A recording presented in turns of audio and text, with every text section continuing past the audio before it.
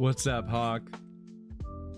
So reliable. You're the best. Don't tell the others.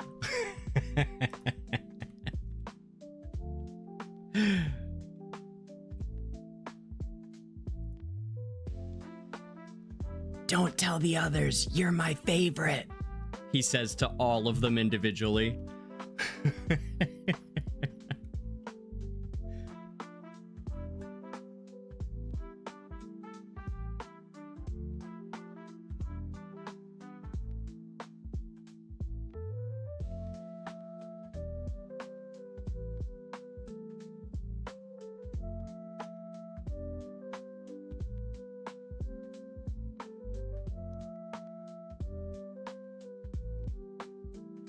What up, Darky? Welcome in.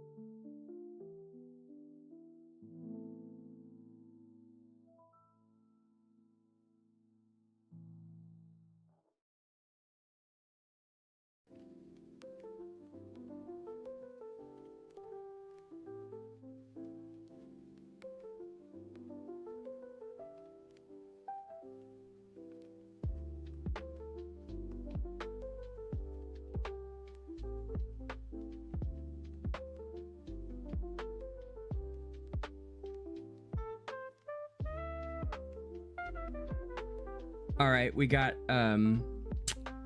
Twitch is up now. Twitch is now up.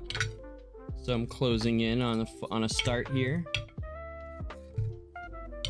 Let me get the normal chat up. There we go.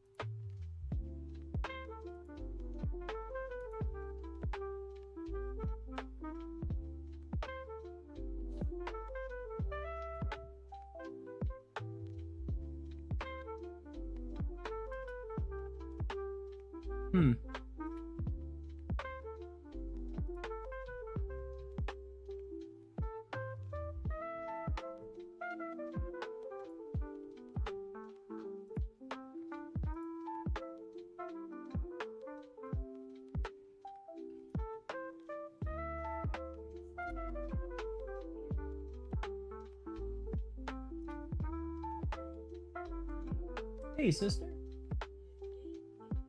Nice to see you, my sister. Thank you very much. My game is nice, huh? Yes. My sister likes to come through and say hello frequently. She's lovely.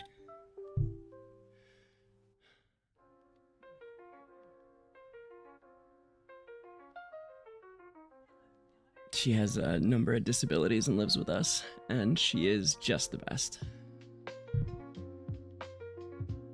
Trying to get this Esperia Chronicles background up. I don't know why it keeps. I offloaded all my data to that fancy new solid state drive, but like to make space so I could record and everything.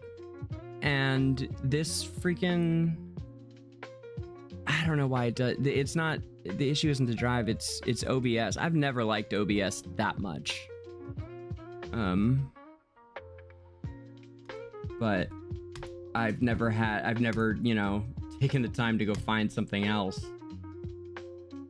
So why is that not showing though? Why can't I see it?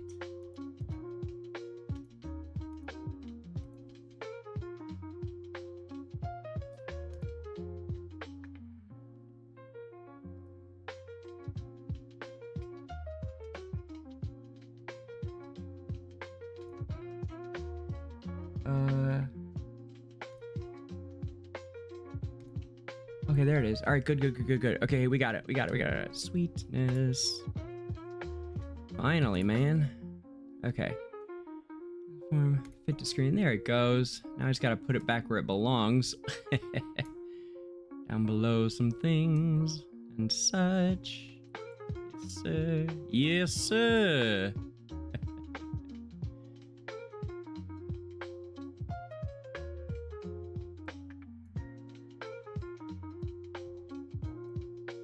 Now, you may think that's not important, but I promise you it will be later on today. Sure as I'm sitting here talking to you.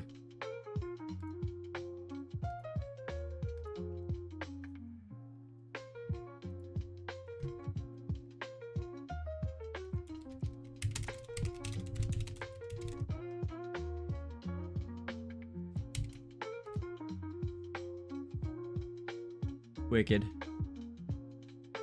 Hey, Slowby, welcome.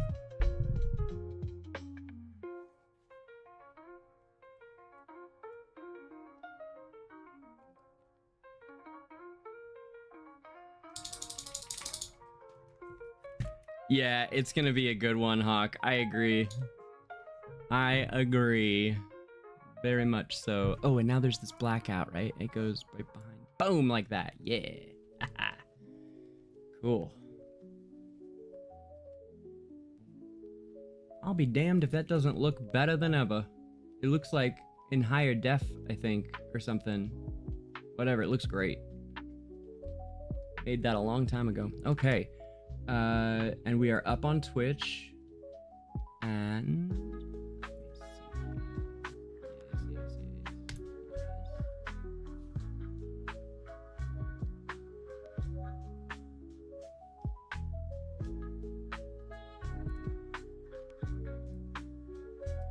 Okay, so I think to start us off today, I wanted to do some AFK Arena background work here. Oh, did I send that out? I'm not sure I did I? Haha, I didn't. Oh well. Okay, well, let's do it now, eh?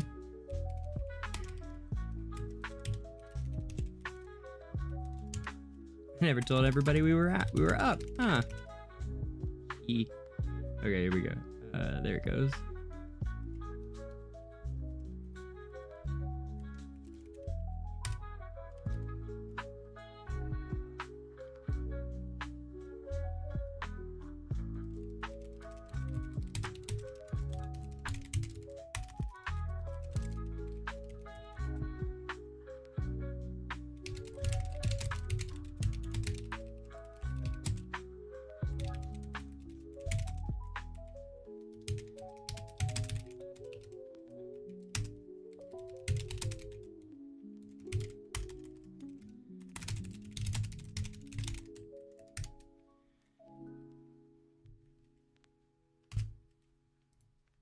Cool. Announcement out.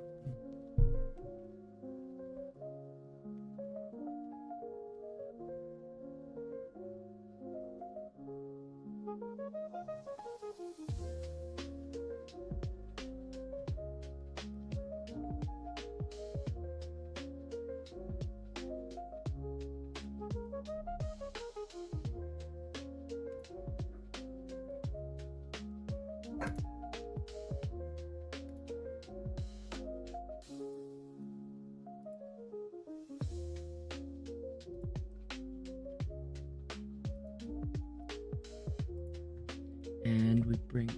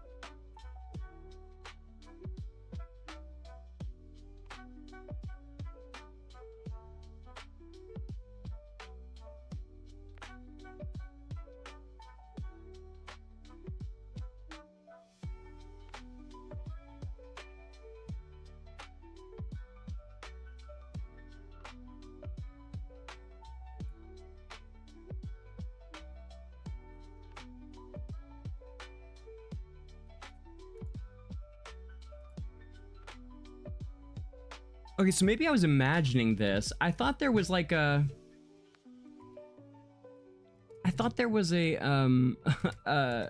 like a video, a really cool video of the twins doing a thing like from AFK Arena days, like an animated video of the twins, like a music video or something, but I must have completely imagined that.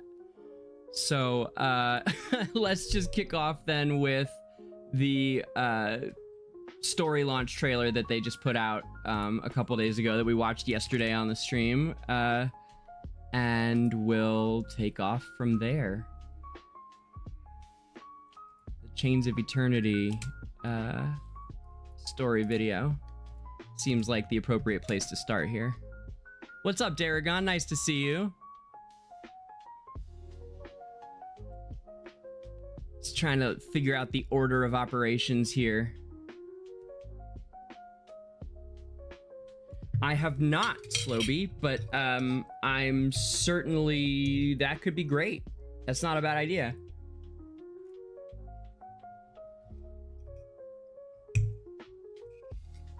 That actually sounds brilliant. Yeah, Slowby, we could try it. I don't know how I'd like that or not. Is it so it just merges them on the screen for you then?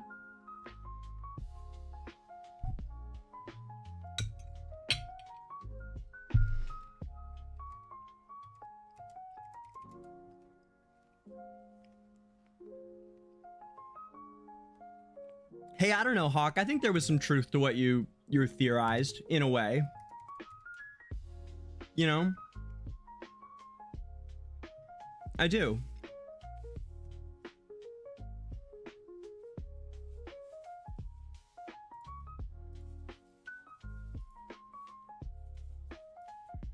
Where's my other screens? Yeah. Is that it? Oh, ha! That's funny. Okay.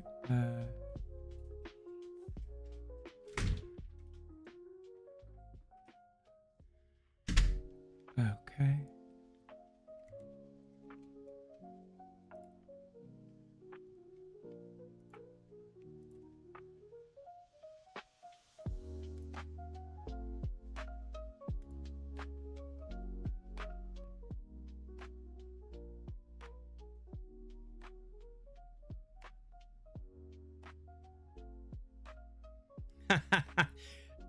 Dare, I'm just pissed that they created some frozen Hypogean instead of using Khazard, but historically this would make a lot of sense, which I'll get into today, but it would actually make sense that it would not be Khazard because he is a character that was a wilder and transformed into a Hypogean and became like an icy, you know, hero. But this divine war took place long before Khazard ever even existed. So it actually makes sense if they wanted to have someone freeze everybody, that they wouldn't use him. But I still am pissed because I feel like maybe it will, you know, I feel like it's, for some reason, it feels to me like it lessens the chances of bringing him, but it doesn't have to. They could absolutely have two Hypogeans that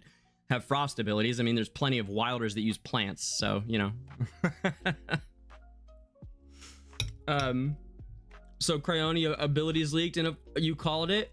What did you base your call on? I'm just curious. Were you just guessing about a frozen Hypogean, or was it based on like, what did you use to determine it?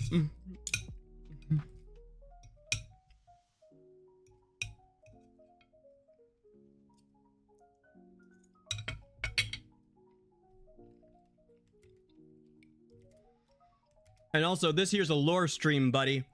So, skills kit. What's a skills kit? I'm only here to tell tales, my friend. My friend, I am the lore keeper here. I don't know what you were told, but it is my job to keep track of the histories of Esperia and to inform you newcomers of what happened in the days of yore. It is not my charge to be keeping track of the magic spells that these Hypogean cunts use when they kill our own. That is for warriors like you, Daragon. I care not for her spell list. I care only that she sees death. But yeah, I mean, we could chat about it. Cool. Yeah, like what's it look like, you know?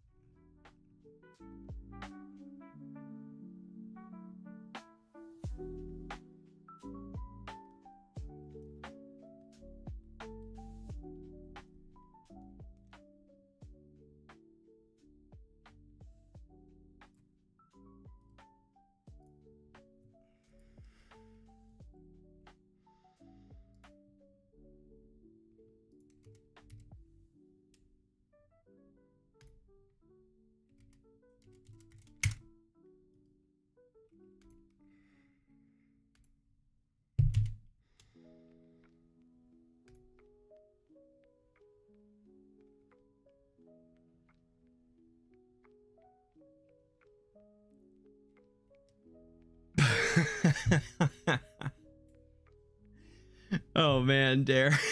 You sound like my mother.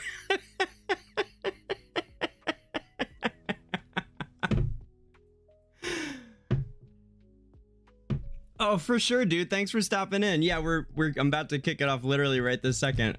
We're opening with the cinematic. But come back through if you got time, man. And I did not know that I hadn't seen it. Will you DM it to me on Discord so I can share it with people?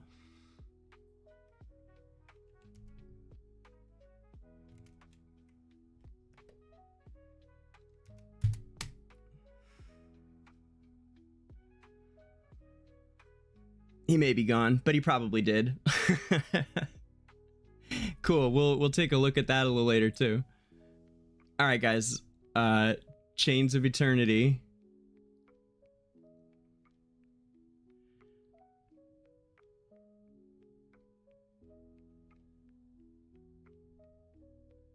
Let's do this thing.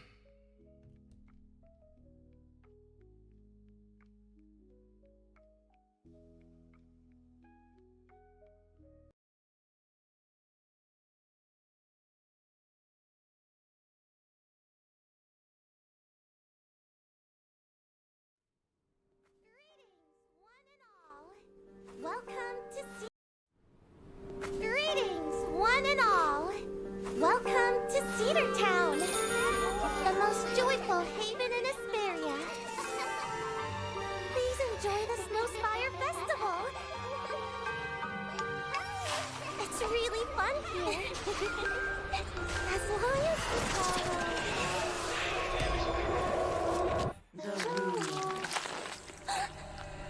Remember, don't go out at night. And also, fire is red.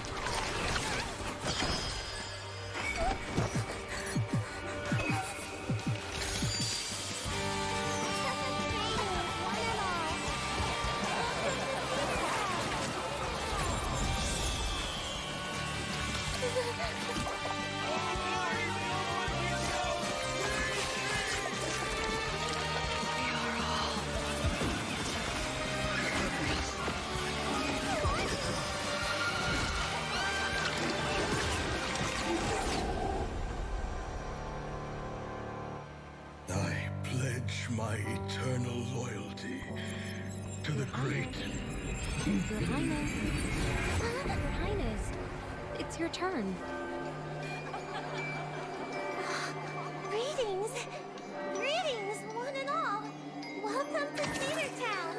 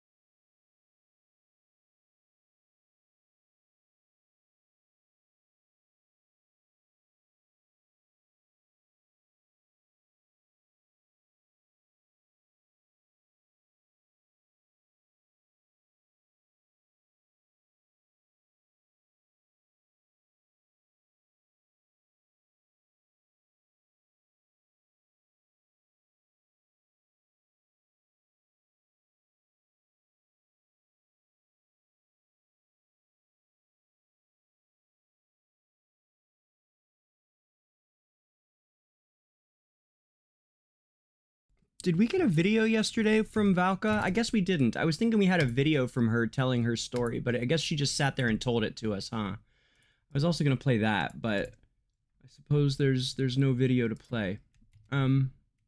Word. Well, let us... Ah!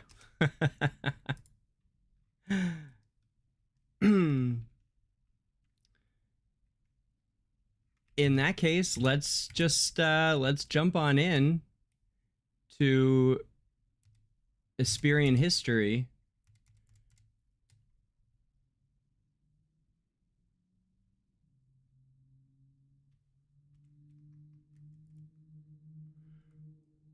which I will open with, once again, the preview of, not the whole thing, but some of the Danger Grey Esperia World History, which will premiere this week. I'm hoping to get it out before or on time for the January 17th launch.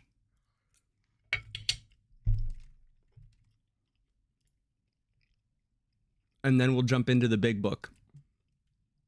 So we're going to start at the beginning of the beginning, before there was a beginning. No, but like really, the very beginning of the beginning of the beginning. How do I, oh, there it is. Good. Yeah. Black out that chat a little bit, or black out the Esperia Chronicles logo there a little bit. Nope, wasn't muted. Sobi was prepping here.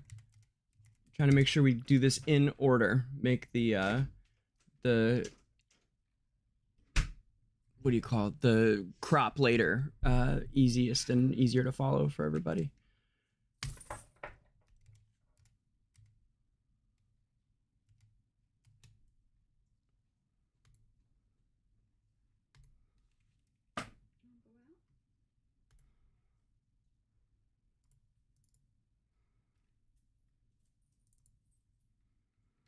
And it is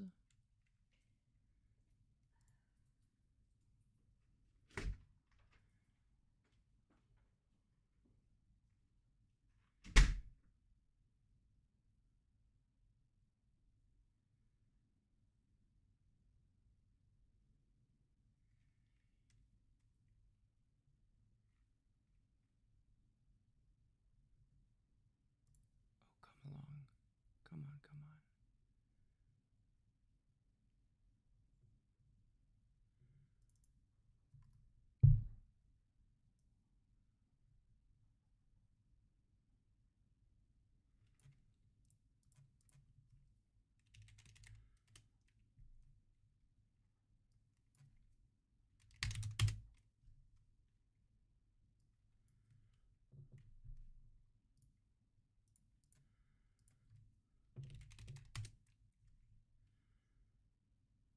Really? I must have called it something weird.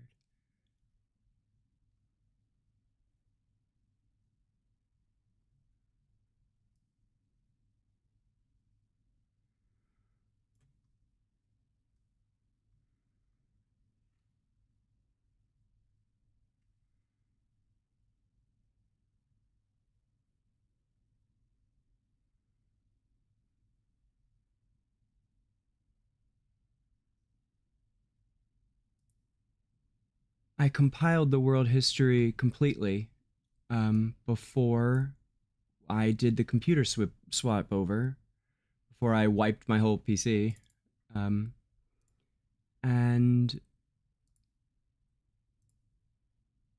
could it be this? No.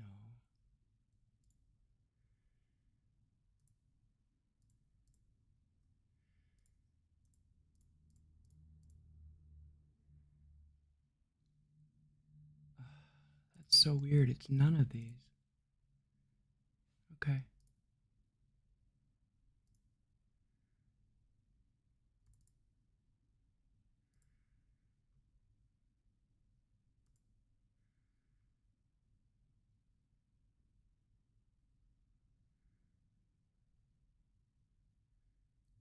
Well, then I suppose we'll just start with me reading, as we usually do. I just thought for sure I could give you guys the preview of it, and I'll be damned if it's not flipping here. That's concerning. I'll be honest, that's concerning. Like, really concerning. Uh-oh, what the heck, man?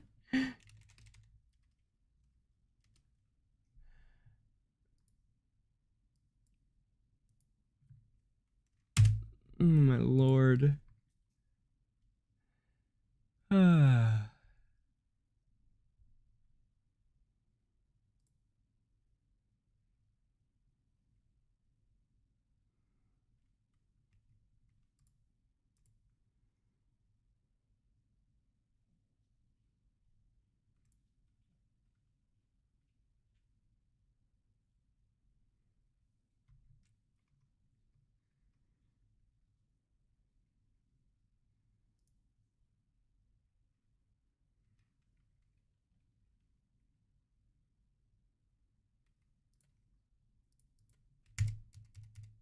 Oh, here. This'll. Yep, found it.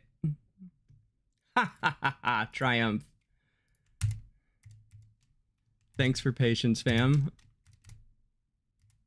I promise it's worth it. And here we go.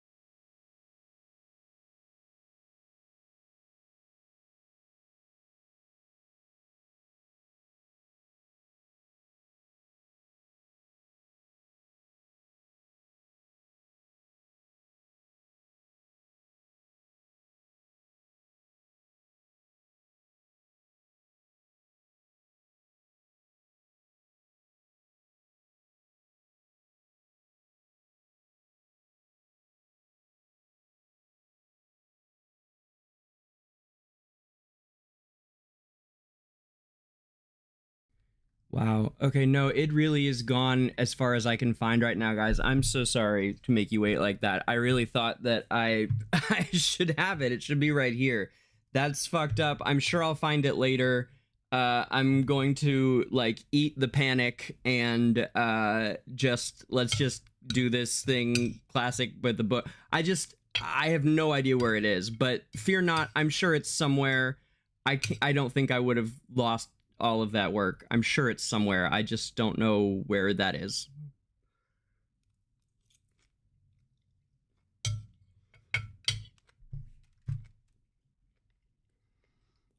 Anyhow.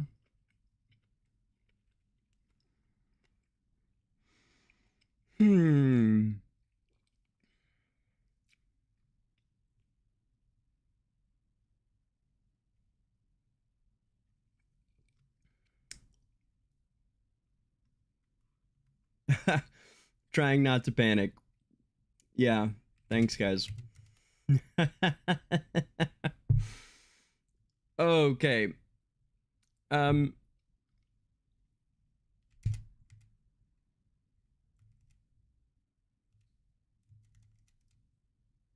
man, oh geez. Like brr. Oh. It doesn't matter. It doesn't matter. It doesn't matter. It doesn't matter. It's here somewhere, I'm sure. It doesn't matter.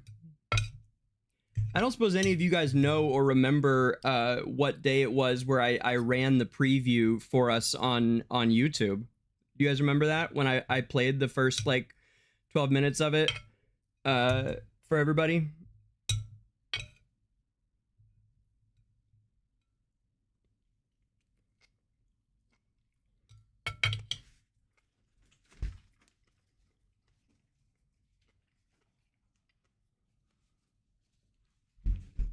It was last summer sometime.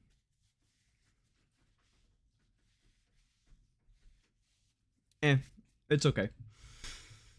All right.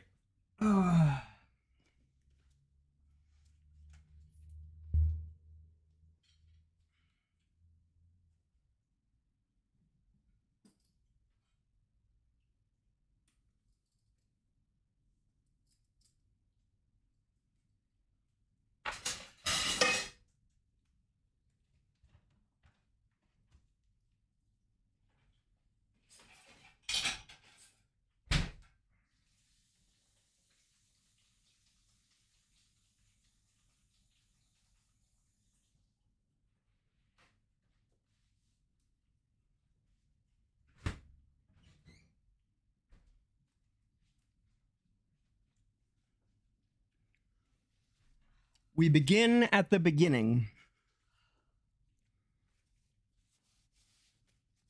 And in the beginning, there were two beings. Lutos and Honus.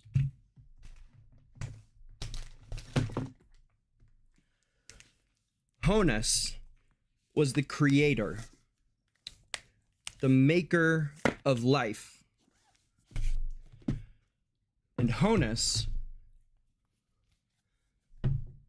created Esperia, as well as myriad other worlds.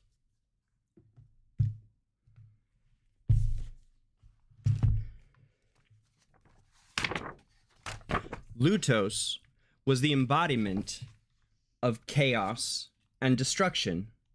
Not evil, just disorder.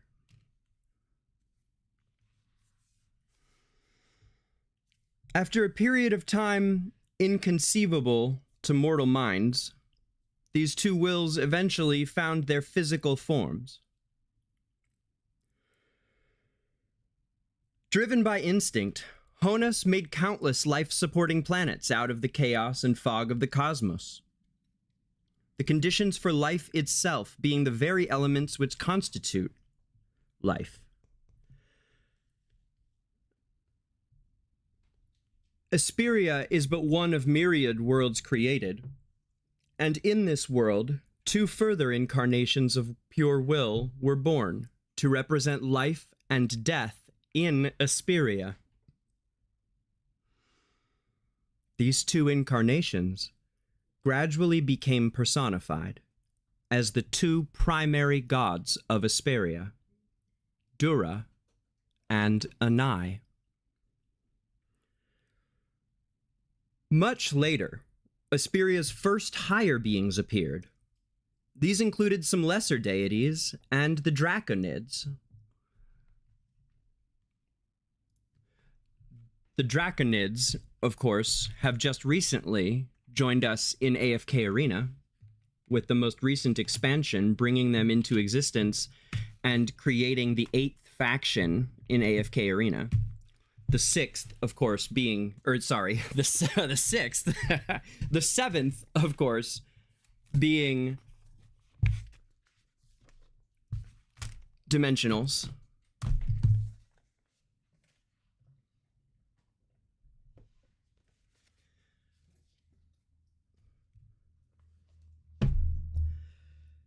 These were followed by mortal beings, among which are counted humans and dwarves.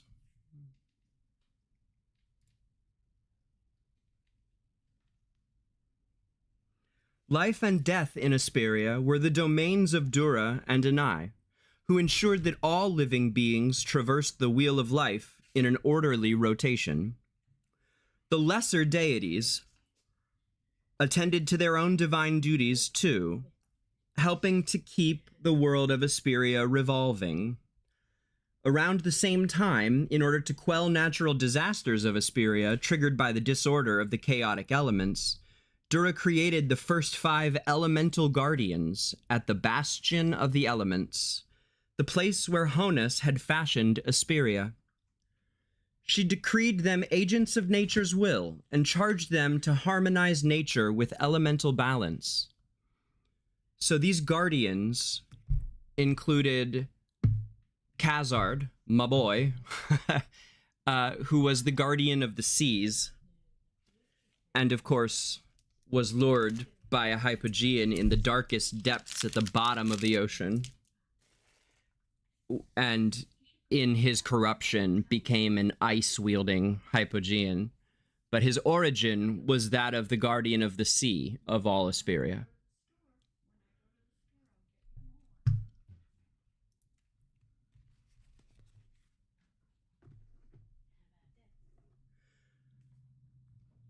Over an incomprehensible expanse of time, Lutos had caught a glimpse of the fundamental nature of the universe, gradually deepening his insight into its laws and limitations and those of life itself.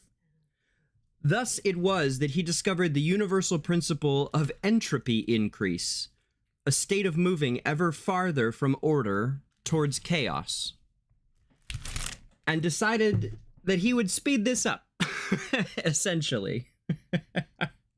Although life possesses the ability to resist this entropy, its inevitability dictates that all life is on the irreversible path to extinction. The same holds true for the entire universe, as it does single worlds. Even the most enormous ecosystem is also fated to become a mere void, devoid of any cycle of life and death.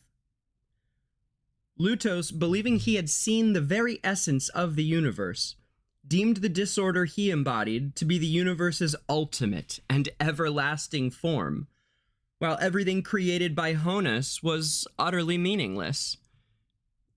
For, hey, he's got a point. If everything is headed to be me anyway, why don't we just make everything me and skip the middle part, right?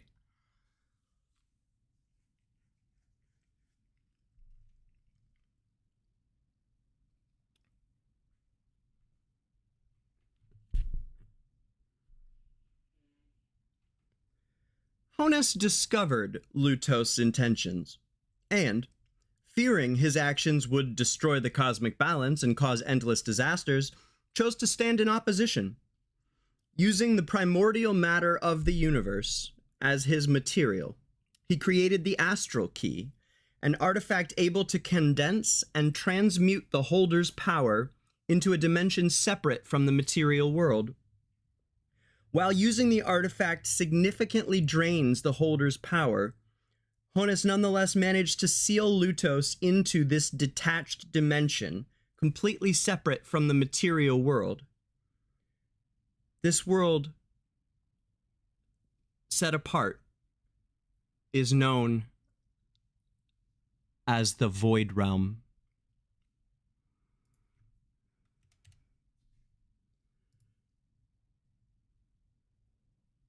Despite being sealed into another dimension, Lutos still possessed the power to project his will into the material world, to influence and interfere with the living creatures. Intelligent entities in the material world would possess an innate destructive impulse from birth. In fact, we all do have a little bit of Lutos in us.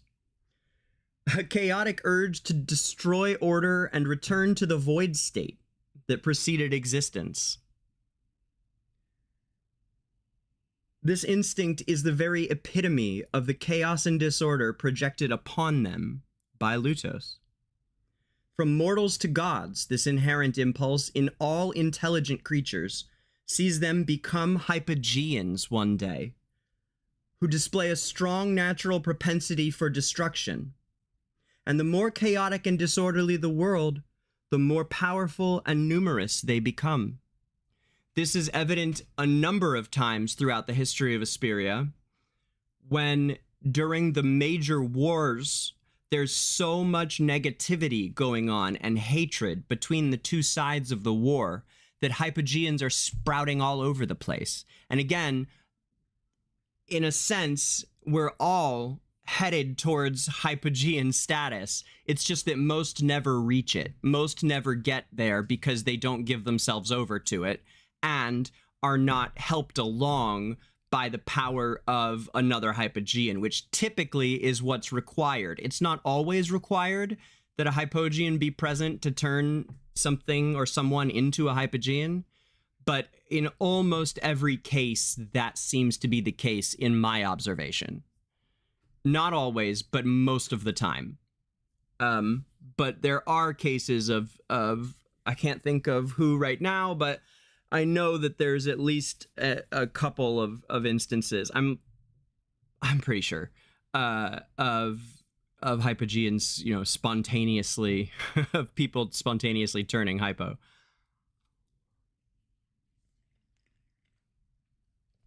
And again, it's any intelligent entity. So you can decide for yourself where plants fall along that, but gods and animals are included just the same.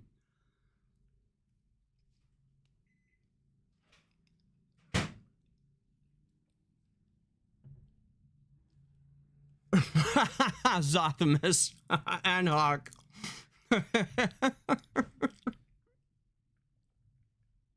Awesome, guys. Good.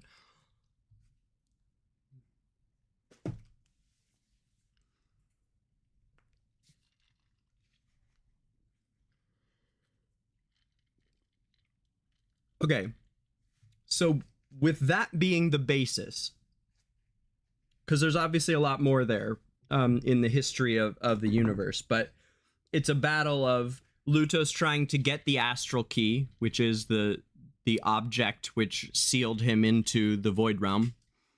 And if you guys were here when I did AFK Arena's current plotline last weekend, maybe, I think it was, maybe the weekend before, we covered the fact that the void realm just became its own material entity. Like all of the negativity of the void realm somehow spontaneously reached its astral devourer state and was in full-on assault of, I think, reality, or we'd have to go back and check the scale, but all of AFK Arena, every player, be they whale or guppy or tiny plankton, or even smaller CJ, they not any less important, just tiny. All beings were fighting against the Astral Devourer for quite some time, I must say. It was at least a week of daily fighting. I want to say something like 9 days or so. It took a while. And once it was defeated, theoretically, all the campaign levels got easier. They do this every year or so in AFK Arena as like a way to ease everyone up to the next couple chapters or something. I haven't touched campaign since it went down, but that's what I understand. We'll have to see if pushing is easier now. We were already in chapter 66, so you know.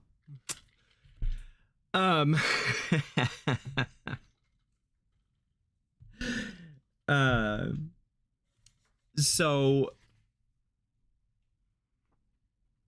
the Astral Devourer was, as I said, like a material entity formed of, I don't know, the power of the Void Realm, and was put down by Zora, which was this combination of two of the the Zora Nebula, housed the constellations and the celestials within them of Audrey and Moriel, and the two women combined into one being. DBZ style. It was fully DBZ fusion, minus the earrings. But they did do the fingers. Okay. And they became Zora, which is the newest awakened hero in AFK Arena. She came out, like I said, like a week ago. 2 weeks ago, maybe. Yeah, probably 2 weeks, something like that. 3 weeks. And the Nebula just went down. So, or the Devourer, rather. Not the Nebula was triumphant. Okay, so the rest of creation story and all the things there, we could get to it later today, and we cover it extensively all the time in various ways. But I believe from here, I'd like to go into some, specifically some Celestials background, if we may. So essentially, we've got the world created. Honus and Lutos are just beings. They just existed. In the very beginning, there were just two wills. The moment the universe came into being, so too did two wills. Forces, pure forces, that stood in both opposition and balance. After a period of time inconceivable to mortal minds, these two wills found their physical forms. So we've got these two guys. Honus has locked Lutos into the Void Realm after creating Esperia in order to spare Esperia. And on Esperia, we have Dura and Denai, the further incarnations of pure will, born to represent life and death in Esperia.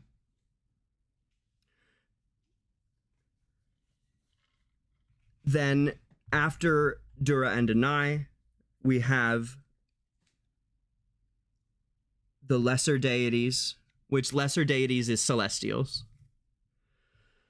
and the Draconids, the dragons. So it was the Celestials and the dragons were all that existed for a long time. And then we got dwarves and humans. And of course, you guys that spend time here know that Wilders and Maulers came from humans.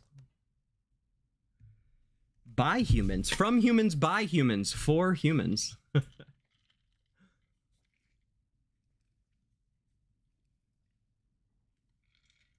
Oh my gosh, Zoth. Bro, you're so awesome.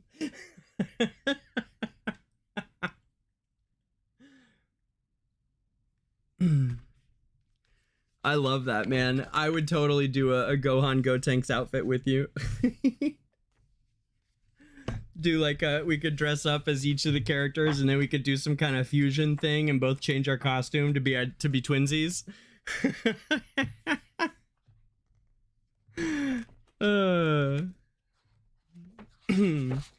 Opening up my big book here to the Celestials.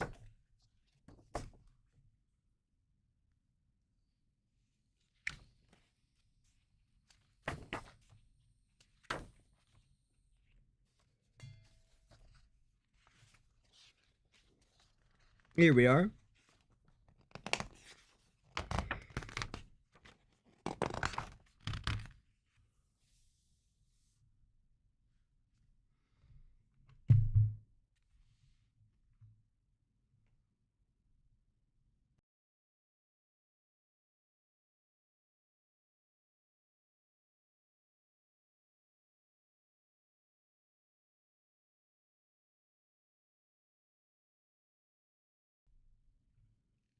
There are divergent opinions and much speculation concerning the origins of the gods. Some say they have existed since Honus created the universe. Others claim they were once mortals, raised to divinity in honor of their incredible skill or mighty deeds. Zafrael comes to mind. Vithael as well. Ancelot, though he denied their invitation and lived himself a long, great life after the Divine War, in fact. Ancelot, hero of the Divine War, remained mortal by choice, as many gods were slain during the Divine War. Others still posit that they were at first as unaware as vegetation, but were imbued with the spark of conscious godhood through some divine miracle, or perhaps by the touch of Honus himself, herself. Ooh, how to gender Honus. That's like a 504B kind of classic college. An elective for sure. Godhood and gender. In fact, all these theories contain elements of the truth. There is, indeed, the original pantheon of deities, as created by Honus. Added to their number are those gods deified by mortals, and more than a few who started as unconscious or inanimate objects before some miracle befell them.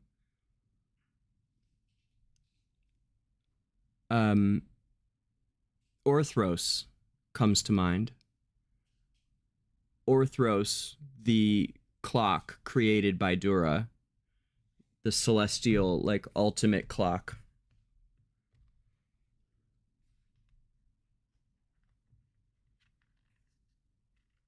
The gods of Esperia make their home in the polar regions, on the peak of the highest mountain. There, the gods each attend to their own divine responsibilities. They work their miracles and wield their power to influence nature, maintaining the delicate balance of the world. Aside from this, they are charged with yet another, more important task. Dura, before her death, extracted a vow from the gods that they would use their divine power to maintain the seal on the barred gate, deep beneath the mountains. For beyond the barred gate lies another dimension, a void plane, in which are sealed a horde of ancient demons, the Hypogeans. A powerful energy vortex separates this plane from the material world of Esperia, keeping the Hypogeans trapped therein. But as centuries have passed, and the barred gate remains unchanged, the gods grew lax. Becoming complacent, they forgot their promise to Dura, and thought no more of their duty. The Hypogeans, however, never abandoned their lust for life, for destruction. The Hypogeans never forgot that duty.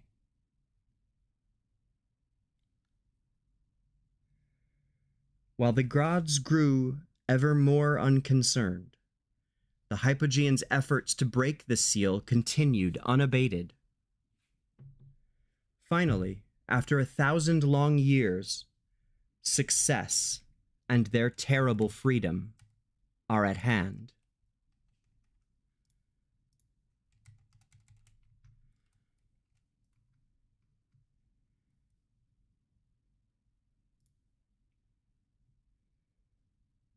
A surge of energy was unleashed as the Hypogeans broke free and tore the mountain to pieces, wounding the gods and destroying their home in the process. Moreover, having failed to fulfill their vow to Dura, the gods' pure divinity was tarnished. Cast down and cast out, they were no longer gods, instead becoming celestials. Losing their fully divine status forced them to wander the lands of the mortal realm. These celestials, these half-divine former gods, derelict in their duty, now eternal in that dereliction.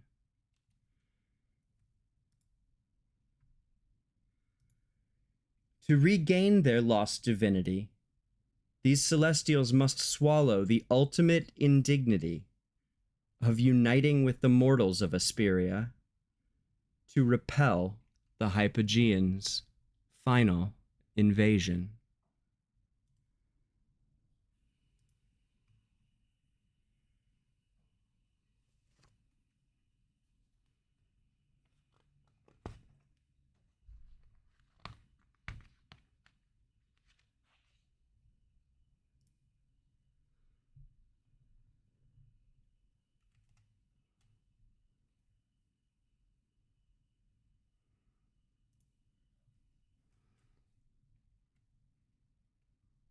And let's do Hypogeans as well. Do the initial little background descriptor of the hypos here before we get more specific with all of it, of course.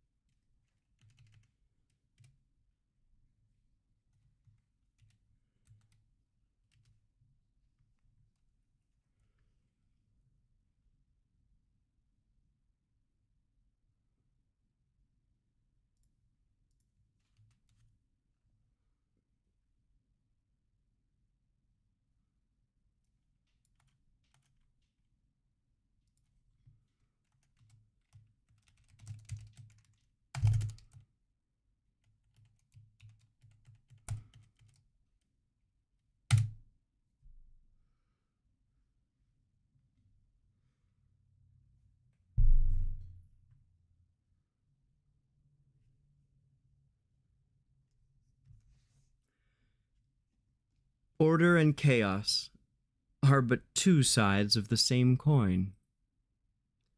Where there are gods who maintain balance and harmony, there too shall be entities like the Hypogeans, born to sow discord and disorder. Spawned from the jealousy of Anai, the god of death, the Hypogeans long ago wreaked havoc across the continent, leaving untold damage and destruction in their wake.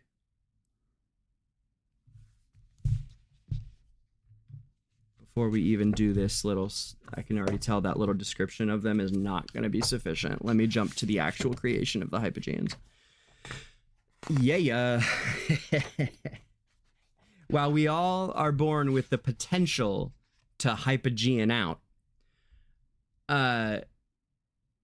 it had not ever come to be, I believe, until Anai first wept out hypos out of his tears or something awesome like that. Here.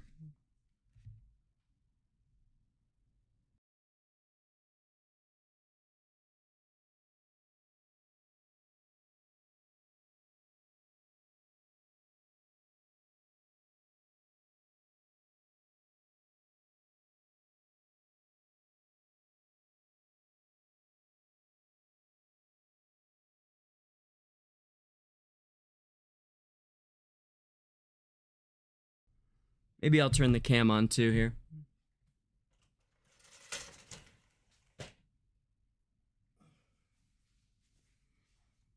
We'll at least keep it as an option, huh?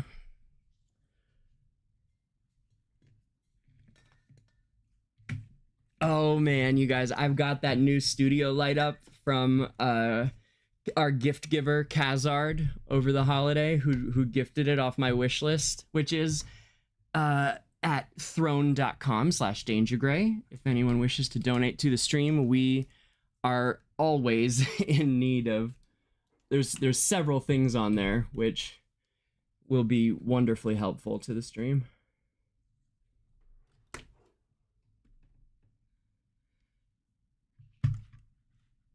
Let me. There we go.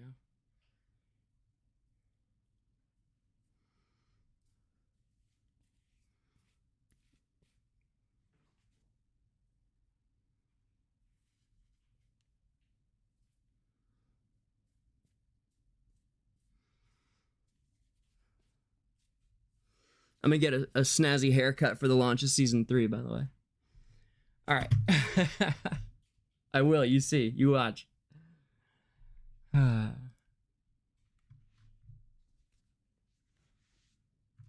But yeah, I've got that second light up, is what I was starting to say. And the new lamp is just fantastic, man. Thank you again to Kazard for donating it. And I believe that, especially with the tripod built into it, I think we'll get a lot of really great use out of it here. Okay, all right, I found the part about the creation here. Also, hey. Hi, everybody.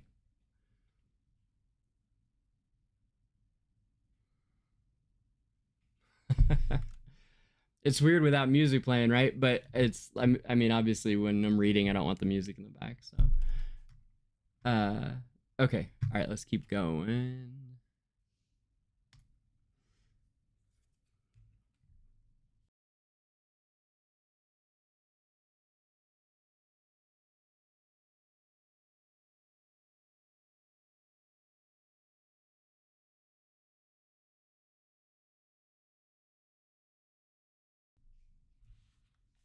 Despite being sealed in another dimension, Lutos still possessed the power to project his will. Oh, that's not it. Wait.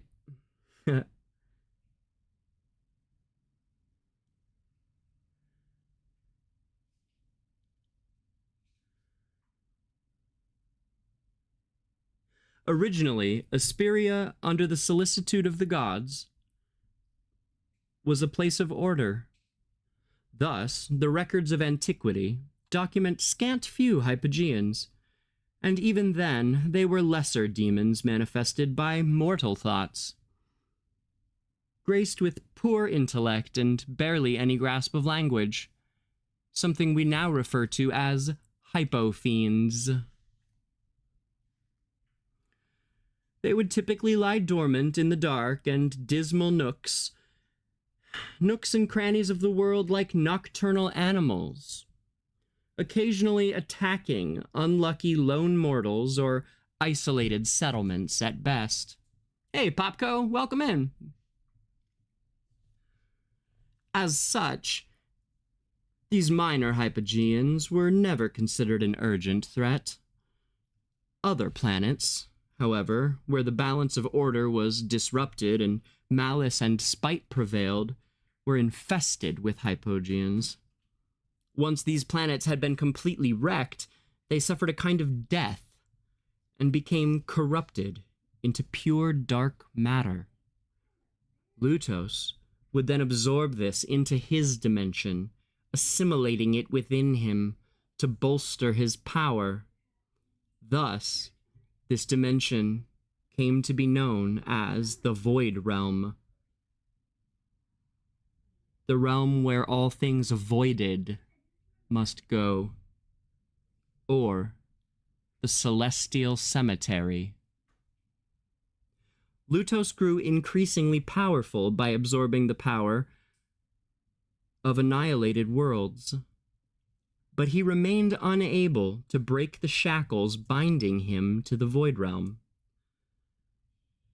Yet he understood one thing with terrible, crystal clarity.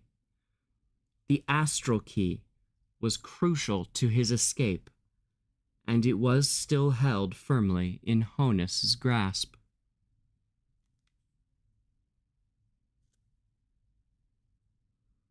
Having expanded a massive amount of divine energy, Honus was on the verge of returning to a state of pure will, and a long, dreamless slumber was beckoning. Fearing he would not be able to protect the key while he slept, and that it may fall into Lutos' hands, Honus decided to hide it on one of the countless planets he had created.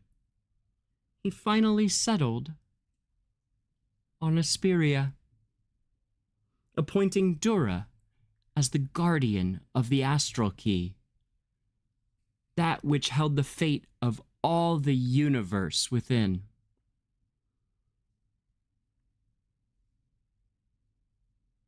So it was that Honus the Creator finally slipped into a deep sleep, and henceforth only Dura knew the whereabouts of the astral key.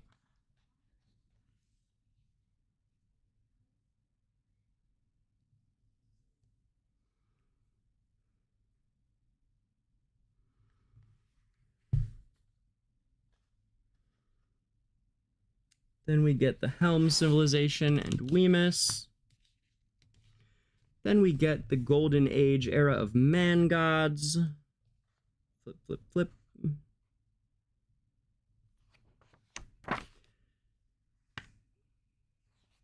Then Dura has Anseal create Orthros the Clock, Mortal Alchemy and the Genesis of Ya, which is, naturally, the creation of Wilders and Maulers, known as the Ya, Y-A, originally. Mortal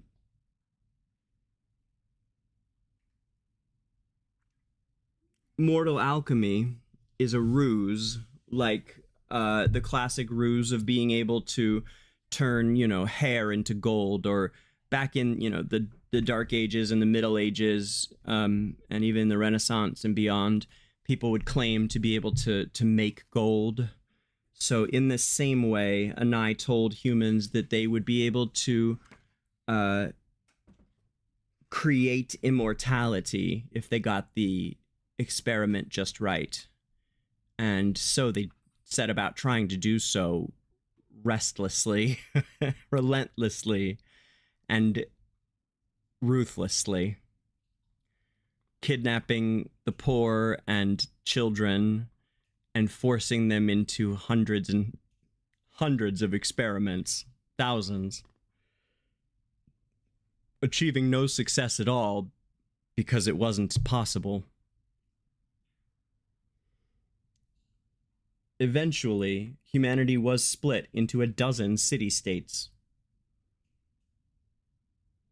This was truly humanity's nadir, the darkest and most unendurable moment. When the Ya finally brought war against humanity, the human forces did not band together or act in unity, but instead looked coldly, indifferently, aloof from one another. Some would even try to profit on the conflict. This chain reaction of human forces falling into turbulent civil strife came to be known as the Cinder War. Anai's goal had been achieved, and the time had come for mortals to reap the bitter fruit that they themselves had sown.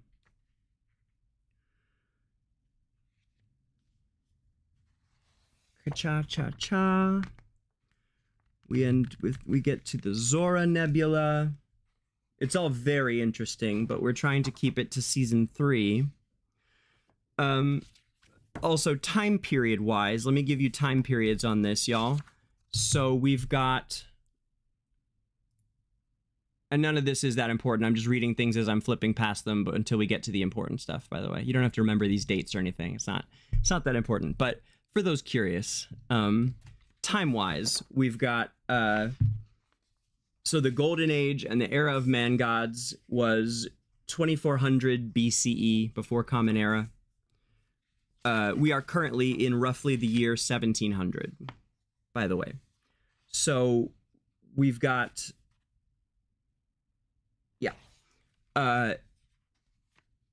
way back, Golden Age, era of man gods, when man tries to challenge the Celestials and become stronger than them, and there's a war between men and the Celestials, and man almost wins, except for this lie that Anai tells them.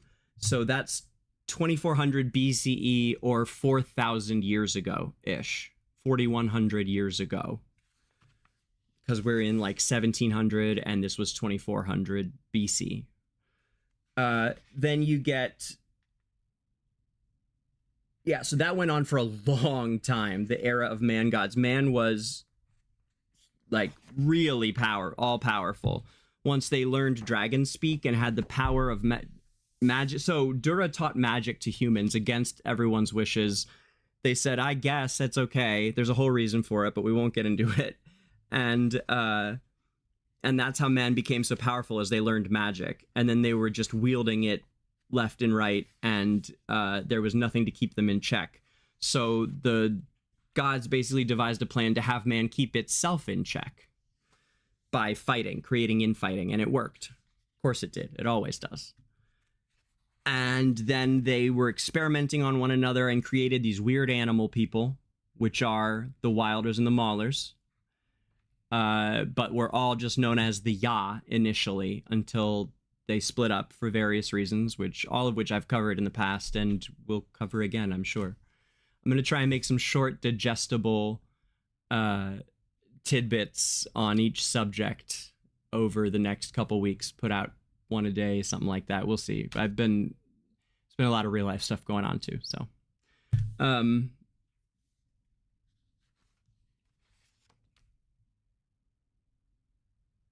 so all that happens, and we get to Zora Nebula, Bellevale disaster, and the death of Quaidam. Quaidam is the creator of the Graveborn. So that will play a factor in this season, maybe.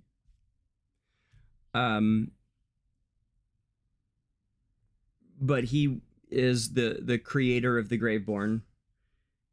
And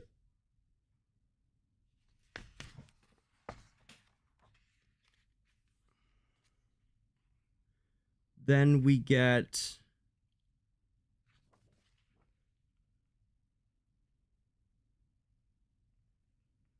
to year 1. I'm trying to remember why it became year 1. I think because the end of the Cinder War, the Lightbearer Temple was established. So humans before the year 1 were just humans and called various things in various countries.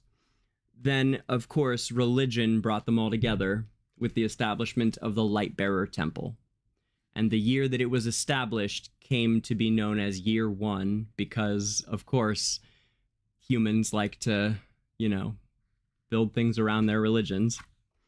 So, which one of the things I really love about the writing in Esperia is that they take the realities of this world that we all live in now, in the real world, and that's the best fantasy writing, is when you tell truths about the world using fictional characters. Telling truths with lies is what's the best part of fiction.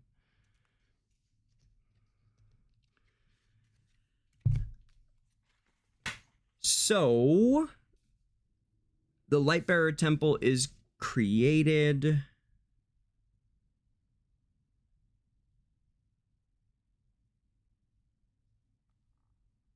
Here we go.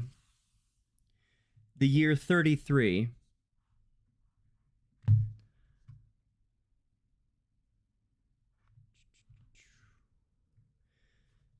Anai is consumed with envy, and the Hypogeans arise.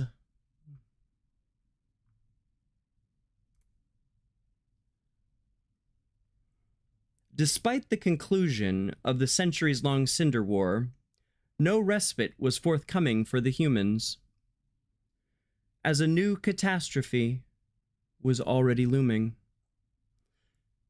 As people were enlightened to the real nature of the fraudulent mortal alchemy, they began to revile the god of death and his insidious treachery. Already envious of Dura, Anai's bitter jealousy could not be contained when he saw how spurned he was, yet she was embraced. His malice bubbled and boiled over until his toxic negativity manifested itself through his divine power as a torrent of Hypogeans. Those created by this primary deity of Esperia were far more potent than those manifested through the petty evils and ills of mere mortals. Driven by an innate lust for carnage, these higher-order Hypogeans assembled the lower ones, previously scattered across the length and breadth of Esperia. In a single night, all of Esperia was overrun by a vast army of Hypogeans. Humanity, still traumatized and reeling from 4 solid centuries of war with one another and with the Maulers, faced yet another calamity. Is it any wonder that they fell apart in utter disarray, unable to mount any sort of defense against the rampaging and new, fresh, high-order Hypogeans, never before seen powers of evil and destruction? Some humans chose a policy of appeasement even, seeking to avoid conflict entirely, while others treacherously turned their backs on their fellow humans and became complicit with the enemy. Under the lightning advance of the Hypogeans, key locations quickly fell one after another.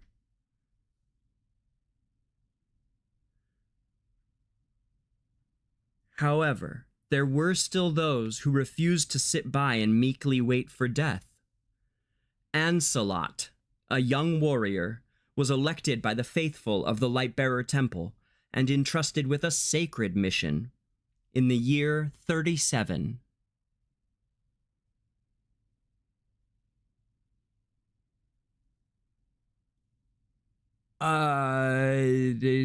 When you say otherworld, hey CJ, when you say otherworld, Popcode, do you mean the Void Realm where he was sent to, where Lutos was trapped?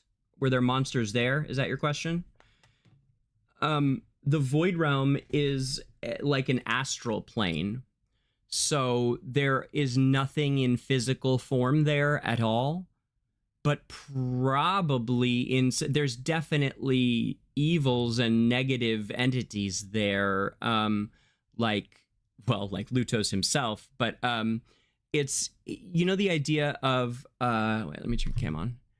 So, you know, the idea of like, oh gosh, Khazard thinks he's more important than I am. Honestly, he is. I don't blame him.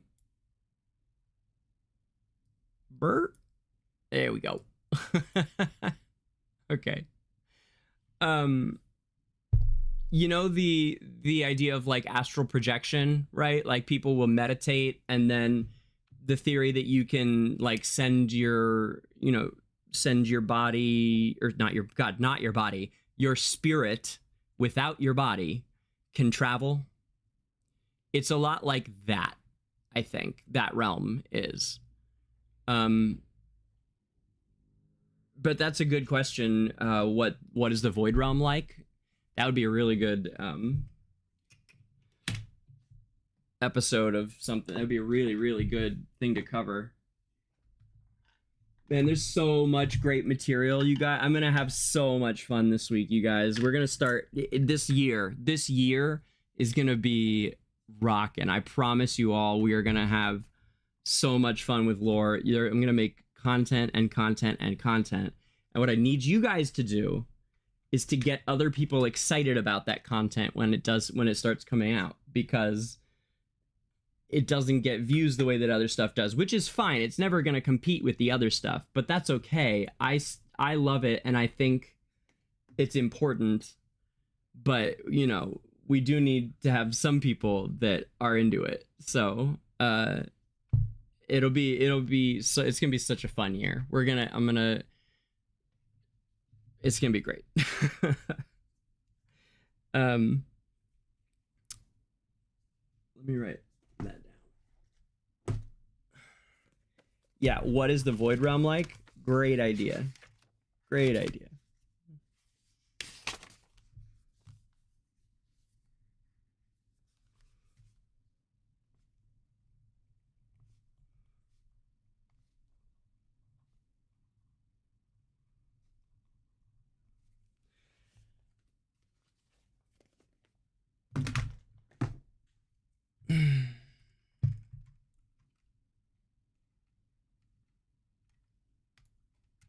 Okay.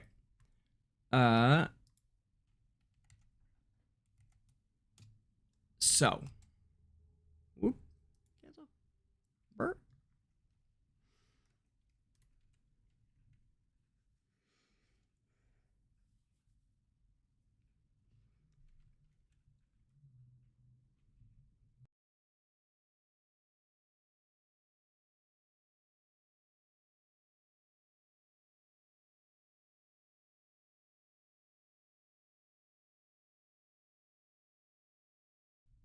So we arrive at Ancelot now, hero of the Divine War. And honestly, it seems a little bit like they may have not replaced, well, maybe. It seems a bit like they're turning Valka into, I think they'll just, so we'll see. We'll have to see, like, right? Like she spoke about it yesterday in the bit we streamed yesterday, but she was a hero of the Divine War, I think, from this township, right? Not necessarily the hero, but she was a hero of this same war, of the Divine War. So same time period we're talking about, like 2,000 years.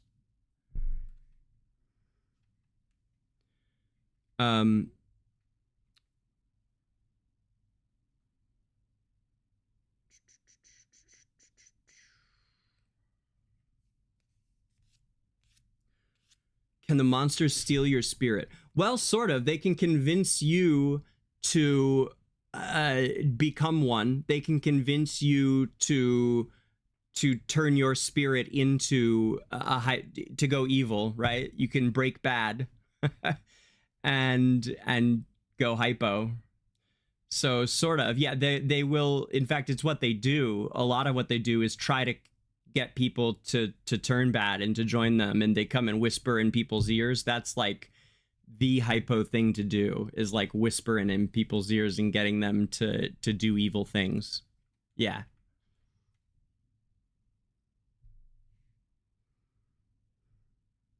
Duxie, I think you might need to move on from Mir.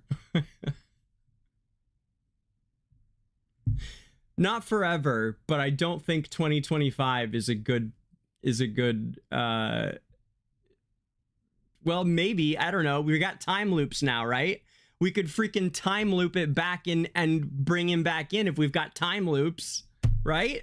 There's all kinds of time loops in Esperia. We can bring Mir back all the time.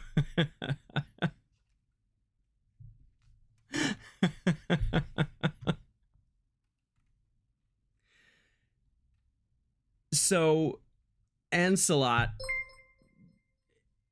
All right, welcome in, guys. Hi, welcome, and thank you for the raid, Hizzy. So, Ancelot was a young warrior elected by the faithful of the Lightbearer Temple and entrusted with a sacred mission. A born leader, charming and charismatic, he succeeded in reuniting humanity and established a new order known as the Lightbearer Empire. So he was elected by the faithful of the Lightbearer Temple and created what we now know today as the Lightbearer Empire. The fractured human race who had been caught in all of this infighting, from 400 years of it, thanks to the god of death, Anai, and his cruel trick, and the creation of the Wilders and the Maulers at the hands of cruel human scientists.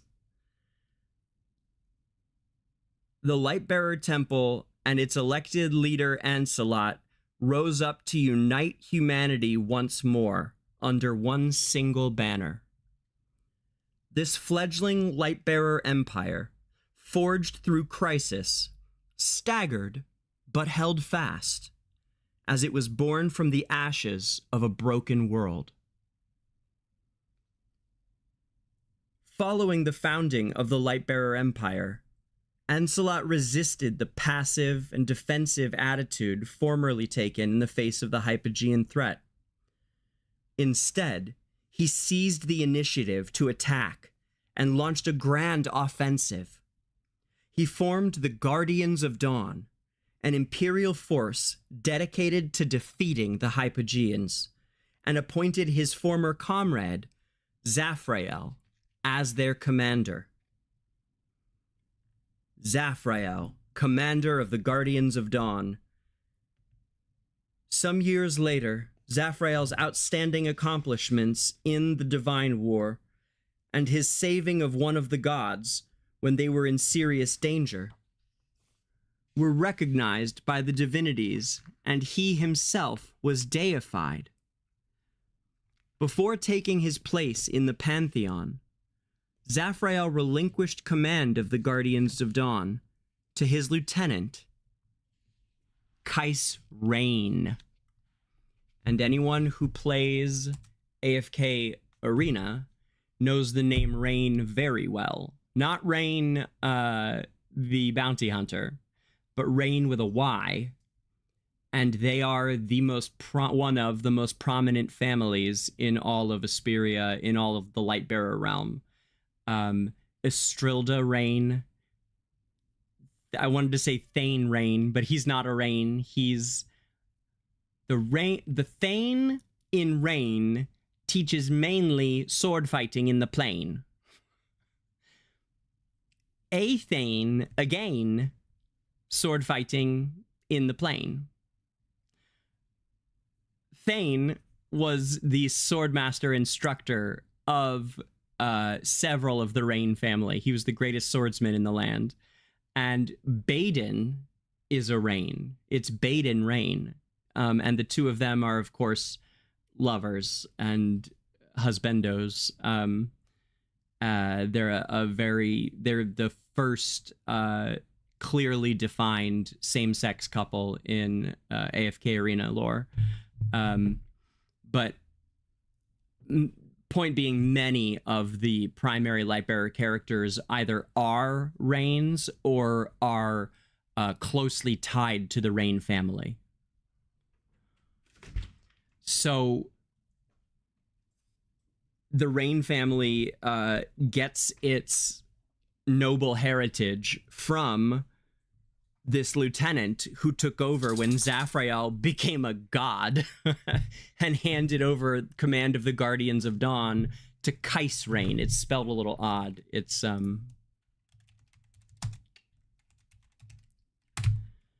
don't know if there's a different way to say that, but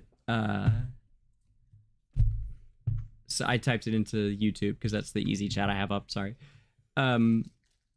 I like this idea that Slowby had of maybe putting the chats together. That sounds dope. I'll have to look into that. I'll make a note of that too here. It's a mess, sorry.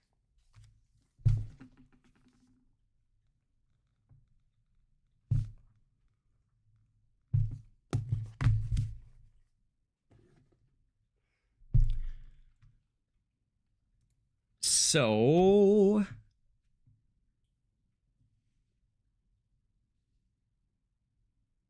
okay, yeah, we're building up to the Divine War, basically.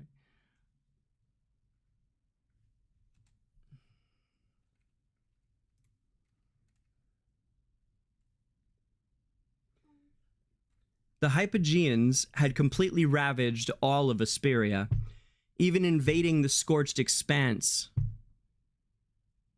the territory no one wanted, which was given to the Maulers in order to avoid continued problems with the Ya in Lightbearer territory. They were eventually exiled, all of the Ya, out into the boonies, into the scorched expanse, the desert, which is the Ashen Wastes in Journey, is what they call the Ashen Wastes.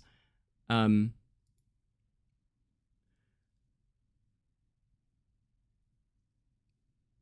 Hypogeans had completely ravaged all of Esperia, even invading the Ashen Wastes. Facing their brutal assault, the bellicose Maulers ceded not 1 inch, but prepared to resist. Under the command of the Grand Chief and the Bloodclaw, the Maulers quickly rallied a formidable force and launched a regional war against the Hypogeans.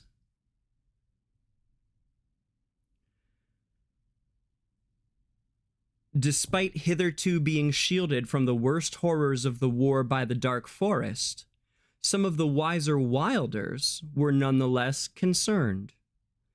These astute ones, later known as the Great Sages, CJ, were adamant that if the Hypogeans were permitted to continue wreaking havoc, eventually even their Dark Forest would be crushed by the demonic hordes. So, essentially, the Dark Forest is NATO. The Maulers are Ukraine. And the Hypogeans are Russia in this example.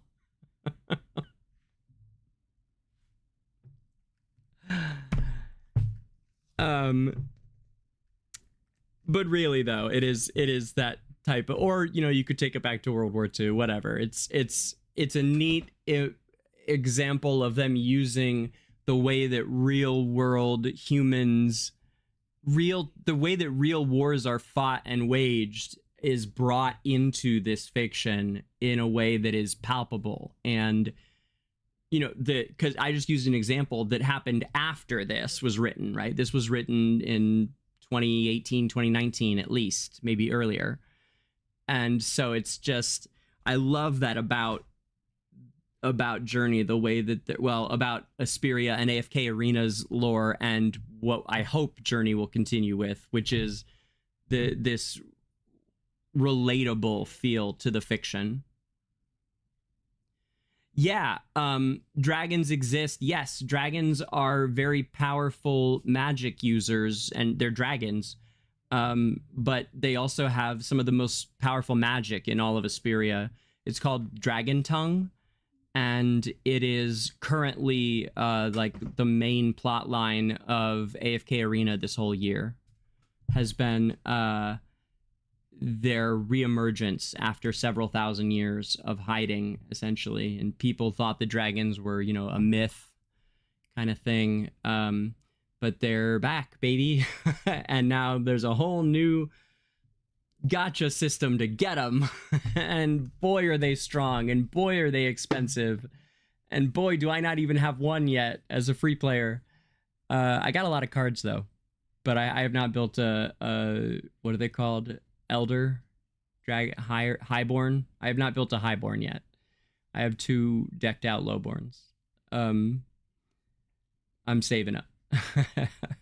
Yeah, me too, Popco. Wouldn't that be awesome? I really hope they do it. I agree with you. I would love to see Dragonlands. Yes. Yes.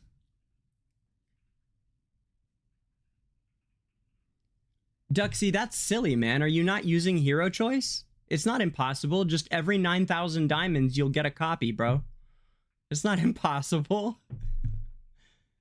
In fact, it's super doable. It's just, okay, all right, make sure you use hero choice, pal. No, Slowby, nope, none, which I think is interesting, and there should be. But no, there are not at the moment. But Shakir was close to that before they changed his story. Shakir's original story is that he ended up caught in a situation where he was fighting a Hypogean and got knocked down, and I think was preparing to be slain, and a group of humans stumbled upon him. I think it was like in a cave or somewhere. It was somewhere kind of isolated that they ended up in the same place as him. And they came to his aid and fought it, and they all fought together. And whether they defeated it or escaped, I don't remember, but essentially they saved his life and he theirs the next day after they fought it off. Not the next day, but after they fought it off, they took care of him, and like he woke up in a bed with them around, and they were like, hey, that was close.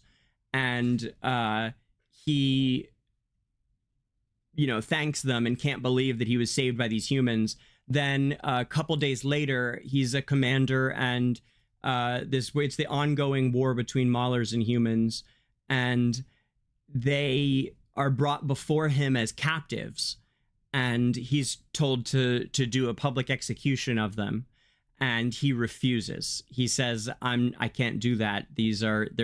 Why are we even fighting this war?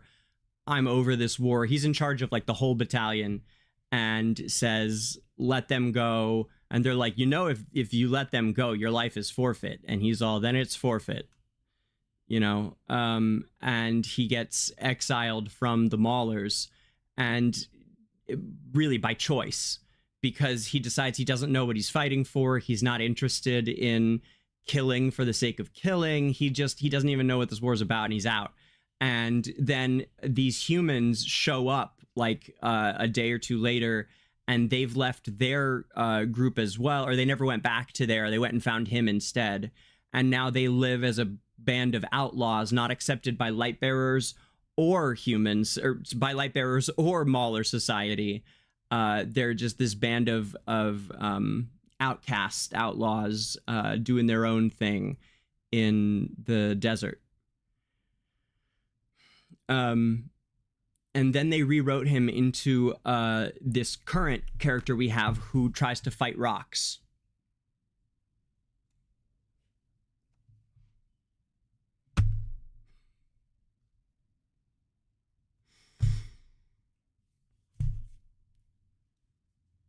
I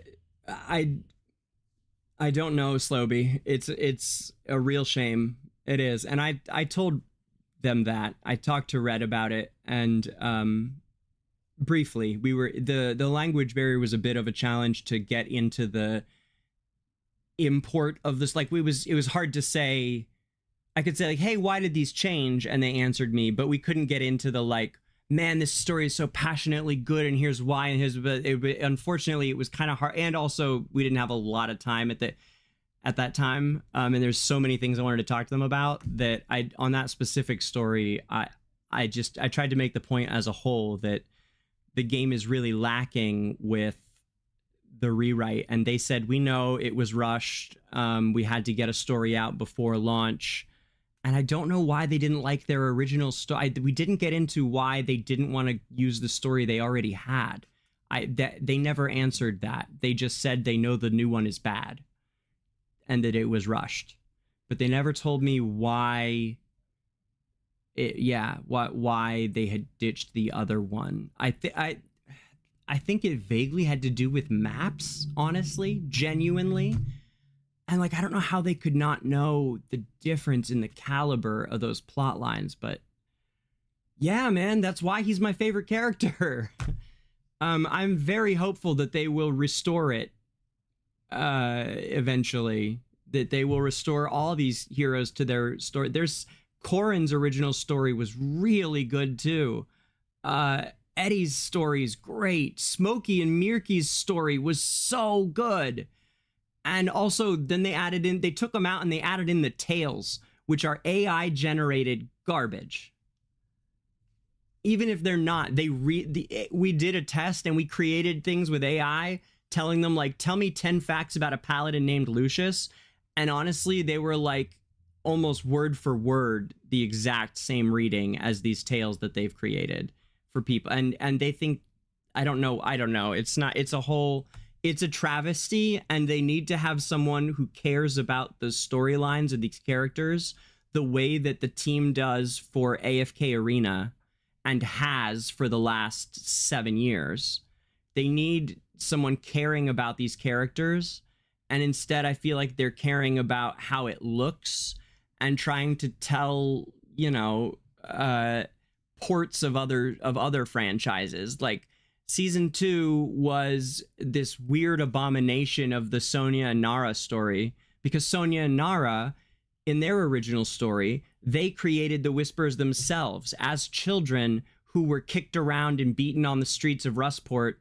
They fought for themselves as 2 women and built up the Whispers person by person, orphan by orphan specifically, banding together all of those who were kicked around and vulnerable in the streets, banding together to be an organization so strong and fearsome that they were the ones who made everyone else feel vulnerable because of their strength and power and viciousness, frankly. Nara was a slaver. You don't have to have that in there, but I mean, like, damn, right? But they were empowered women, and they're a couple. They're desperately in love. They have one of the best love stories in Esperia, Sonia and Nara. And they changed all of that to their sisters and Tessio, and it's just an old man who built up a mobster organization, and his upstart daughter is gonna steal it from him. It just made it so much different and less cool, and I just don't know why. Like, why would they do that? So I would love to have a conversation with them about it, and I will reach out to Red once I play through this whole, and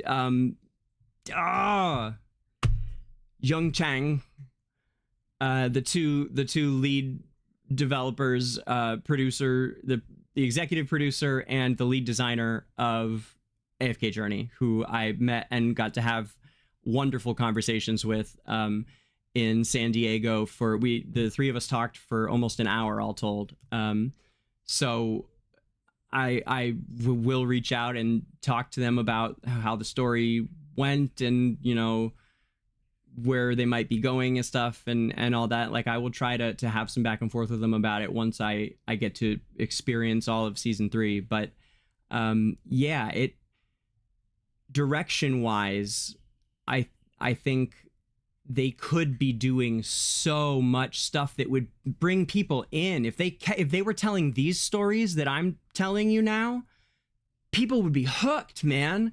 They wouldn't have to worry about customer retention. Like, that's the whole point, is like, if they were telling these really good stories with this platform that most of the attention I think they've put into building the platform. They've put it into, I mean, the graphics are insanely gorgeous. Like, we all love how the game looks. The gameplay is great and getting better all the time. They're always innovating, trying to create new ways to play this game. It's one of the best things they've done in AFK Arena for so long. The reason that I played it for so long and love that game so much is because it seems like endless, their ability to take the same game, because it is literally the same game, and create so many different ways to play it with the different game modes. It's just endless innovation. So I think they've focused on all of not the wrong things, but they have missed out on what is the most important thing, which is the stories. And I think it's very clearly coming second to the rest of it so far with Journey, ever since the change they made right before launch, when they ditched the Shakir story and the whole rest of the starter story and put in what we still have today. And while they've made some good strides in telling better stories than season 1 was better than the starter story a bit, and season 2 was a lot better than the season 1 story. We'll see how season 3 is. It from the trailer they put out, the most recent trailer, it looks like amazing, but you know, I'm 8 days into it on the Vietnam server, and my impression has been, you know, very underwhelmed. But also, not much has happened yet, right? It's just slow to start, really. So I don't. There isn't much story, except there's a party going on in a place we've never been to or heard of before, Duchy of White Ridge. So there's a party going on, and there's this masked woman there, Valka, which I don't think that's a big secret. I don't feel like that's a spoiler. And she's showing up and telling them that, you know, there's some things that they don't know, kind of stuff. And we're supposedly going to get into the Divine War and all this cool Esperian history. So that's what we're trying to cover today, right? But is whatever background information may be relevant there. But I am very fearful that it will be a shallow interpretation. And it's just that if they just told the stories like they are, like I'm telling them to you, people would be so hooked. This game would be bigger than World of Warcraft if they told the stories first and let the rest of it come second. But the story feels like it is the last thing they're focusing on, because you don't need the story to make it look great and bring people in, but you need it to keep them here. And that's been a problem for them, is keeping people here. And I'm telling you, this is why. That's what I think. So, anyway.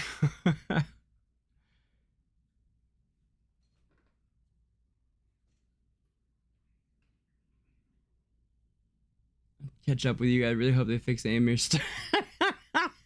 Duxie. CJ's like on it about Amir. Bring Mir back.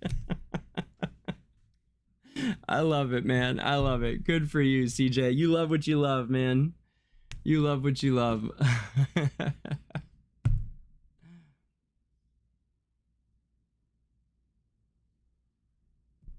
Yeah, Bell, why not? It's a mobile game, so it's a lot easier to get people to play it. And, you know, Genshin's big, but Journey's got more... They've got a lot of it down. The right parts of it, a lot of the stuff that you need, they've got. They just don't have that thing that'll... It's like they set up this the most beautiful fireworks display ever, and they're trying to light it by blowing on it really hot. Instead of making sure they have, you know, a blowtorch that won't go out, which is the freaking story, so that all the fireworks can go off. Or alternatively, you could switch that around and say they built the most incredible delivery system. Actually, it's more like they built the most incredible delivery system for a fireworks show. Actually, that's what it is. They built the most sophisticated, never break, always there, goes right off when you want it, incredible fireworks delivery system, in order to deliver fireworks that go pew, pop, pew, pop. So people are like, oh, okay. That was, I mean, there were colors. When they have in the back labeled AFK Arena, do not disturb, like in barrels in the back warehouse, they've got these fireworks that are like, you know, freaking Gandalf dragons sweeping over the lake of hobbits and everyone running in terror. They've got those, and instead they're building new ones that are little fizzle pops. And I don't know why. Why aren't they using the giant dragon fireworks in the back? If they did, yes, it could be bigger than WoW. I mean, truly, the stories are that good from Esperia. but they're not using many of them, and the ones they are, they're, you know, taking out the important things like Sonya and Nara building the whispers for themselves. Anyway, I think the game is headed in all the right directions everywhere, except the stories is I haven't seen this, but we did originally in the beta. That's kind of the craziest part, is that the Journey beta initially had this to it. It had that Shakir story. Shakir's not in AFK Arena. So that incredible Shakir story, that's all Journey, man. It was there. It was there. But I don't know where that might be. A writer. Maybe they lost that writer. I don't know.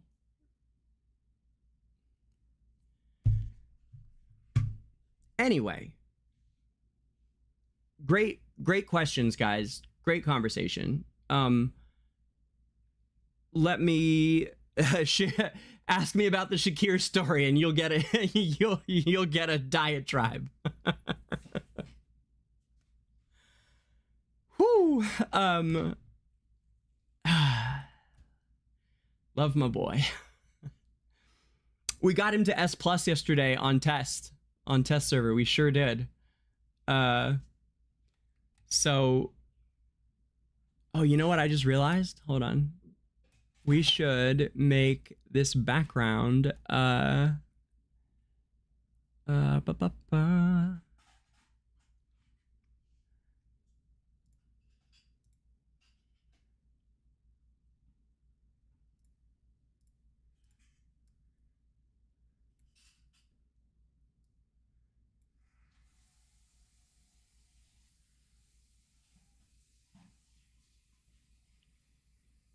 oh, it's just, I see. It says AFK Arena, but it's in the leafy greens.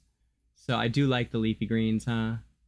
Yeah, the leafy greens are good. I was just gonna cover the AFK Arena because it's Journey, right? But it's whatever. We'll keep it at it. It didn't occur to me that would take out the greens too. I love the greens. All right. Yeah, back to it.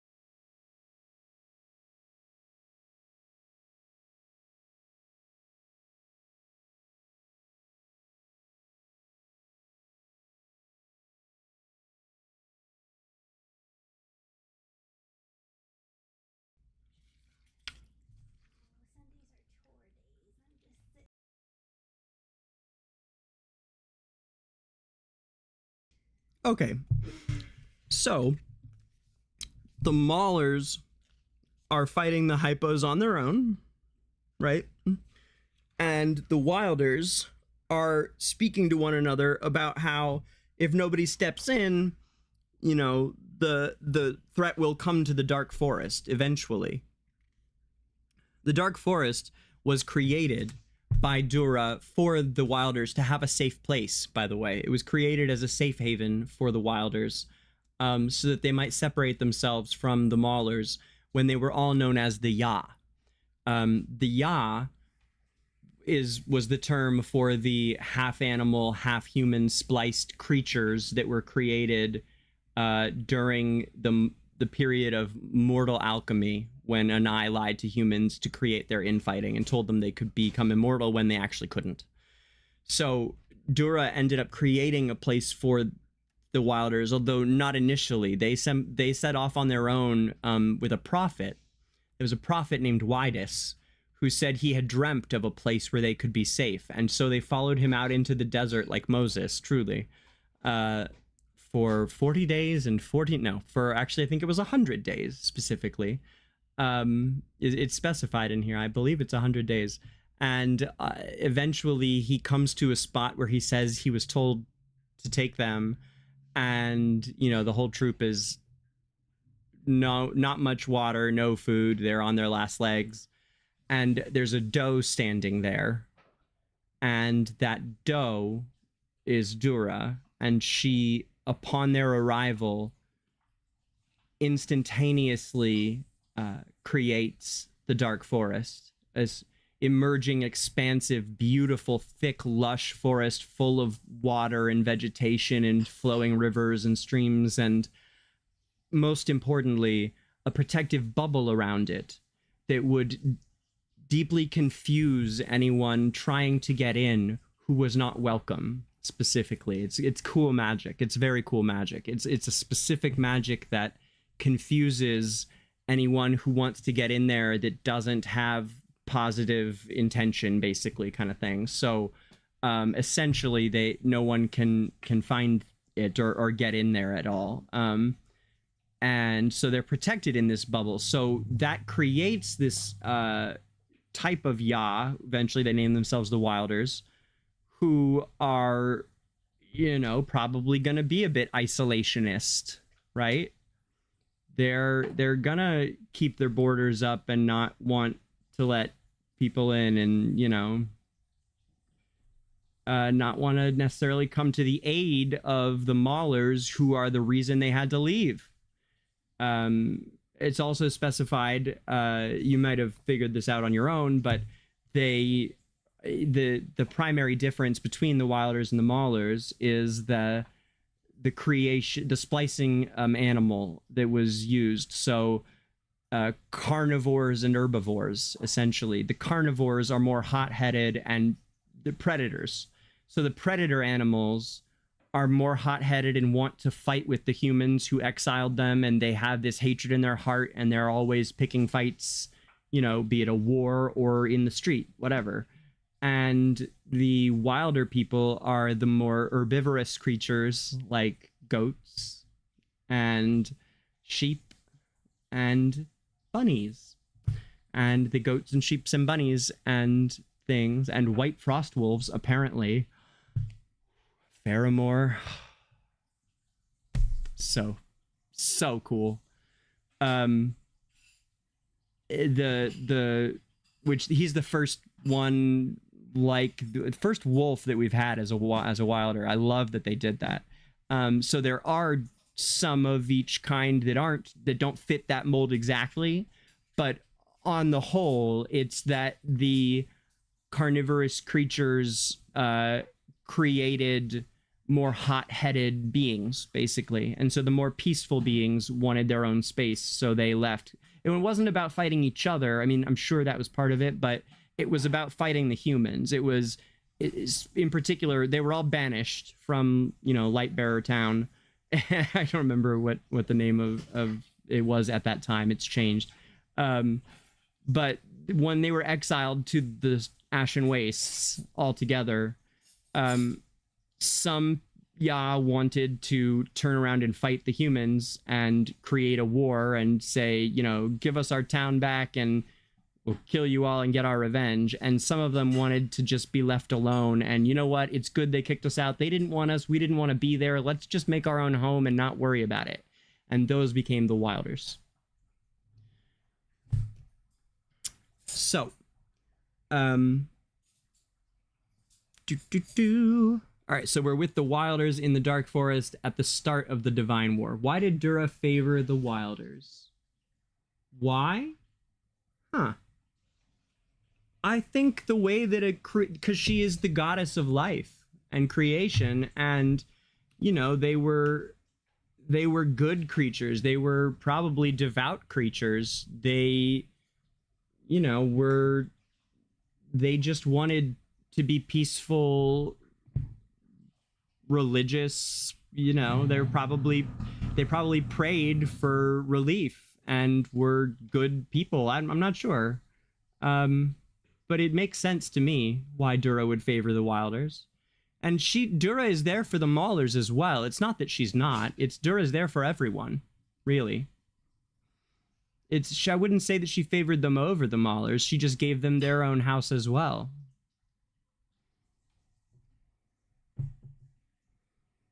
Did Ghostland exist? What do you mean Ghostland? And no, there's no elves that are spoken of, Popco. I think the bunny Wilders are kind of the closest thing we get to elves so far. I feel like Laika and Lorsan and them are pretty elf-like to me. I'm not sure what kind of creature Respin is. Respin is very elf-like. Respin is the direct offspring, I think he's a nephew, of Khazard, of my boy here. Looked just like Respin before he was Khazarded. But I don't know what you mean by Ghostland.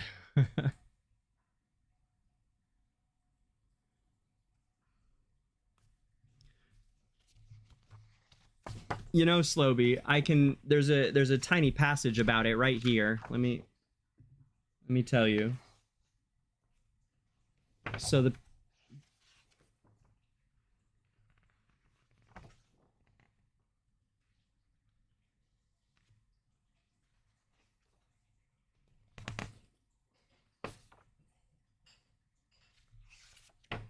come on. Mortal alchemy, genesis of Yah, establishment of the seers, civil unrest.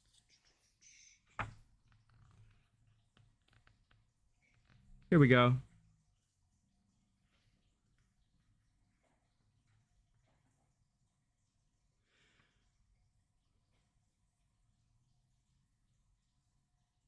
Guided by an oracle of Dura, these Yah embarked on a treacherous journey out of the scorched expanse and ashen waste, trekking all the way to the far east over mountains and rivers. They were reluctant to make an enemy of humanity, eager instead to simply find a place of peace in a world upended by war. This historic migration would come to be known simply as the Exodus by future Wilder kin. After a grueling journey lasting over 100 days, the Yah finally arrived at the place one of their kind, Widus, had once visited in his dream. There they encountered Dura, disguised as a doe, and discovered the dark forest, brought into being through her divine power. These Yah have made a home in the dark forest from that day forth, to ensure that they had the means to protect themselves should the need arise. Dura also imbued their bloodlines with the very power of nature itself. This gave them an intrinsic affinity towards fundamental elements and towards the wilds, allowing them to easily harness and manipulate natural magics. To show their appreciation for the divine blessing they had received, these Yah began to call themselves the Wilders, for the wilderness in their blood. To help the Wilders overcome the trauma of war and stay removed from any further fighting, Dura wrought a barrier of natural magics around the dark forest. This was a thick mist, a miasma infested with phantasms and illusions that never waned. Any living being from outside of the Wilder bloodline attempting to penetrate the mist would be confounded by the magic and become hopelessly lost within.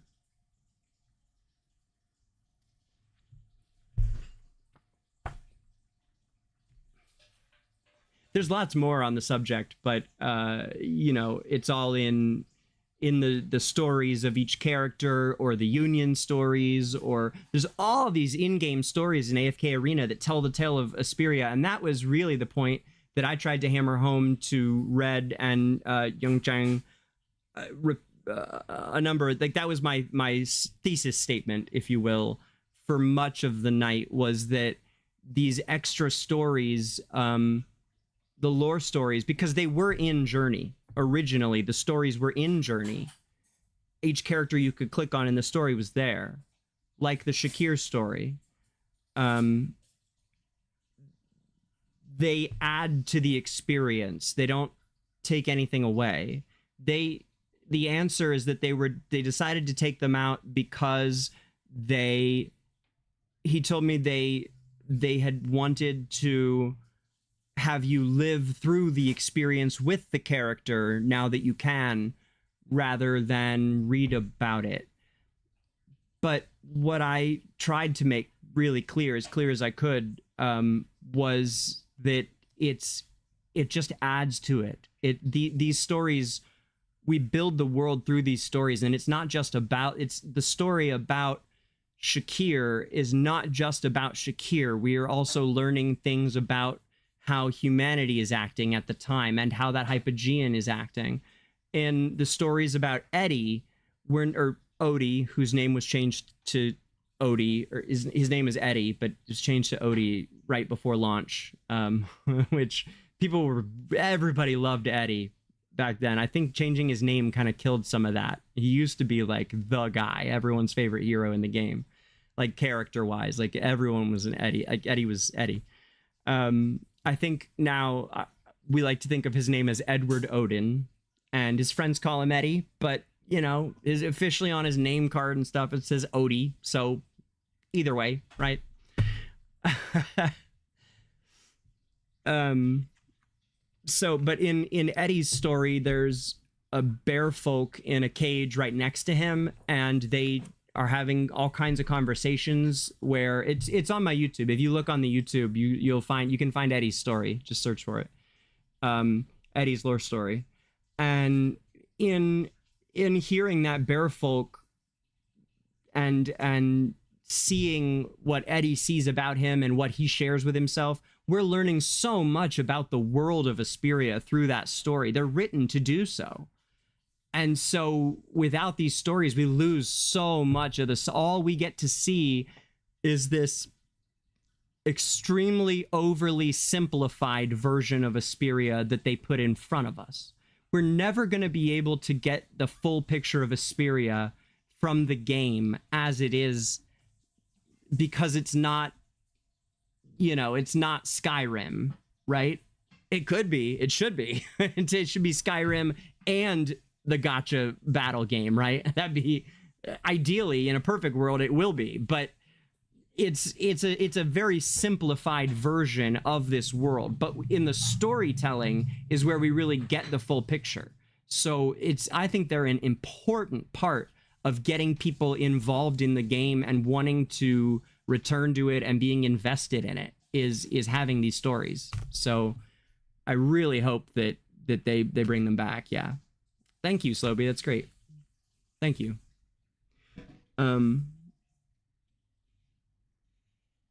Yeah, there's several more that I have done and not released and should, and several that I want to do too. So we'll get more of them out. But the Eddie one is out. The Viperian one is really good. That one's out. And the Hodgkin one that I just did is probably my proudest one. That's one I put a bit more work. Most of them I do live, just reading them here on the air, you guys. And didn't just post them up afterwards. But like the Hodgkin one, I actually spent a couple evenings recording. So check them out if you haven't seen them.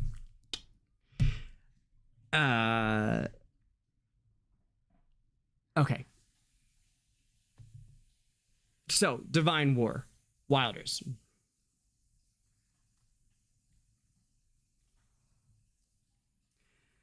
Despite hitherto being shielded from the worst horrors of war by the Dark Forest, some of the wiser Wilders were nonetheless concerned. These astute ones, known later as the Oak Sages, Mirmir, Donnie, and Arden.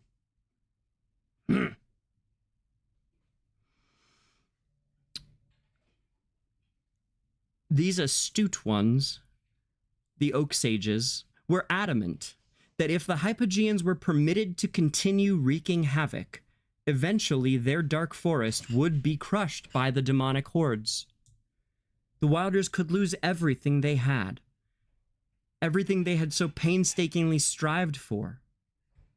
So the wise ones began to exhort their people to proactively expel the Hypogeans. However, their pacifist nature meant that most Wilders were reluctant to involve themselves in the war at all, having long since become accustomed to living their quiet, peaceful lives in the Shire. It does remind one of hobbits a bit, does it not? We're hobbits, Mary. We're Shire folk. We're meant to be at home. With a pipe.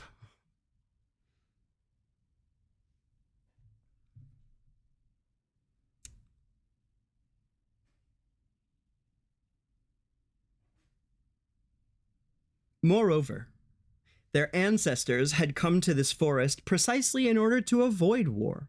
So why in Dura's name would they now choose to abandon their hard-won paradise and voluntarily seek out such chaos and destruction?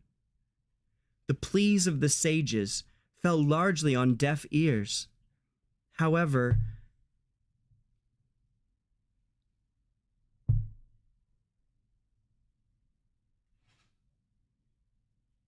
the pleas of the sages fell largely on deaf ears, however, and pacifism remained the will of the Wilders. Thus it remained until the Wilders learned that Dura herself was leading the other mortal races on the front lines of this fight against the Hypogeans. Suddenly, no one could pretend that this was not a life or death struggle for the entire continent. One the Wilders would be unable to avoid forever.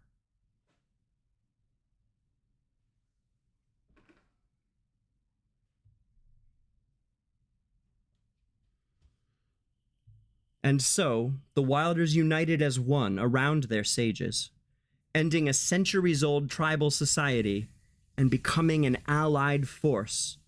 With an army made up from members of every tribe, they departed their dark forest home and marched for the front lines of war.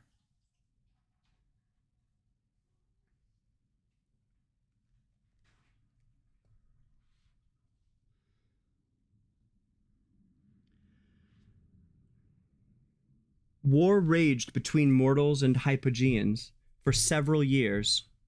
Many times it seemed the Hypogeans were close to rout, but each time they rallied. It dawned on Dura that the evil present in the hearts of all living beings not only begot, but also fed and nourished the Hypogeans.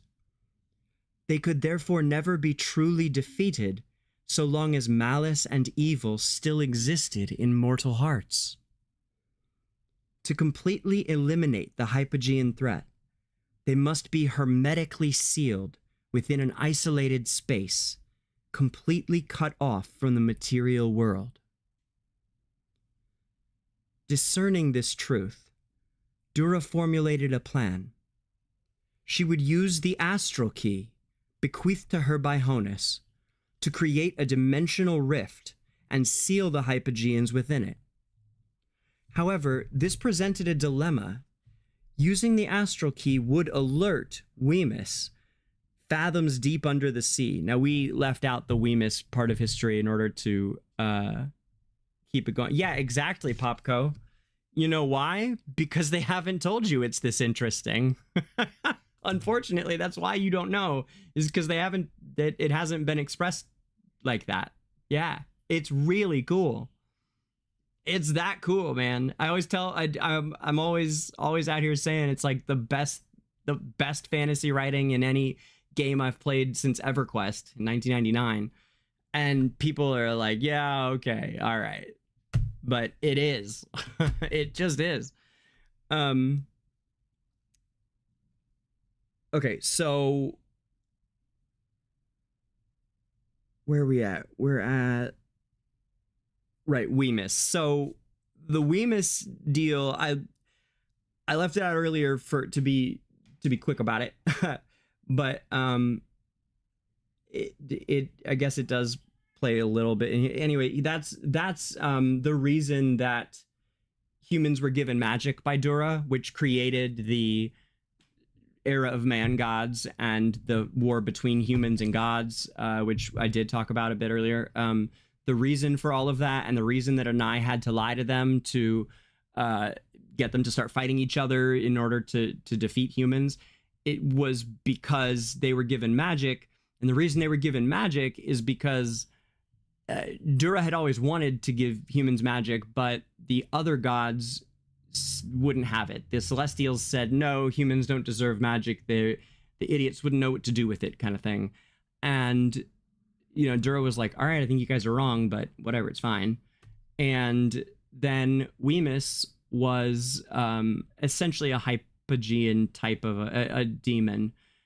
He was a reclaimer, which is a type of demon that were created by Lutos to go search for the astral key in the material plane in our world, because he's in the void realm, but he still has the ability to affect things in the material world. So he created these beings called reclaimers, which were essentially Hypogeans that he sent out to go find the astral key. Well, one of them found its way to Esperia and started interacting with the peoples of Esperia and really liked them and started kind of teaching them little magic tricks and was like, you guys are living in filth in caves. This is awful. Let me teach you some stuff. Here's fire. Here's, you know, clothing and a little bit of magic. And they started worshiping him because their civilization flourished. It was the greatest civilization on all of Esperia at the time, and for several centuries afterwards too. It was like this great ancient civilization, and they worshipped Wemyss as a god, essentially, because he came and helped them so that their lives wouldn't suck anymore. And the Celestials got jealous and attacked those humans, killed them all, and pushed Wemyss under the ocean and trapped him there. And then they said, okay, you can teach humans magic so that they don't get out of hand and start, you know, worshiping demons over a little bit of magic. Let's teach them basic magic. Sure, whatever, go for it, Dura. And then humans got so powerful that, you know, the whole era of man gods happened, and the age of Arcana. But Wemyss got trapped under the ocean. Wemyss is the Hypogean who whispered to the god of the sea when he was passing by one day, Khazard, and ended up corrupting him into a Hypogean. It was because he was swimming in the depths, and that was where Wemyss had been trapped.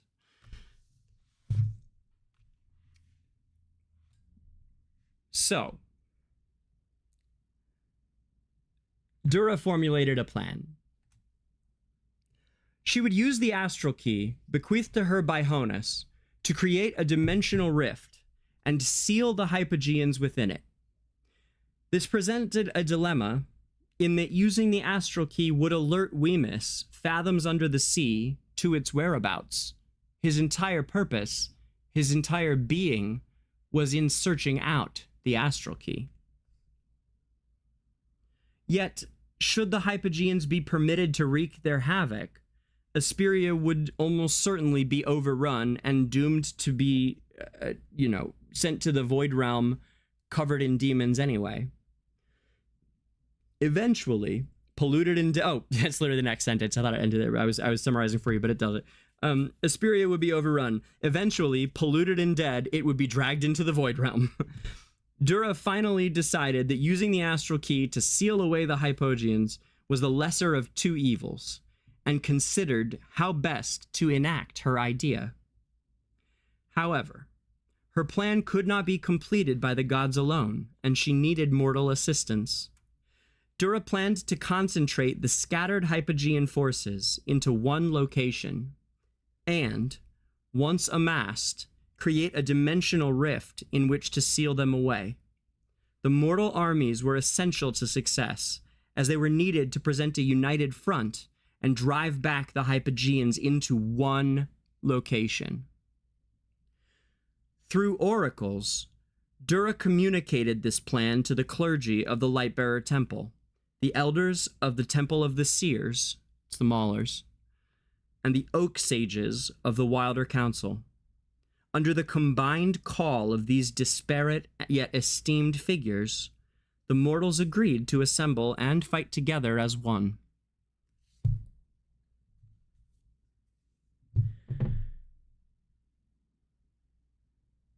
Dura had chosen a location at the foot of the mountains as the place to create this dimensional rift. However, the route along which the Lightbearer army would drive the Hypogeans lay straight through Dwarven territory. In order to ensure the plan's success, Ancelot himself traveled to the Dwarven territory, there to secretly meet with the Dwarf King. Candidly discussing the situation, Ancelot expressed his desire to form an alliance with the dwarves.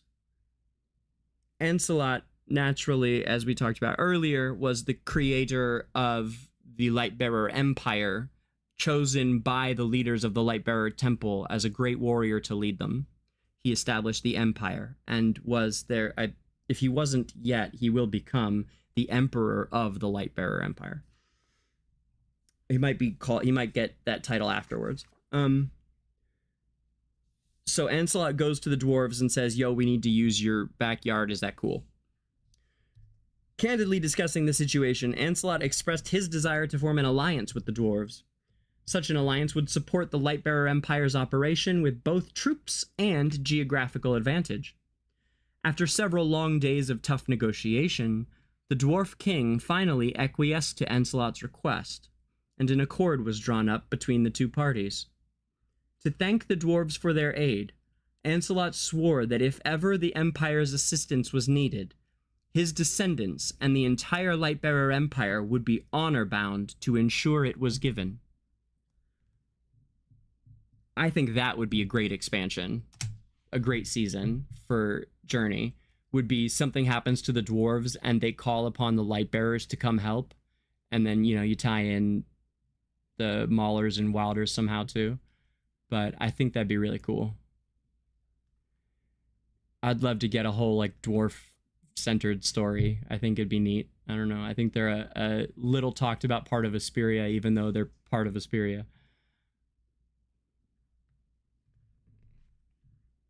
No, they do in-universe stories for Dimensionals. They do, Slowby. Yeah. There's lots of them. Whenever they land, they get a story of their landing and what happens to them when they, like, what you see each of them show up and be like, yo, where am I, kind of thing. They get like a little quest like that where they, and they're good. They're like well-written little stories of how they ended up there, what they do once they arrive, and what they settle into as their life in Esperia, what it looks like, what they decide. Pretty much all of them decide, I can make a difference here, kind of a thing. Some of them are trying to get back, and many of them get brought back in again to stories. Like, no, they're denizens of Esperia now, for sure. They don't just do the crossover and dump them and move on like a lot of games do. No, they don't. Yeah, no, they're good about it. Oh my gosh, Duxie, Younger Sages lore when? Yeah, I want you to draw that young Arden picture you have of young Arden and young Aemir is my favorite one that you've done. I love that picture. I think it's so cool. I would love to see them as Younger Sages. It'd be so cool. Donnie could be like kind of hot, you know? Donnie's sexy. Sexy Donnie.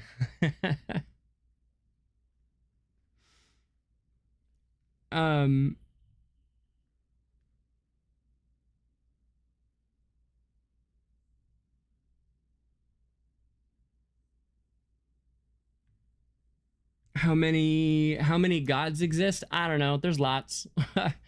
there's several. There's at least, like, you know, 15 or something. There's lots of them.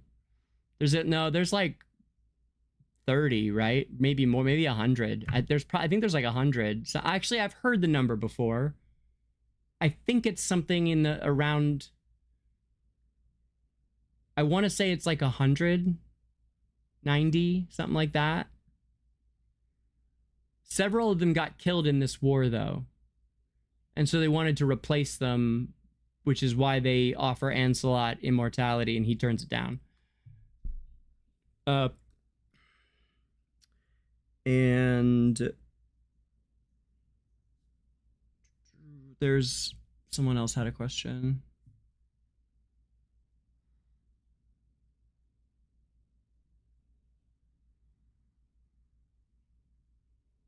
Oh, how many empires? There were 12 human empires at their peak. There were 12, and then they all fell down attacking each other, as we just talked about, and were combined into the single Lightbearer Empire. So now most human establishments are under the Lightbearer Empire. At least on the primary continent. But there were, at one time, there were 12. All right. Where are we at?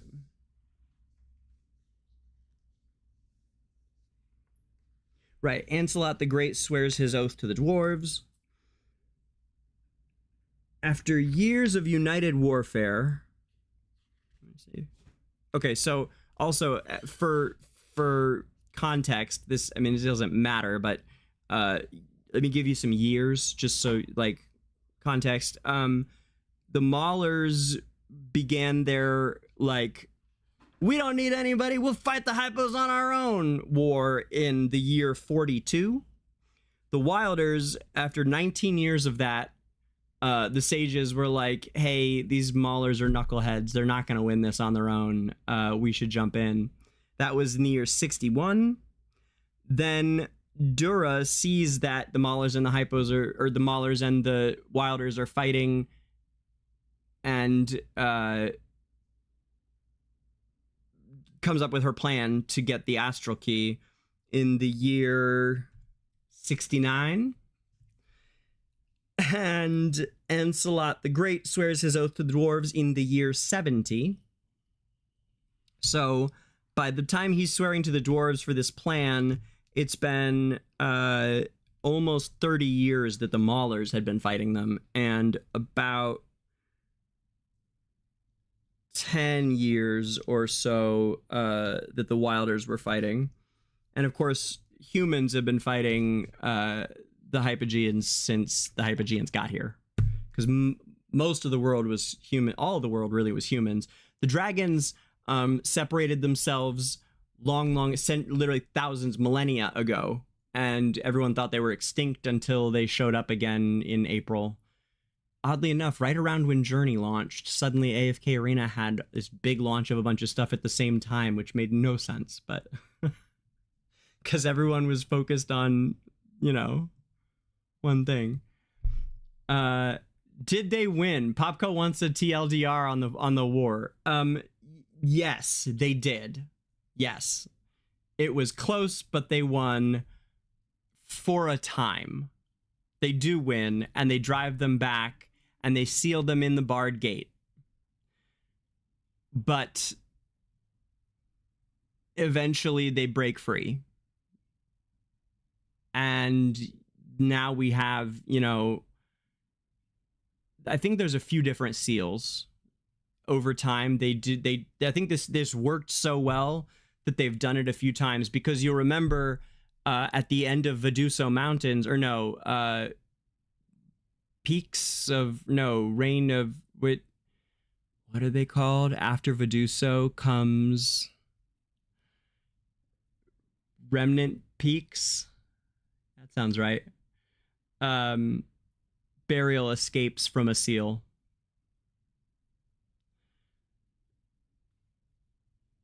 So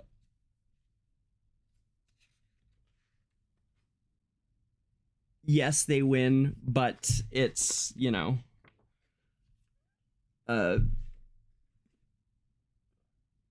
temporary victory.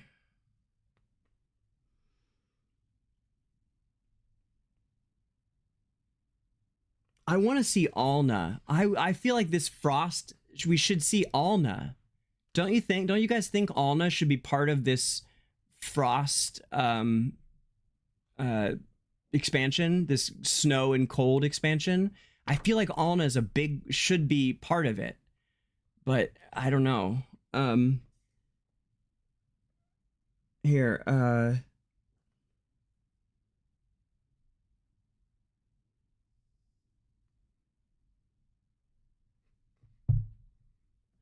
after years of united warfare, the mortal races of Esperia were finally able to drive the Hypogeans to the foot of the mountains. However, the cunning demons saw their chance to strike at the very summit and attempt to capture the divine palaces of the gods. So they push the Hypos all the way. They trick them to coming to where the Celestials kind of live, basically. And they're going to pin them at the base of the mountain. And the Hypos are like, screw this, we're going to run up top and take your home, take your house, and move into Olympus. It's like Mount Olympus in the Greek gods. So the Hypogeans amassed a force to assault the peaks in a frantic onslaught. They swarmed like locusts up the mountains, scaling the craggy cliffs, bounding and lunging desperately for the summit. However, their actions angered the divinity who watched over the mountains, the frozen mother herself, Alna.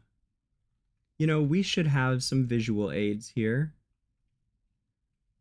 Allow me to bring them up.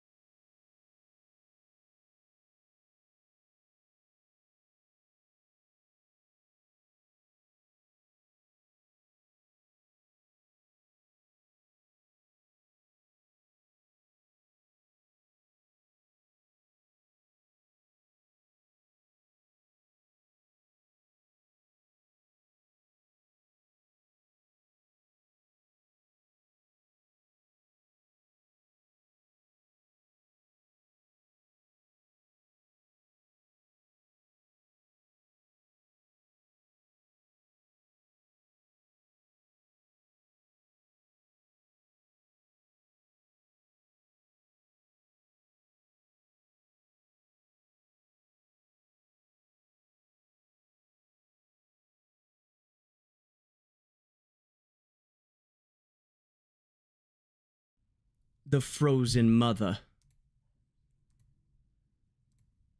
A fatality. Stop! No more! The ice can penetrate everything, even you. My goodness, Alna.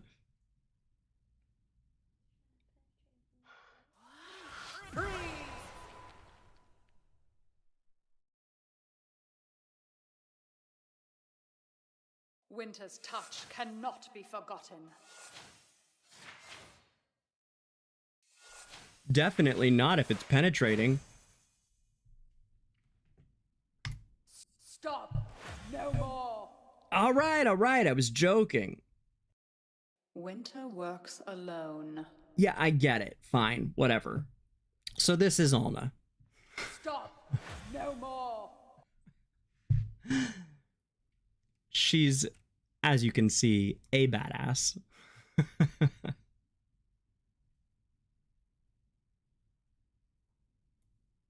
She's super cool, actually. The frozen mother. However, as the Hypogeans bounded and lunged desperately for the summit, scaling the craggy cliffs, their actions angered the divinity who watched over the mountains, the frozen mother herself, Alna.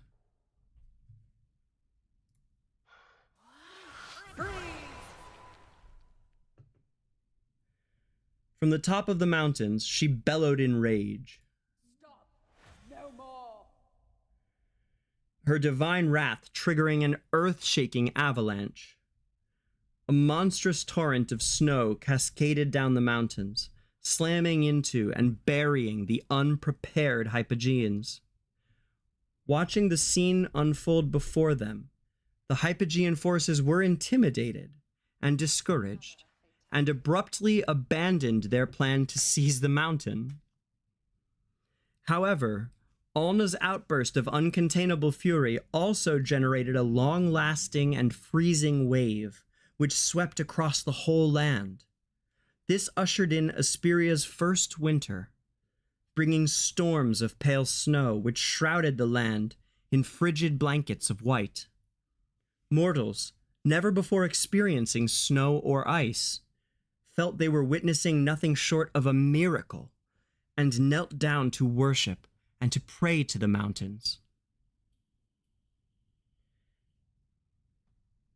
After years of united warfare, the mortal races of Esperia were finally able to drive the Hypogeans together to the foot of the mountains. However, the cunning demons saw their chance to strike at the summit and attempt... Oh, wait, no, that's... The book... The book actually tells the same story twice here, even though it's got a different headline. It's missing that text. I heard... Someone told me it was fixed in one of the newer editions, or maybe the older edition. But yeah, they copied and pasted that text twice here in the book, even though the headline is different. And of course, it's the section called Dura creates the Barred Gate as the First Hypogean War ends in victory. But we don't know what happened. No, we do. It's covered in lots of other stories that are written. So then we've got... This part's great. I love this part, and this, I think, will actually play into the story of season 3 here. I think this part really could be a part of it. Here, check this out. The book, it's a good question, Popco. It is AFK Arena, the official art book. And it's a 2-book set. This is half of it, and the other half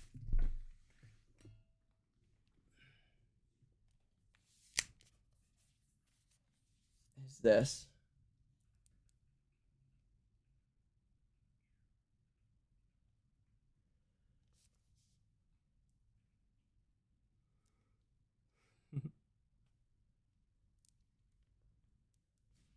So, and they're thick, man. I mean, they're like, you know.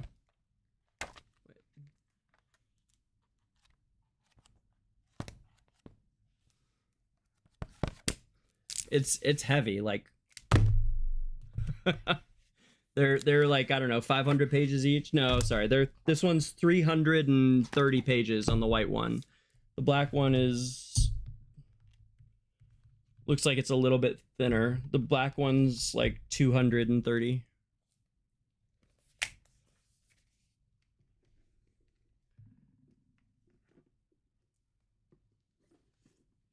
Yeah, guys, it's cool, and it comes in this case thing. Yeah. It's actually not that... The case isn't that interesting. I mean, it's just, you know, it's kind of the same thing, but the official art book collection, and it, you know, it's like a... They both go into here. It's a little... I bought this with the first paycheck that I got from Twitch last year. From our AFK Arena streams, after I made affiliate, I started investing all the money that I was making from the stream into more material for the stream, and I still continue that tradition today. If you see at the bottom left here, stream wish list at Throne, those are just things that will help the stream out, such as the new lights that I've got up here, which is incredible, and the new monitor, which is even more incredible, which is on its way, but they didn't have that one, and I'm still picking out the new one for it. I haven't found one that fits into that same price range and quality, and I'm gonna lock it down soon. But we now have the money for it, so we're upgrading the stream piece by piece. But yeah, this you can order it online from, oh god, I don't remember the name of the publisher. If you just look for the AFK Arena art book collection, that's what it is. It's like 2 big coffee table books.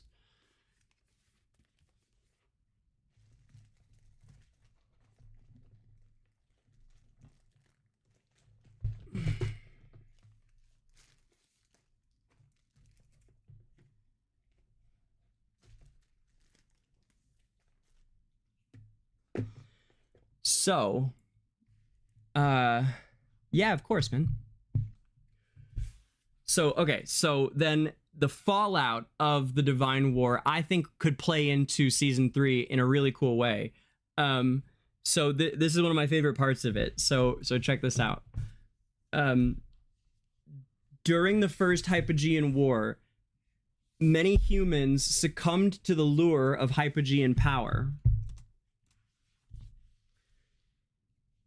They willingly sided with the foe, even going so far as to help them slaughter their fellow humans and praying to the Hypogeans.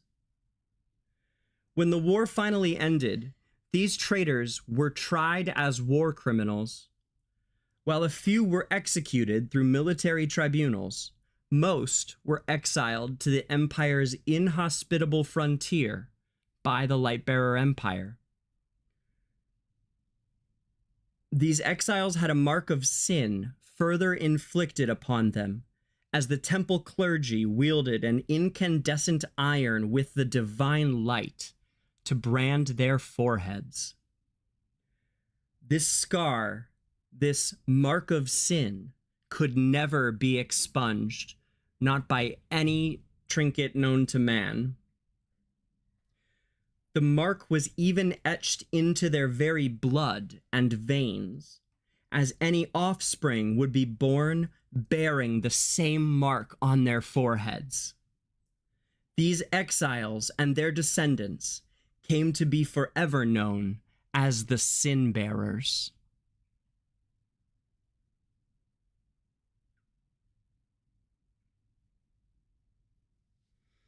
Now, if the Sin Bearers get brought into season 3, I will be so happy, because for what I see in that trailer is this guy, what's his ass, the Jafar dude, black hair Jafar guy, starts with a C. He seems to be, you know, tricking the royal family, obviously, in order to get the princess, because she's, I don't know, beautiful or whatever. They're going to sacrifice her. It seems like, yes, Siren. It seems like they're gonna try and turn her into a hypo of some kind or something. She's getting covered in all that purpley hypo slime miasma stuff in that one kind of primary shot of the new trailer, right? It's like they keep coming back to that shot or things around it. And so as she's getting covered in all that stuff, it looks like it's some kind of ritual. And then there's that shot of all those people praying and bowing down. And it makes me think of the sin. Well, it made me think, we talked about this yesterday. It makes me think of the cultists from ReZero. If you're familiar with ReZero, it's a story world wherein the main character keeps dying and going back to the same day. It's a time loop. I love time loops. I think they're really cool plot lines. You can do so much creative, like, you can just really, really fun stuff with the time loop. It really evokes the writer's imagination. It really is a way to see how creative a writer is, right? It's a great way to have fun with creative writing. And they're not, honestly, I think they're not done. And now they're becoming more popular. You're seeing them more. But for a long time, like Groundhog Day, there weren't that many films or stories that used them. So I'm glad to see them becoming more popular. I said yesterday, there's this cool movie called Palm Springs. If you guys haven't seen it, you should really watch it. It's a dark comedy about a time loop. It's one of the best ones that I've seen in recent years. But the time loop storyline that we're getting here, and these cultists that are clearly trying to do some kind of dark ritual, at least. We don't know what, but it looks to me like a dark ritual. Or they may have cut the trailer to look like people are doing a dark ritual, and in reality, they're festival goers cut with dark shots to look like they're praying to the dark. I don't know, but it has that feel.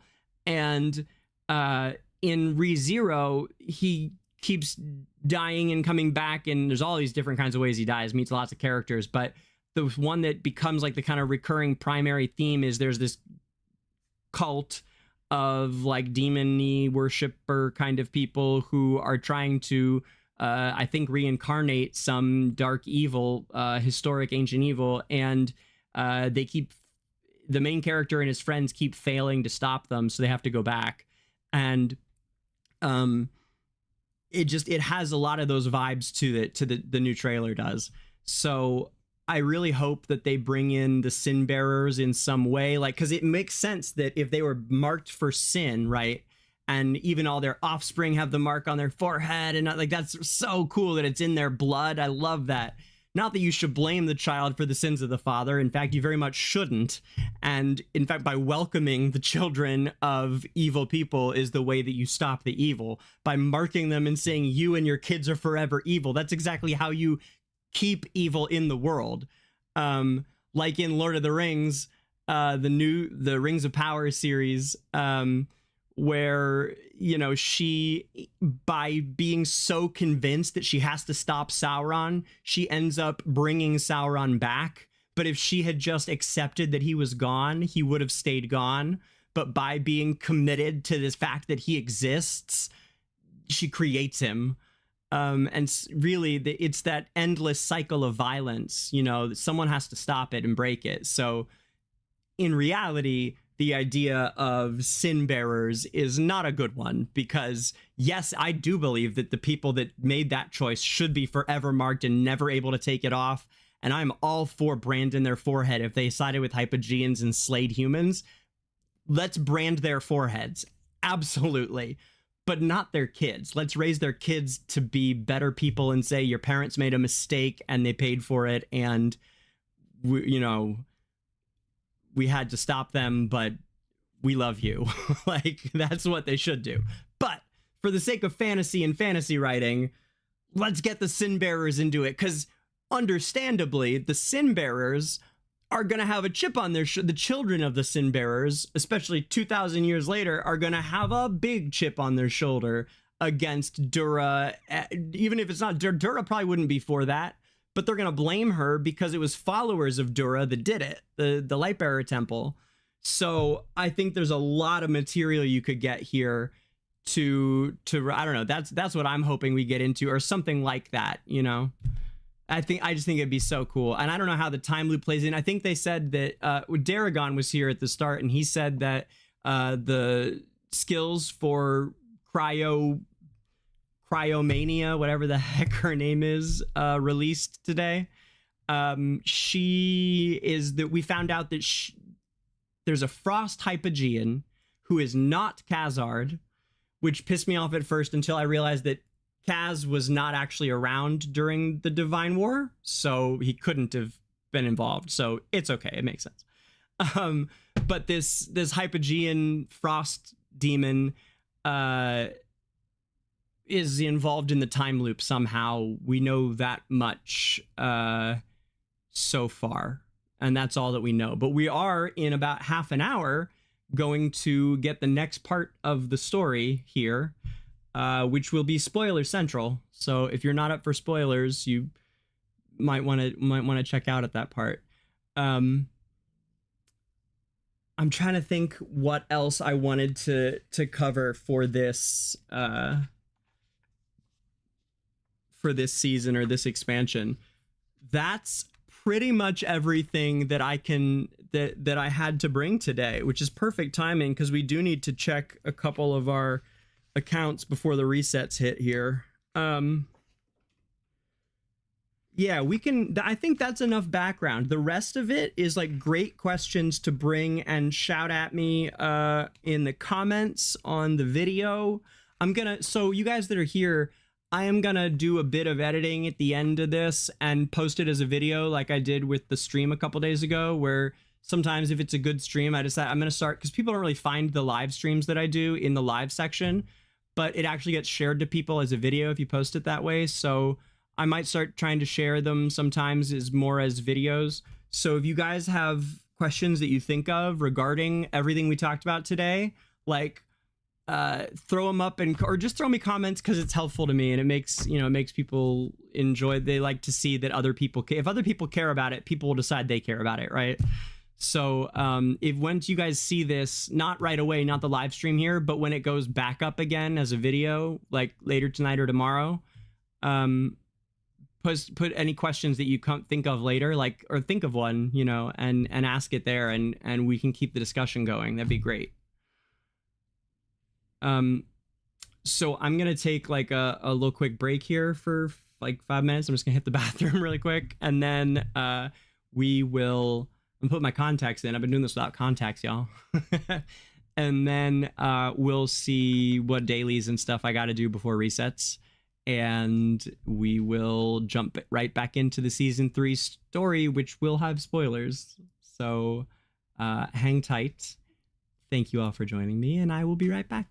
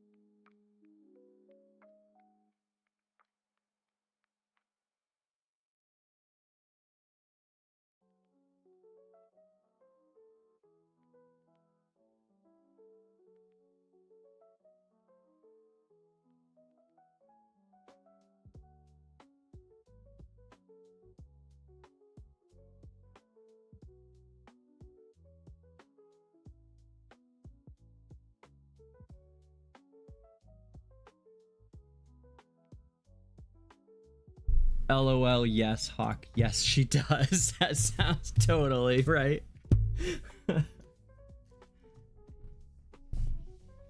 Insignificant worm.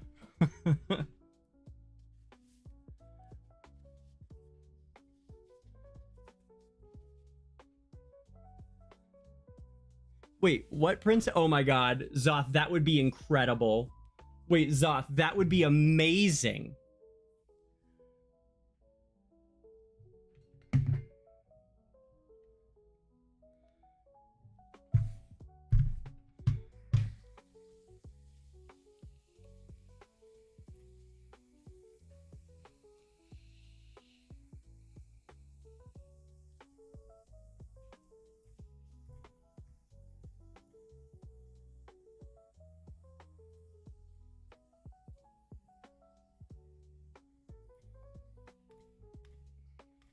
We haven't had a new hero in a minute. We got that awoken, I guess. So I guess we have. We haven't had a new normal hero in a hot minute. Gorin feels like it was kind of a while ago. Not that I'm complaining. I'm finally caught up on furniture. I thought well, yes and no. I've gotten so screwed on, on so many pulls. All right, I gotta get Journey open though. Let's do it. Check in real quick here with events. I did the circus.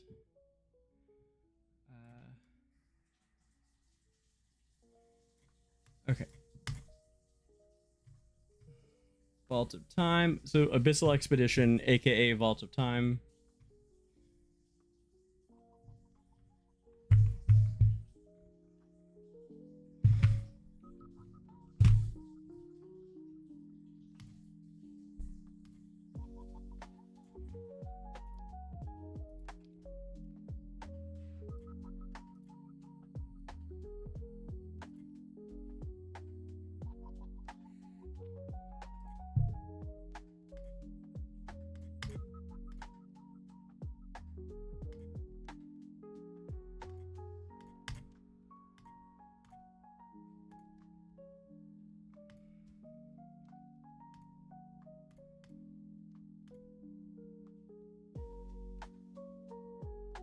Huh.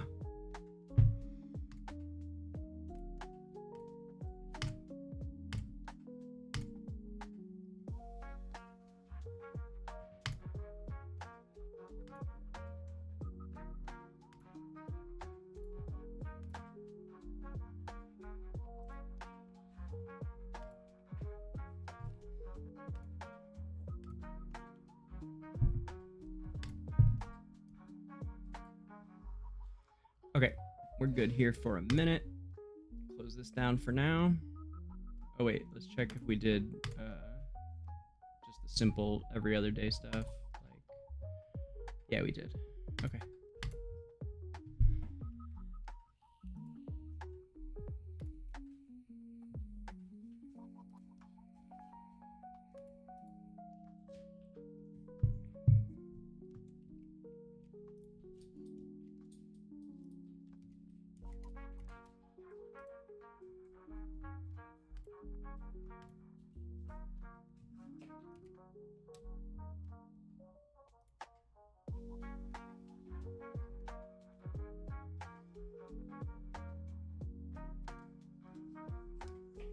I think that was a pretty good lore stream. What do you guys think?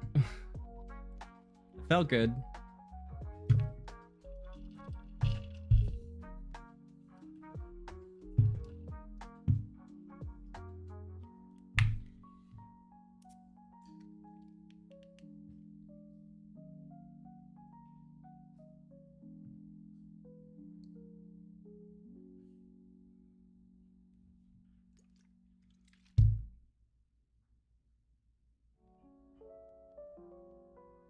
You know, I was thinking about it, and I already kind of dislike this battle drills thing. Well, it'll be interesting. One sec, as I put my contacts in. I think the fact that we can only use each hero once a day is gonna come in a big way for stuff like clearing, you know, for all kinds of stuff, depending on the level of the game you're at. But let's talk about it from an end game perspective, because, you know, that's mostly what I do as the guild leader of Analytica. I think it's just going to totally change things in that you can't, like, okay, so, I mean, I guess it's the same as it was. We only got, what was it? 24 stam? So we got 2 attacks a day before. Yeah. Yeah, so things cost 12 for the most part. But we got 24 a day from heroes, right? And then on the second time through, things cost 1.5. It was 18 for, you know, most battles. And so that still isn't, we still got more per day than each attack cost. But now with everyone just getting 1 use per day and us getting 10 hero uses each day, I just think it's gonna, you know, require communication amongst the guild in a good way to plan out, you know, clearing the strongholds and all sorts of stuff is going to take a bit more coordination, or at least a bit more thought than it did before, which is great.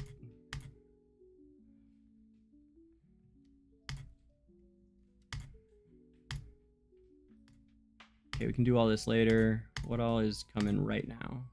Let's see. We've got, I think we did everything. Oh, we got to do this. We got to do our challenge match, huh? Yeah, okay, okay. All right, let's do it. And then we got to bounce over to the main.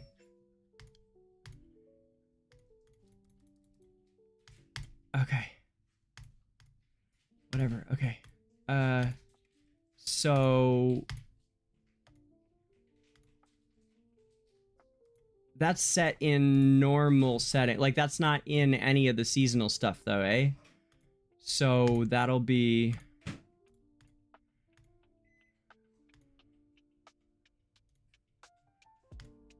It's gonna be what it's gonna be, I guess. Did we get any pulls, maybe? Let me see. Hold on, let me...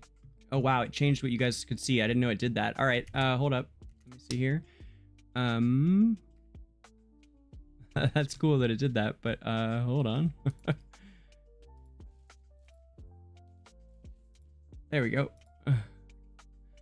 And, the black is back somehow. That's odd. Okay. Okay, all right.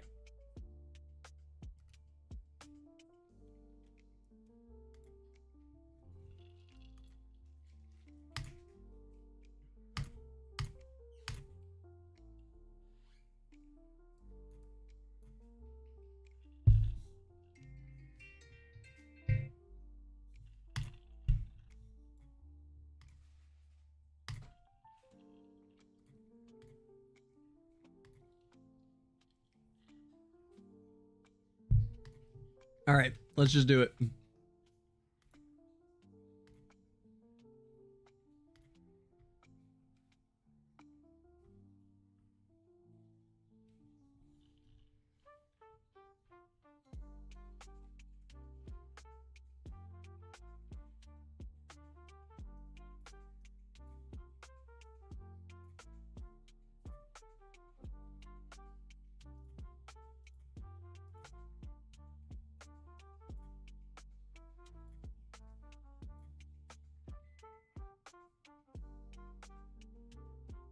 Yeah, fuck it. Let's just go.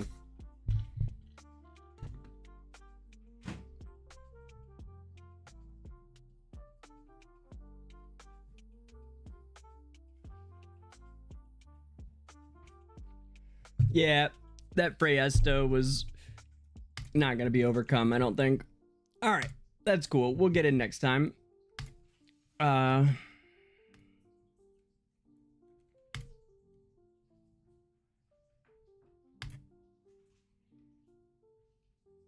Oh, I know what we haven't done. Fuck.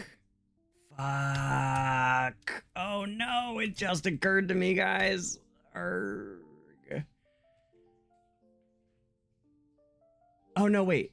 Oh, that was yesterday that they were all open. Well, I didn't do these yet today either. But that's okay because they're already up to 8 anyway. So that's fine. But we do need to pull them. Let's see. We should pull rogues for days, right? Yeah. Definitely rogues.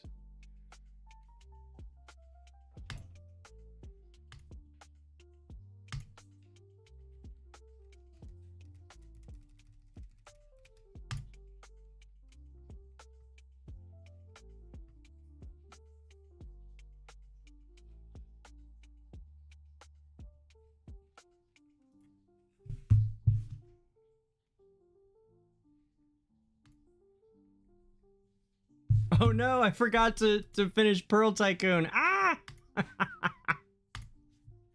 Yeah, that's gonna be a problem, huh? Whoops. That was the thing I had to do today. I knew there was like one thing. Oh boy. Okay, that's 30. Sure. Oh no! Fuck. That's me. I'm trying to log on. I'm trying to do both accounts at the same time. Here, give me a sec.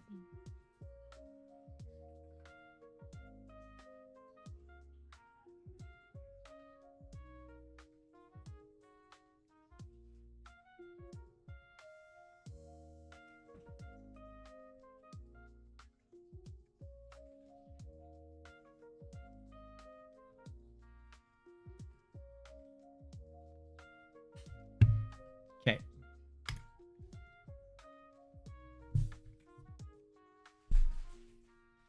Hey, babe. Oh, you're fine. Never mind.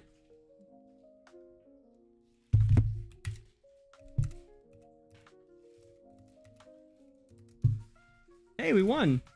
Wow.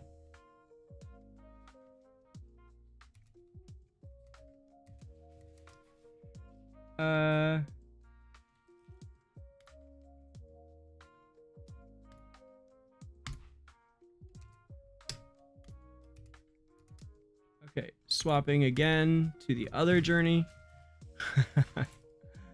Sorry, you guys know what I'm like right before resets. It's just crazy here. There we go.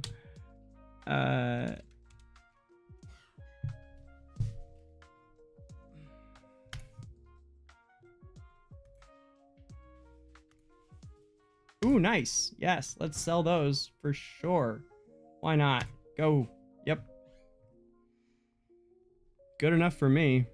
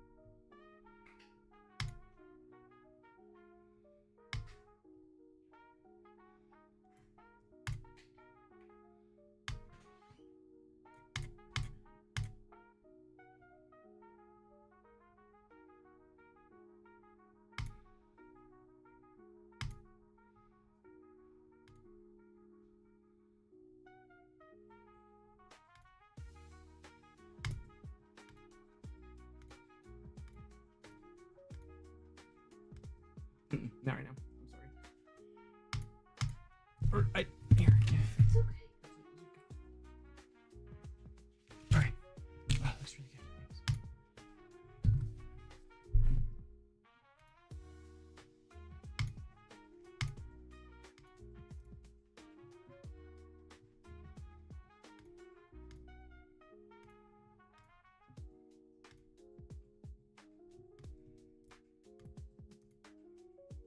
See, it's not just you guys that I blow off during resets.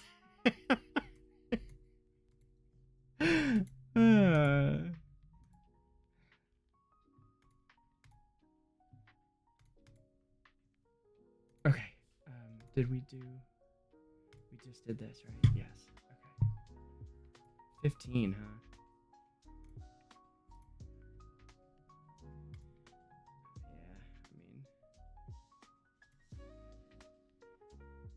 That's really not bad considering I don't have, yeah, so we're good with that for sure.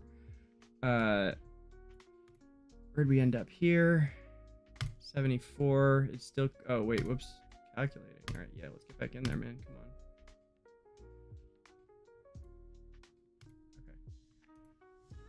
on. Okay.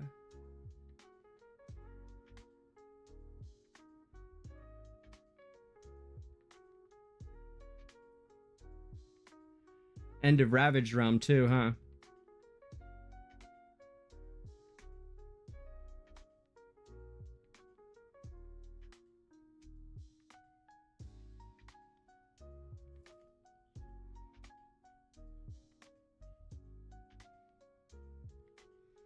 Pretty sure my score is about as good as it's gonna get though.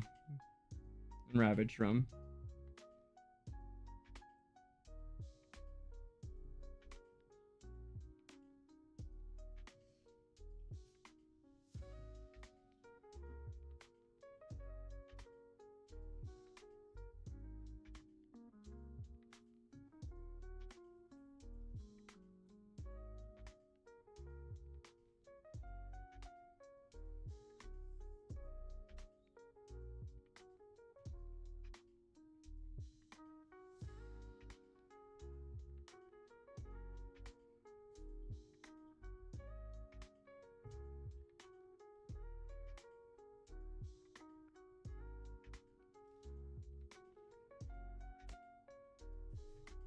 Aw, boo.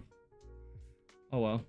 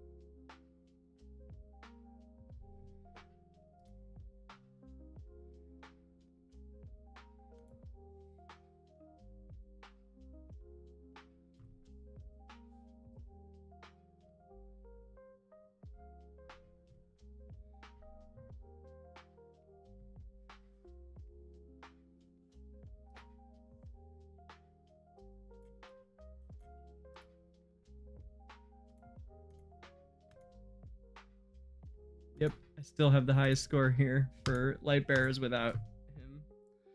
So, okay.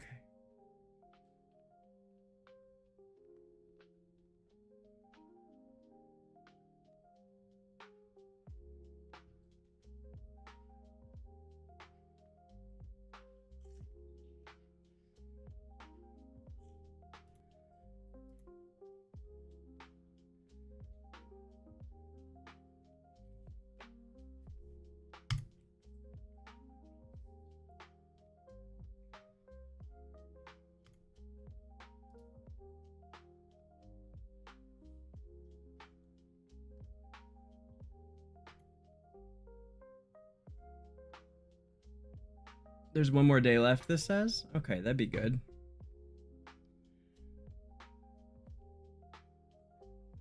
Either way, it's all good.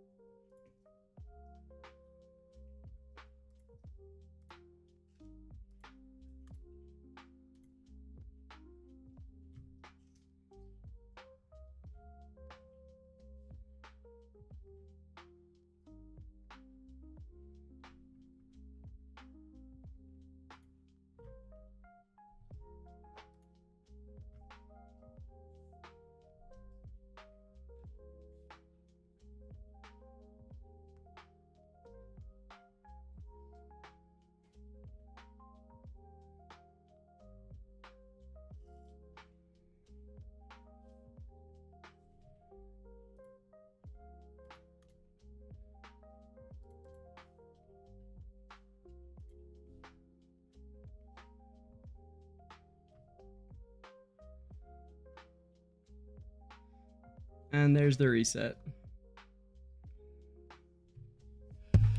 I got, oh man, we ended up with 98,000 pearls on my S1 account. So I didn't quite get the title, but I don't really care. I got it on my main, so.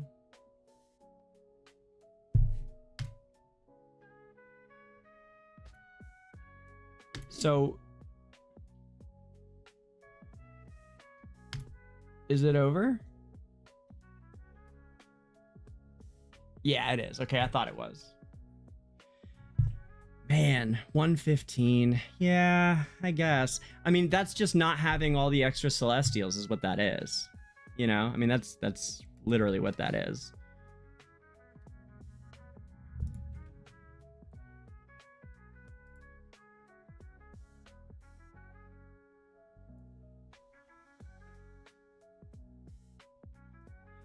And it's what? The headpiece? Yeah.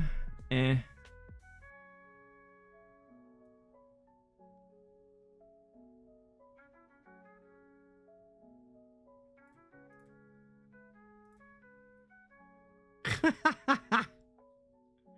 Wow, that's ugly.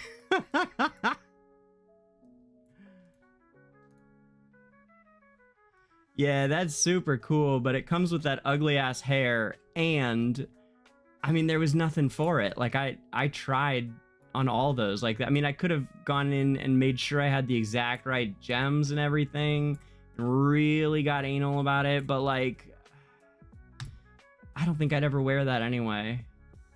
So, kind of a bummer though. But frankly, it wasn't, because what I really wanted was the frame, which we got. I did really well in my district.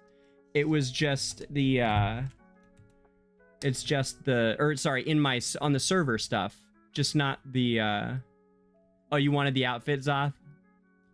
Yeah.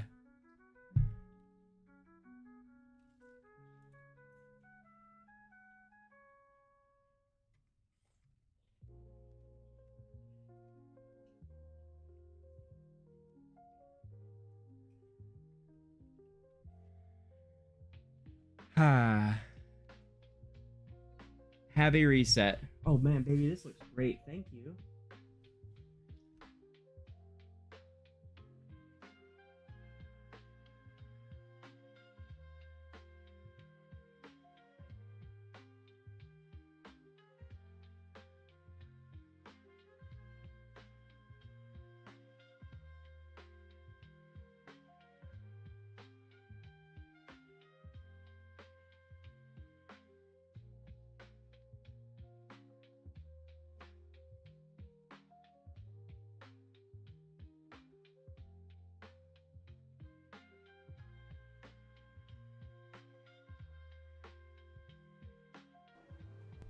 So let's find out what's going on in the story, y'all.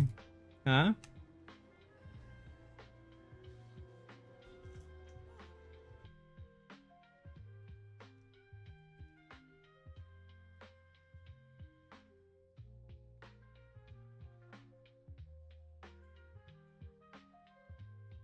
You wanted the outfit, Zoth.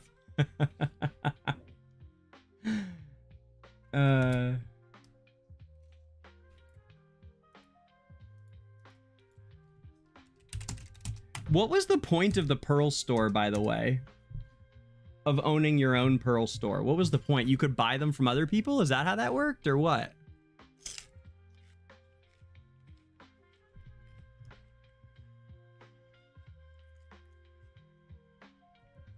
I don't know what the I don't think I ever created one. I don't know what the purpose of those were.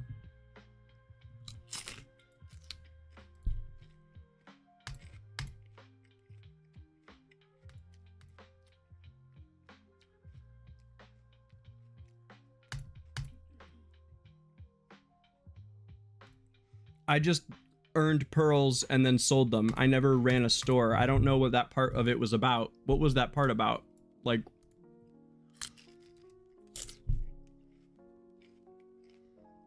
can one of you please tell me like what the benefit of the stores was?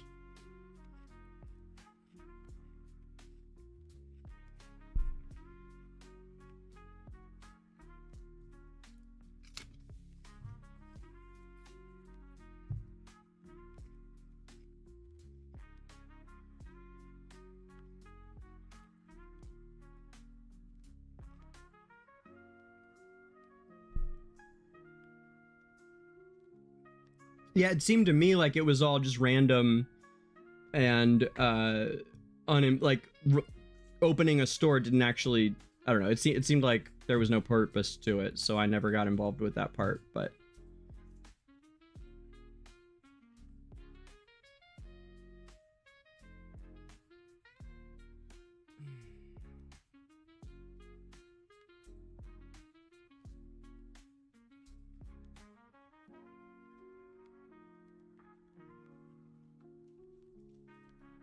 yeah, exactly, South. I didn't use it at all. That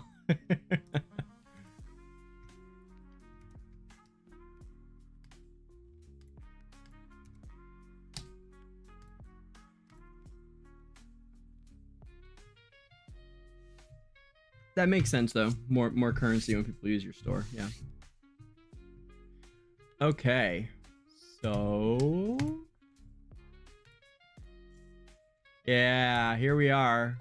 Lucia as a boss.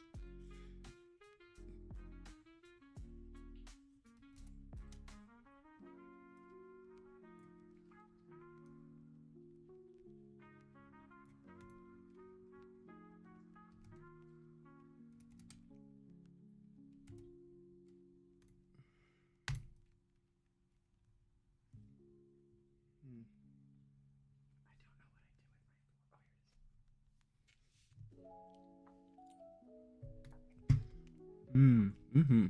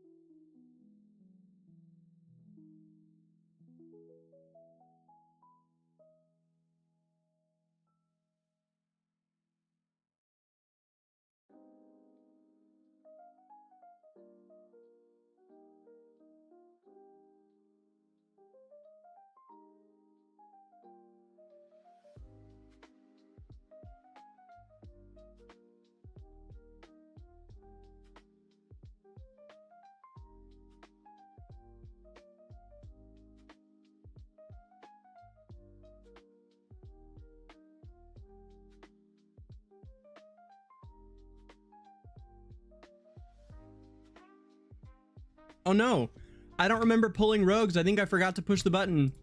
And I don't remember, nothing came in my mailbox either. I just needed it for the reset.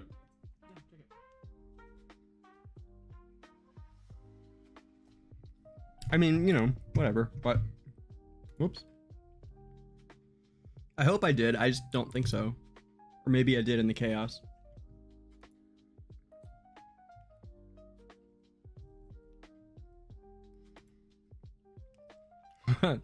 Oh, Danger Grey. Lore comes first. You're darn tootin', says Danger Grey.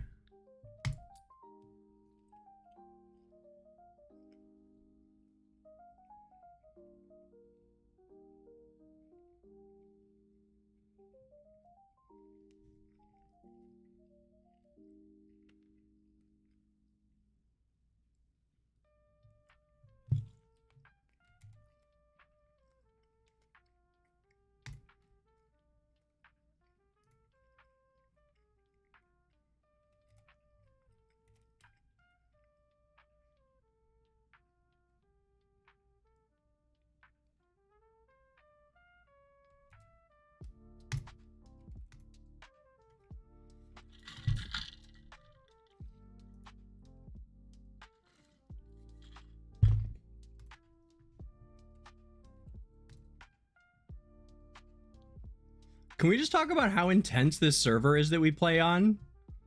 It's been 10 minutes and there are 36 people already into, like, plus everybody behind me. Like, people are on top of this server, man. We did not get into an easy VN server, which I think kind of makes it fun. I wasn't expecting it, that's for sure. But it's been a ride. I love her cats so much. Have you guys seen The Cat Returns? It's a Miyazaki film, or it's a Studio Ghibli. I'm not sure it's a Miyazaki, but it's a Studio Ghibli, and it makes me think of that with the cats walking upright like that, carrying her cape.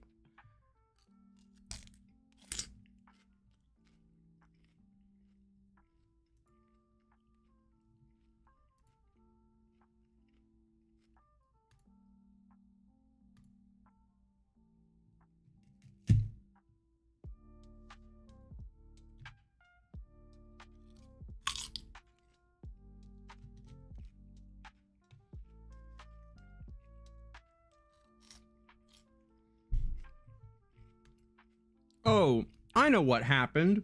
I'm sitting here going, how did I miss all... I feel like I missed some...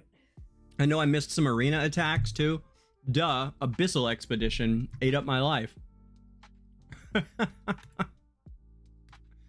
Duh.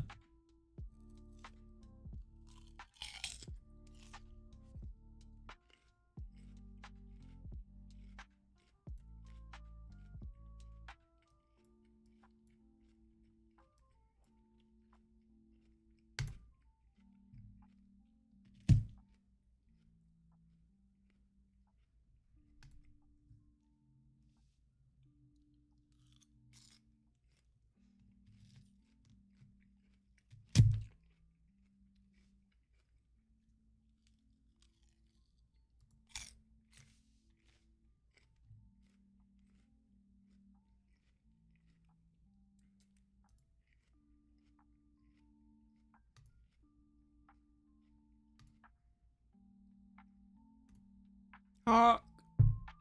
Hawk. Ooh. What a fop.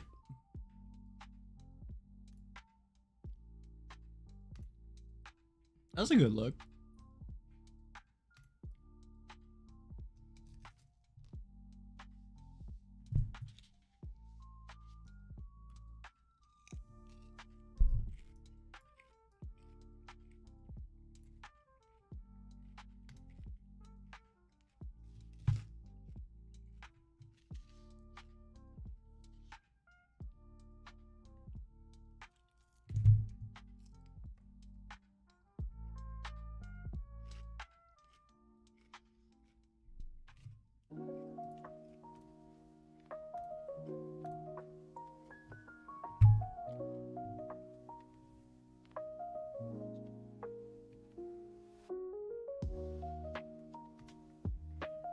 All right, story time. Let's go straight to it. I want to know what happens.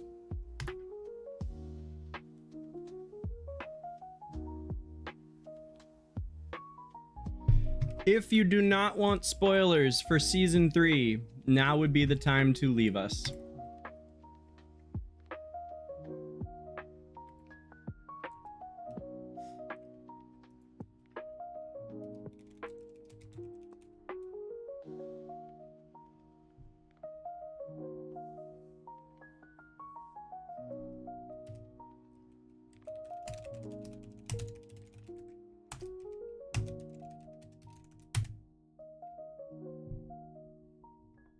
Welcome back, CJ.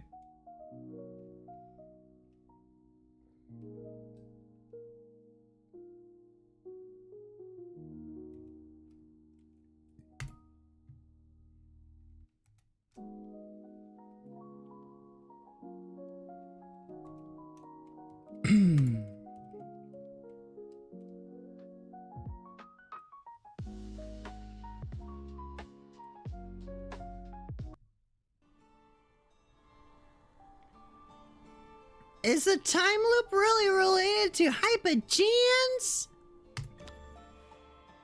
Said Chippy. Hey, we got a new artifact, y'all. Restores HP and energy over time for the rearmost ally. Boom, boom. That's usually a big one, you know? Oh, this hat. Look at this hat. Also, what are these? Used to upgrade hero enhance force skills. How, why, where? Is that still happening?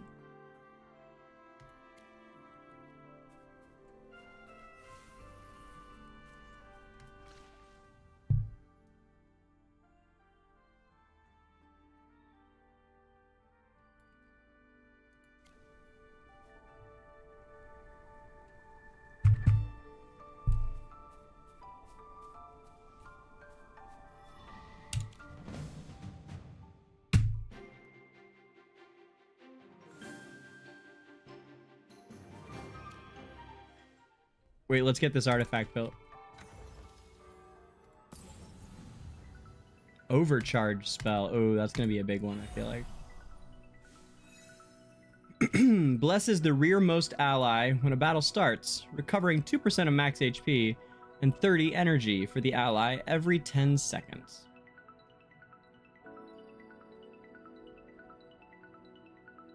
Every second for 10 seconds. My bad. 2% HP and 30 energy every second for 10 seconds. So the blessed ally casts their ultimate for the first time. The blessing duration will extend by another 10 seconds, during which they become unaffected. Okay.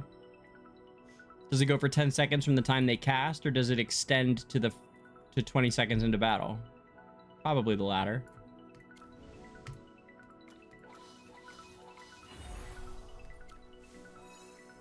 Two and a half and 35.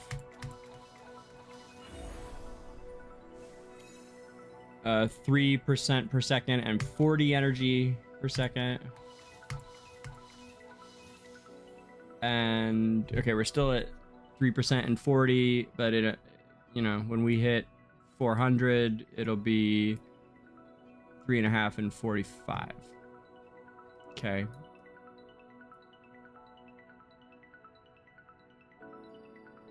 Oh, good. And then at plus 20, it becomes a 30% attack boost too. That'll be big.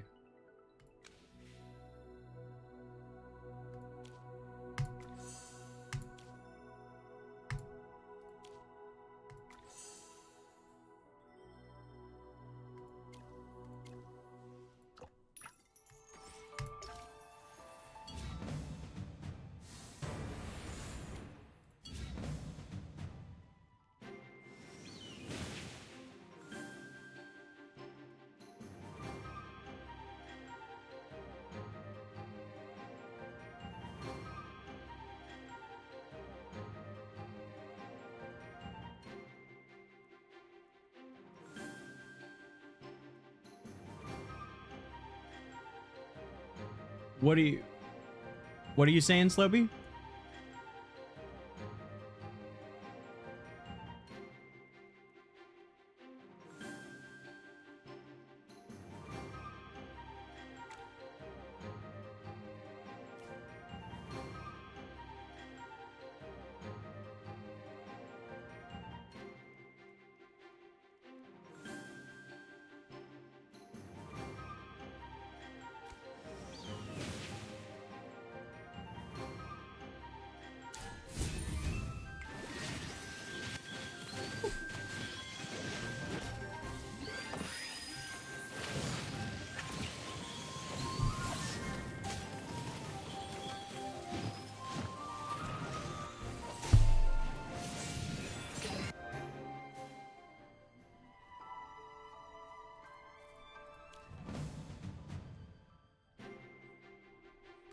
What you doing?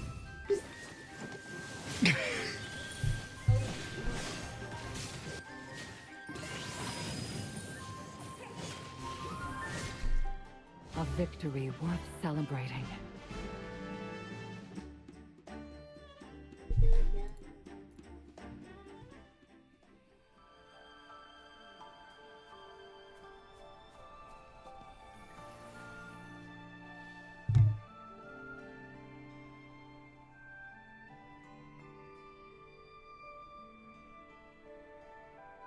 Yo, that guy just turned into a Hypogean. Well, Fate is ever brimming with ill intent. Let us destroy the altar as before. Yo, Valka, will you write speeches for me? Fate is ever brimming with ill intent. Hell yeah, girl. All right. Sure it is. yes! Let's end that special Hypo Fiend and destroy the magic circle! Oh my god, Chippy got a taste for violence this season. I like it, you guys. Chippy says, let's end that special Hypo Fiend after seeing a person turn into it. Let's end them and make violence!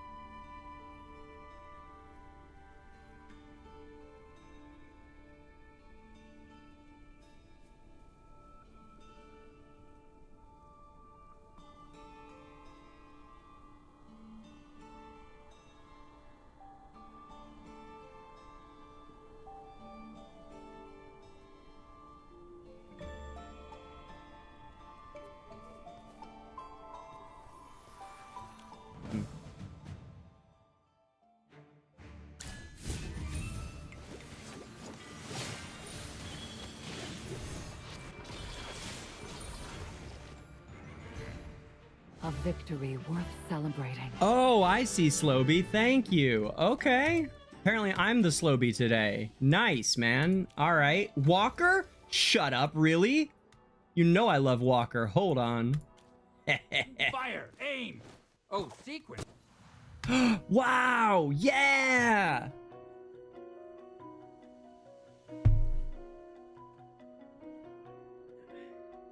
Oh, that sounds really cool, man. And they upgraded me. Oh, that's how they're upgrading the heroes?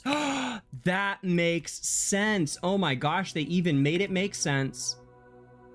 That's how they're changing heroes into not being crappy anymore, I assume. Wait, who all got it? Is it...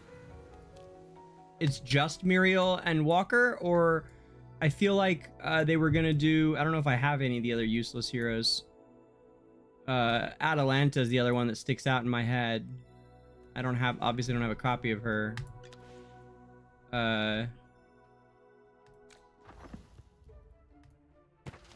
Heroes... Add a girl Atlanta. Not sharp enough. Nope. Forget it. I'll get a new one. Huh. Just Muriel or Walker so far? Interesting. Maybe they're still working on the other ones. Let's see what Muriel's got. Oh, I have her. Good.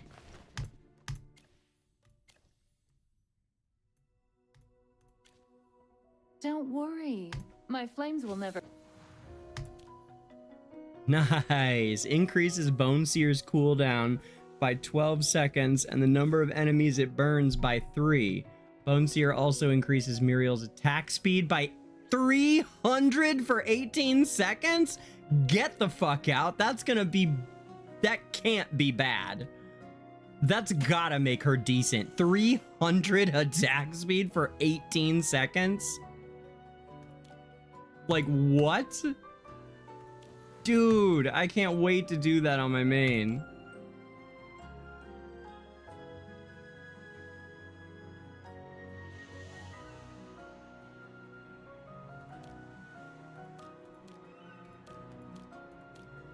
Bone Seer is like one of her main abilities, and so every time she does it, it increases her attack. I mean, that's crazy. Yeah, Soren, Atalanta, Citrana, right, Citrana, and Salaze. Sweet. Sweet, sweet, sweet. Oh, so beautiful. Alright, damaged book.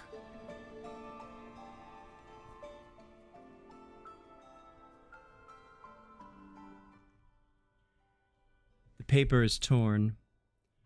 As requested, as required, you must purify at least 2 temples of the false goddess Dura. Wait, that's not how it was written. Hold on, let me fix that. One sec.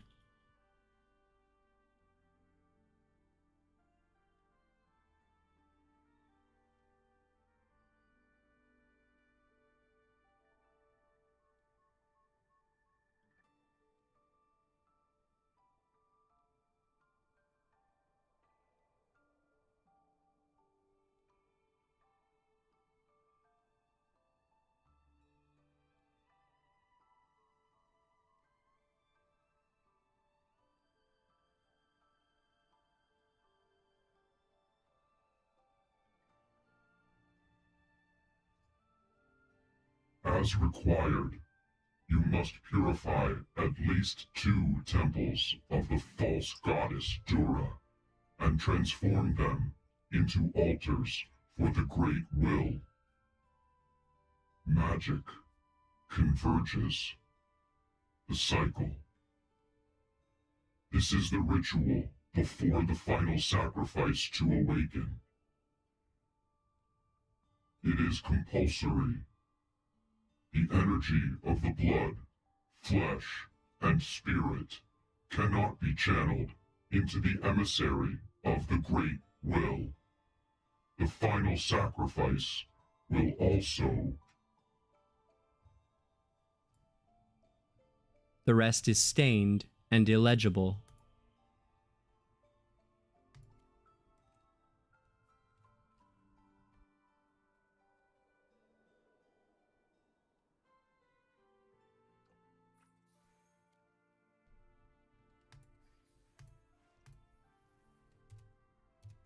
In case you guys didn't know, I speak fluent Hypogean.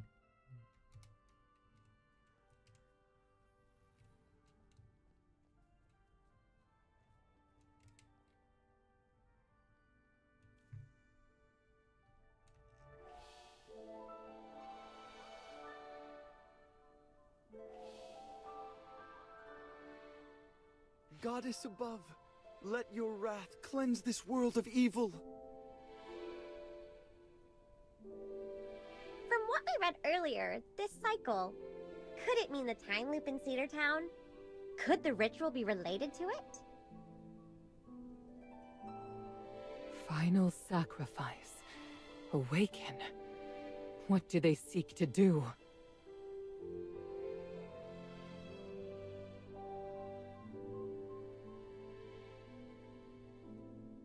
I need your help. Please accompany me to Whiteridge Temple. I must meet the Hierophant. He needs to know what happened here. 2 holy temples have fallen into darkness. All of this happened right within the vicinity of Whiteridge Temple, and at this joyous time of celebration as well. Dura above... This cannot be. Are you alright, Callahan? You look pale all of a sudden. Do I look all right? Dura above! No, I'm fine. I've been on the road for too long, and now to encounter something like this, I am a little tired, both physically and mentally. But no matter how tired I am, I must go meet with His Excellency.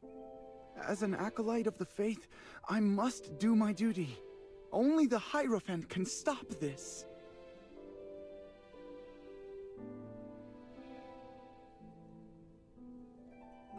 But isn't the Hierophant ill? He didn't even attend the ceremony earlier. He probably hasn't recovered yet.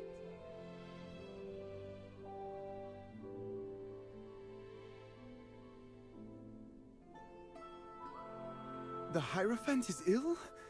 I didn't know about this. May Dura bless him.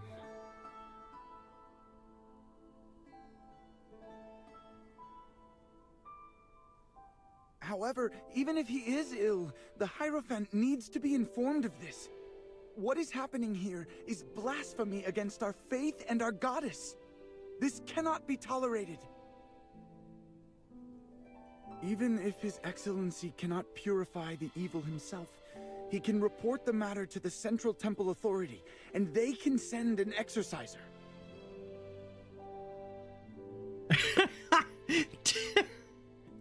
Did anyone else picture like a Peloton?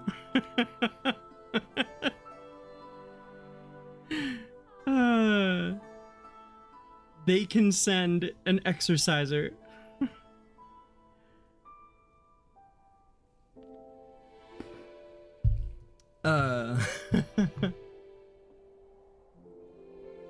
Elliptical machine. Should the architect of these events be a Hypogean, even the Hierophant shall not suffice to stop it. It may require the hand of a god to intervene. However, you are correct. His Excellency must be informed of what has occurred as soon as possible. Come on then. We'll escort you to White Ridge Temple to find the Hierophant.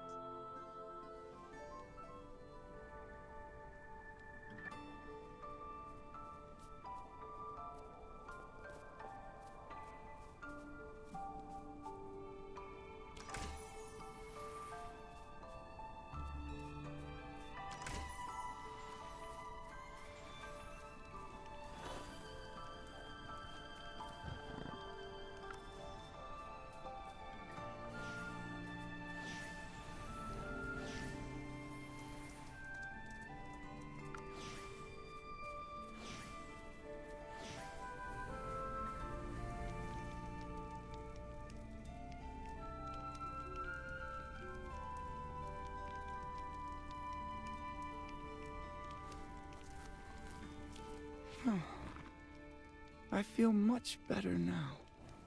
Thank you for the herbs. They were helpful. The herbs! The Hierophant. Of course. Hierophant Novik is the wisest and kindest man I've ever met. Do any of you, anywhere in this world, live somewhere where the proper pronunciation that you would hear people say is herb? Is there a place where that's the pronunciation? Herb?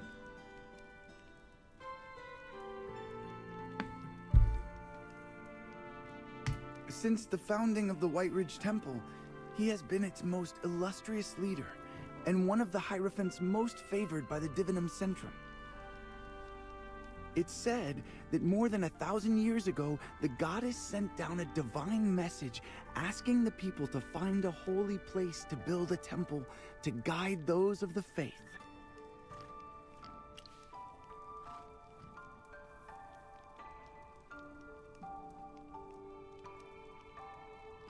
Okay, this is cool. Now we're getting into it. This is good. It's good stuff. Right, Belle? Okay. It's said that more than 1,000 years ago, the goddess sent down a divine message asking the people to find a holy place, to build a temple to guide those of the faith.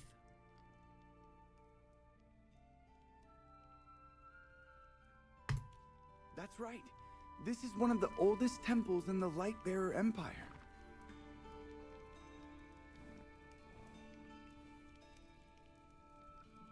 The people here have always believed devoutly in Dura since ancient times. Without the blessing of the goddess, the people wouldn't have been able to defeat the Hypogeans. The land would not be what it is like today. Indeed.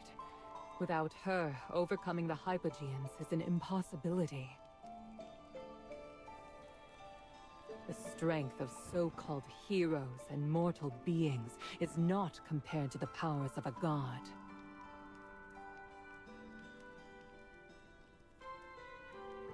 What did you just say, Volka? It's of no import. Let us depart for the temple.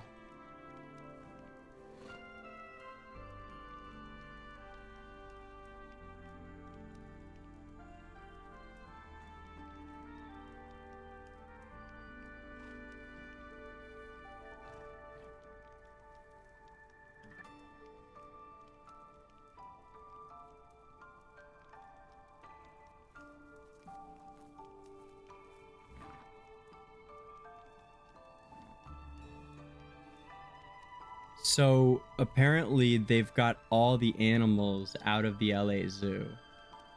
I can't believe that they accomplished that, but that is also kind of scary because that means it's moving over closer to us. The zoo's kind of...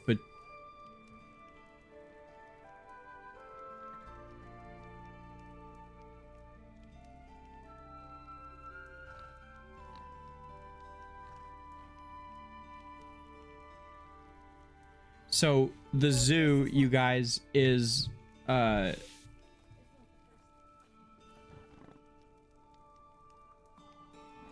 it's between basically between us and the fires is the zoo. Not the only thing, but that's the chunk of land between us and the fires, and also has the zoo. So it is moving this way. Yeah, it just won't stop. Yeah, right, Zothmas. Great news! Not for your residents, but good for the animals. Yeah, honestly, that's what we care about, so... Yeah, man. It's crazy. It's, I don't know what we'd do if the place burns down. I mean, like, it's such a good little setup, like a back house behind a really lovely landlord that has a second, like a guest house in the back that's broken into a couple of apartments, and like, you know, it's very much if you know someone, then they leave the apartment to you and they move elsewhere, and then they left it to, then you leave it to a friend, kind of thing. Like, if the place burns down, like, that would, I mean, also there's so many displaced people already. Like, this shit is, it's so real. Like, it's gonna be a decade, or at least a half a decade of recovery for this city. It's just crazy.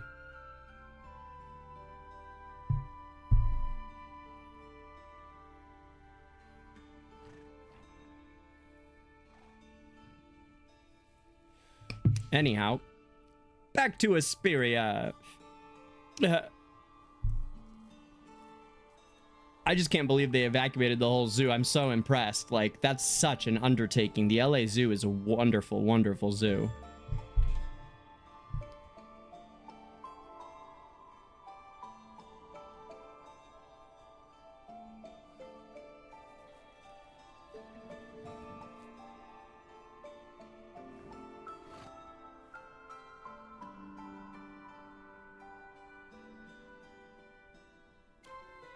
Wait a moment.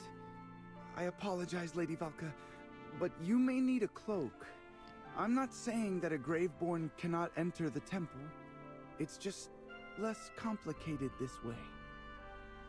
He reminds me of someone, and I can't think of who, but he reminds me of a character in something. That voice. Do not worry. I understand.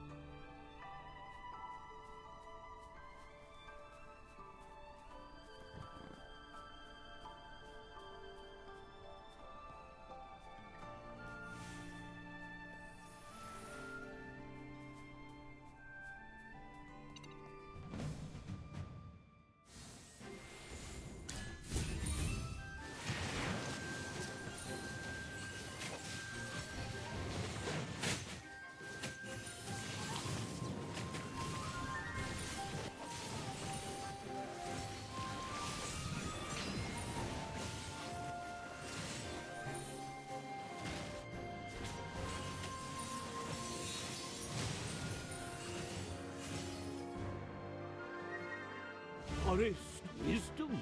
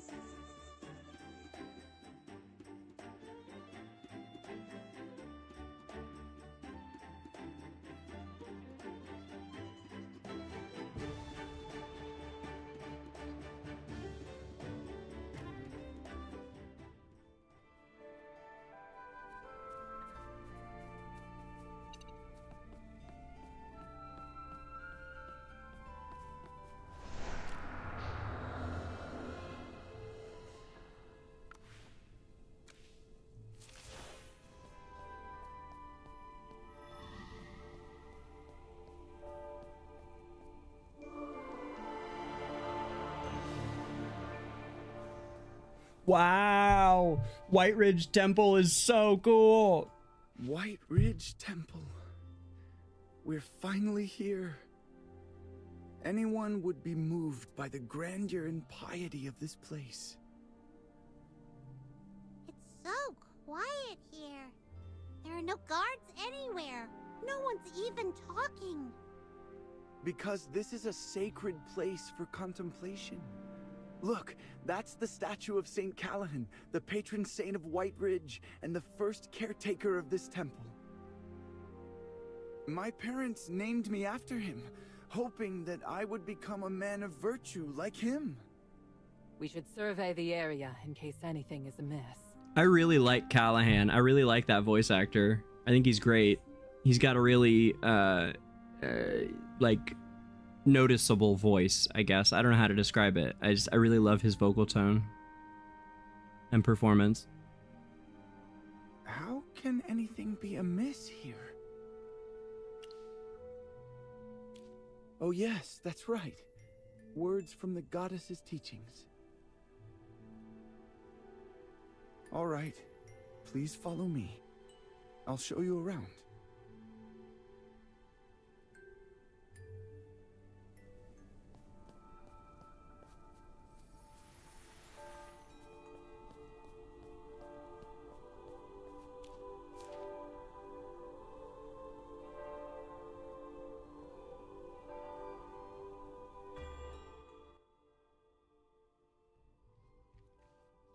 As usual, I was up at 4:30, had morning prayer at 5, then breakfast.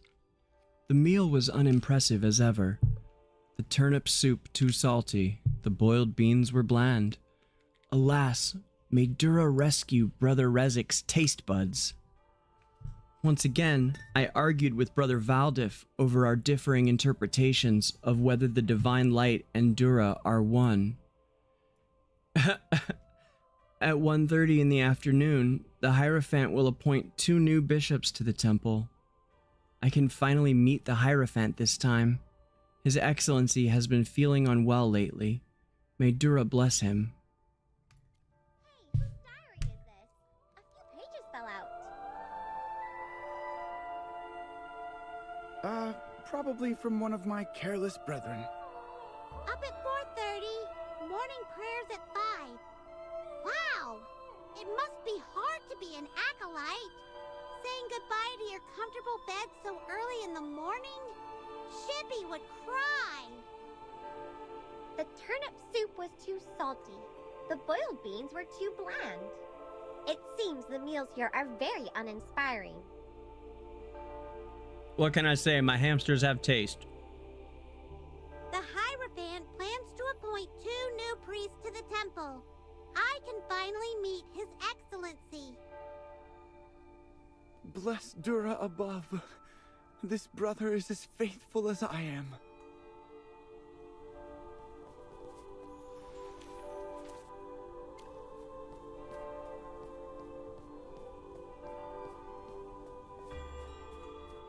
This is the Saints' Gallery where we'd often discuss the ancient texts. But there's no one here today. I know many brothers and sisters leave on the temple's business, and the rest may be out in the backyard working.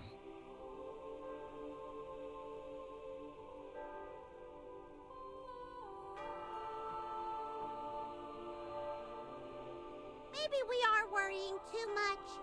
It looks normal here. Just not as many people as Chippy imagined. Wow, Zoth, grats, man. I didn't know you were building Herat. Good for you. Yeah, there's that big benefit now to having S+ Hypolestials. It makes a lot of sense with the inherent, boosts to their PvP abilities now. They all get basically paragoned at S+ now. Hypolestials do. It's strangely quiet today.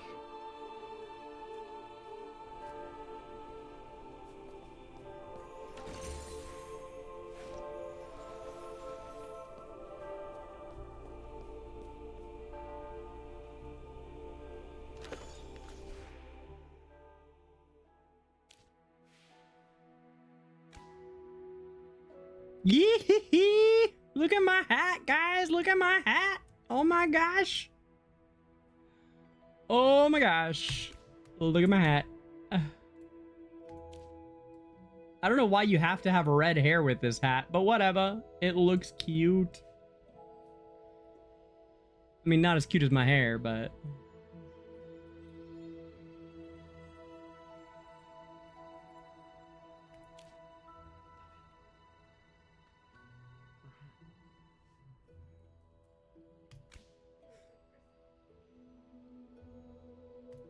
Like who?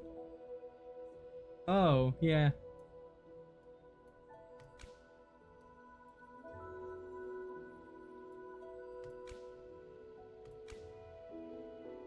With my library monocle? My librarian monocle.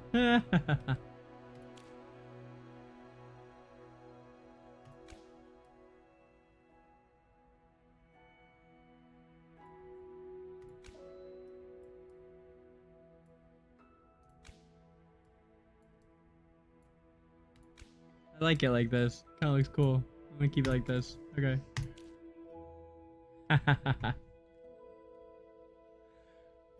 No, I'm afraid we're gonna get a cinematic soon, and I don't want to be wearing this for the cinematic, unfortunately. I'm hoping we're gonna get a cinematic soon, I should say.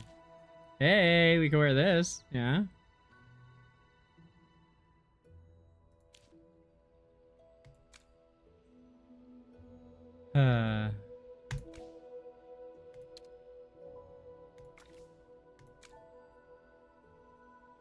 Wait.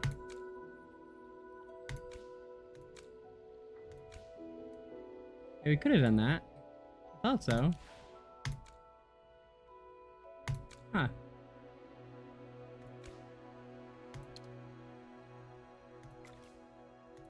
I still like the mask. Still a fan.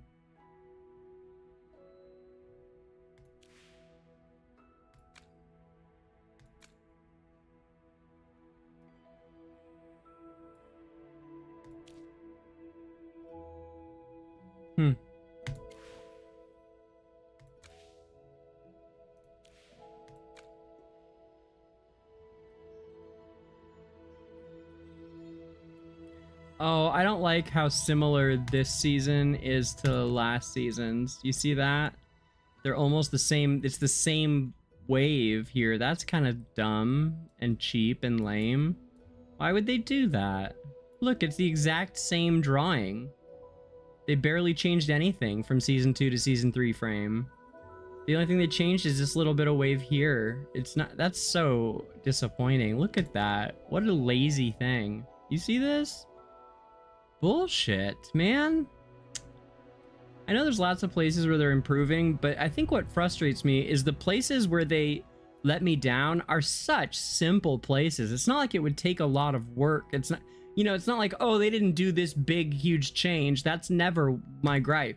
My gripe is you guys couldn't design a new frame for the season 3. Literally for like the frame of all frames that people want is like the seasonal frame. And you guys didn't even bother doing a new one. You just copied and pasted. It's only the 3rd season. Like, what are we going to expect from you in season 12 if you can't even make a new one for season 3? It's that kind of stuff. Ooh, baby, this is a cool one. The Nocturne Adjudicator frame. Look at this bad boy. And the Mirage Frostbite. That one's not bad, but this one's real cool.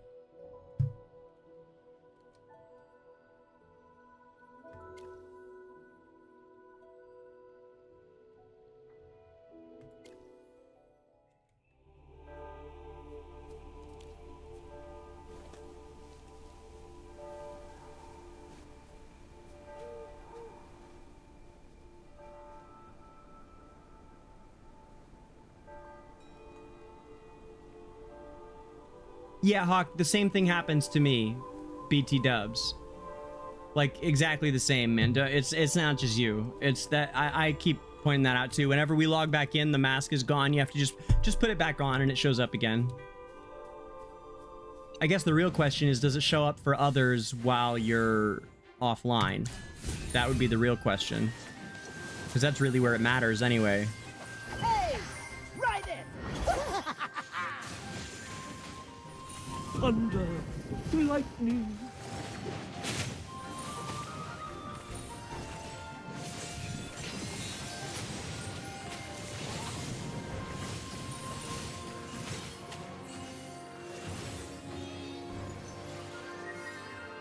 Every sword is a witness.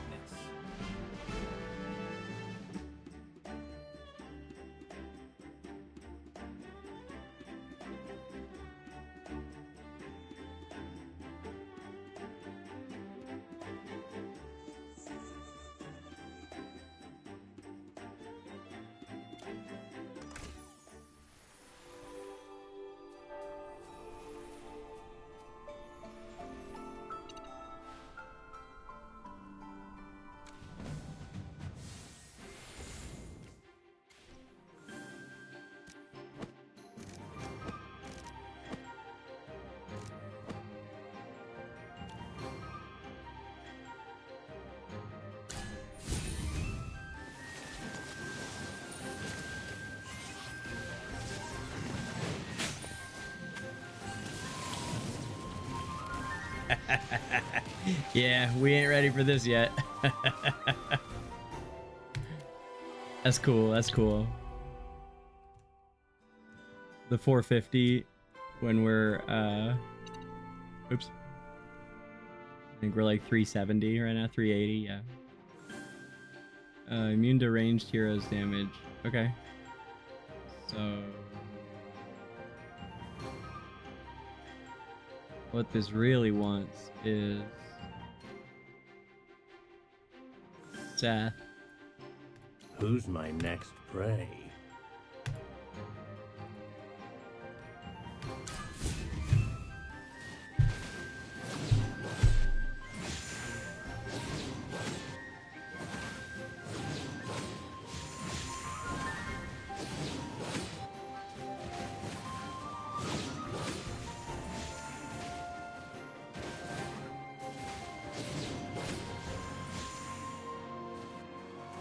Whoa, nope.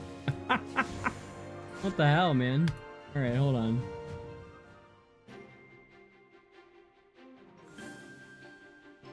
Ultimate executes the enemy with HP ratio. Each ultimate cast increases the... Oh, so it's like a... yeah. What a tough Well, fight. immune to ranged, though. So who has got a fast ult that's close? Gosh, I don't know. Present. Your command?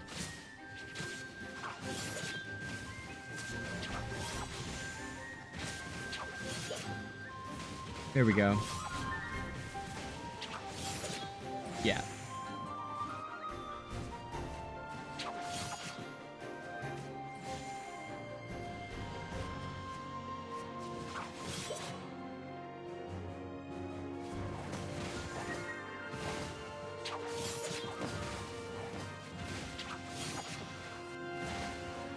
Oh my god, it's taking forever. Who's a close-up AoE here? A Brutus.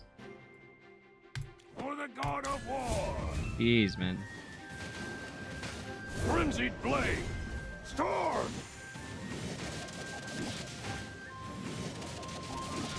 Yep. There we go. Yeah, that's what it needs. Duh, should have thought of that right away.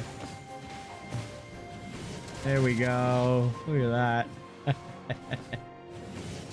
Much better.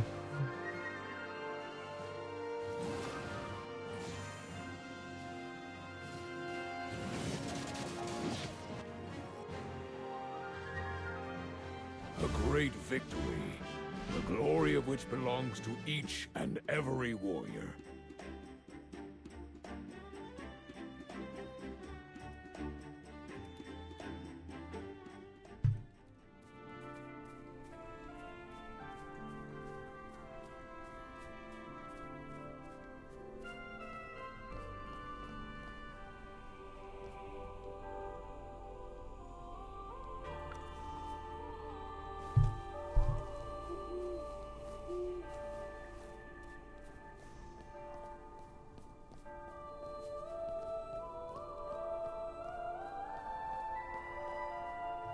It's so quiet out here. Not even a voice can be heard.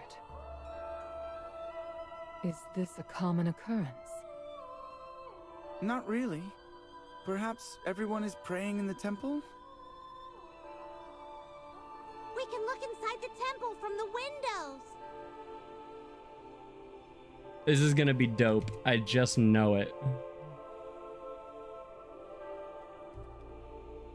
It's hard to see through the stained glass windows, but I do see figures inside.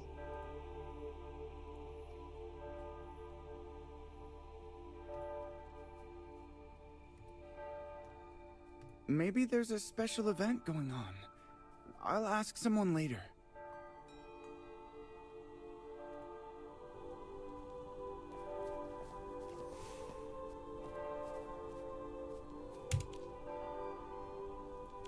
How come you're here, Brother Callahan? Aren't you supposed to be at St. Kinga's temple? That's the reason why I'm here. Something's happened. We have urgent matters to tell the Hierophant. His Excellency hasn't been in great health lately. Therefore, we have suspended all religious activities to allow the Hierophant to rest and heal in peace. No wonder there's no one here. Can we meet His Excellency? Our Magister is a great mage who knows a lot of healing magic. We have acolytes who are skilled at healing. The Hierophant does not want his illness to spread to others, and he needs peace and quiet to recuperate. But something bad has happened. Cultists were performing Hypogean rituals in the other temples. There's also a time loop in Cedar Town. Everything's gone nuts. We need to see the Hierophant and let him know what's going on. Hypogean rituals? Time loops? What are you babbling about? Brother Zanius, I saw 2 Hypogean altars at the other temples with my own eyes. Please let us speak with His Excellency. He needs to know what's happening. Please let us in. Oh, I apologize. The rules of the temple are very strict. I cannot disregard the edict being enforced. Guests cannot be allowed in. However, Acolyte Callahan is one of our own, so I can make an exception and allow him to meet with the Hierophant. It's up to you, Callahan. Tell him what's happening. Pretty sure Brother Xanius is gonna take Callahan right to the dungeon. Rest assured, I will report everything that happened in full to His Excellency.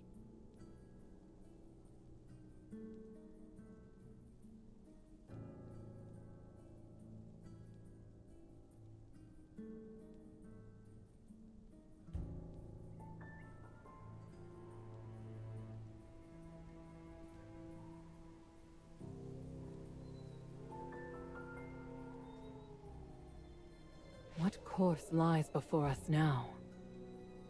I think we should go to Cedar Town again.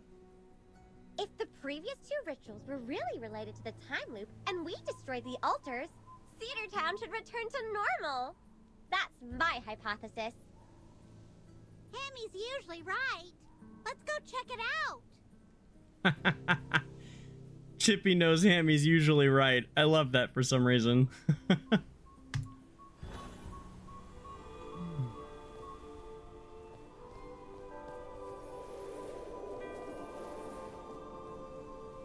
This temple's really pretty. This is really cool. How are you, Zaxxas? What's up, man?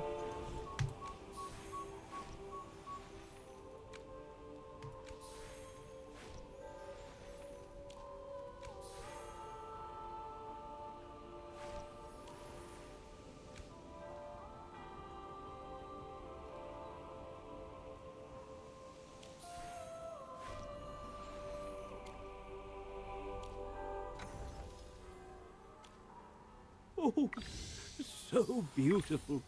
Wisdom accumulates and develops, just like tree rings.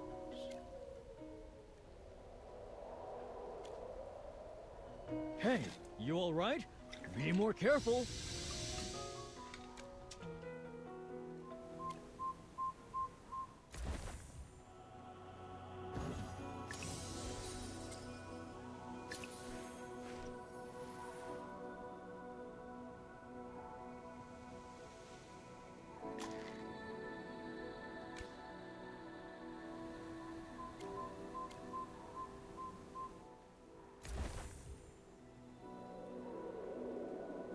Okay, we're pretty freshly 360, so...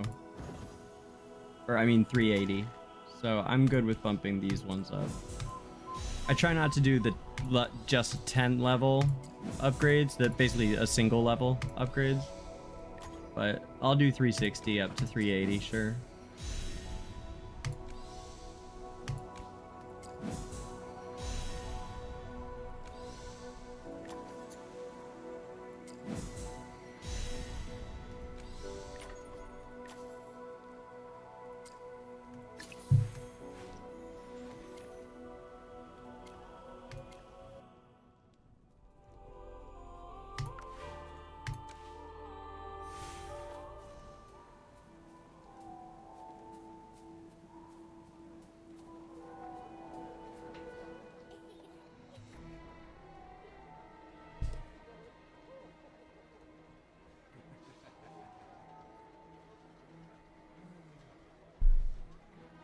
It seems that all the festival attendants have disappeared. Did the time loop stop? No. Something feels amiss. Chippy also feels like something is wrong. Look! There are so many snowmen here now.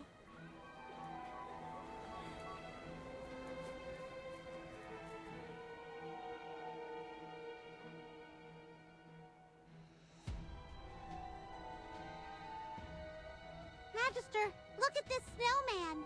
Does it look familiar somehow? Oh my god, it's Grugga, or whatever her name was. Gahilda. Griselda. Grunhilda. Charlie. Gale. We'll go with Gale. Are you hamsters? I've never seen such teeny tiny squishy cuties before. Man, that kid makes a big, chubby looking snowman. That is not who I thought that was. Whoa, it's the princess. You're super duper pretty. Oh, Princess, Your Highness. You're really, really pretty. Wanna build a snowman with me? Yay! Let's build the biggest snowman ever! Chippy remembers now!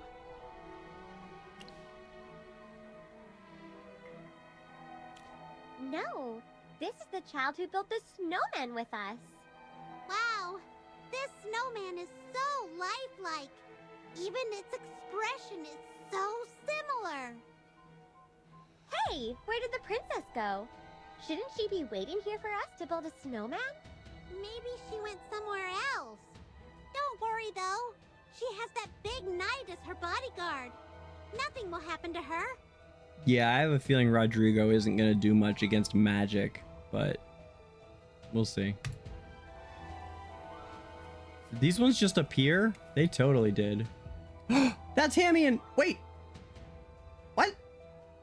Those ones looked just like Hammy and Chippy. Magister, look over here.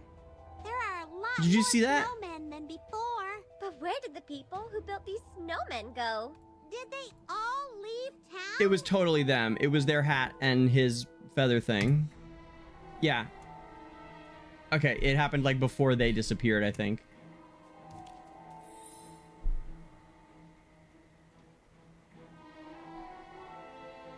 Hold me, Aemir lover. I'm scared. Hold me, my friend.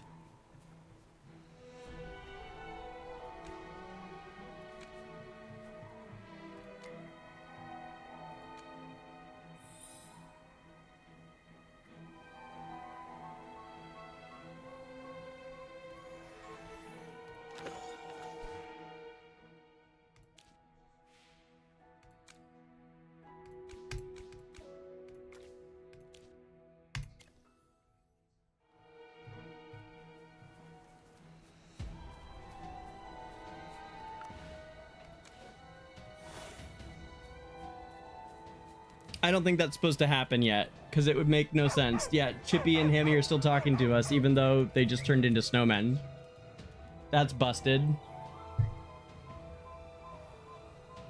Right? How busted is that?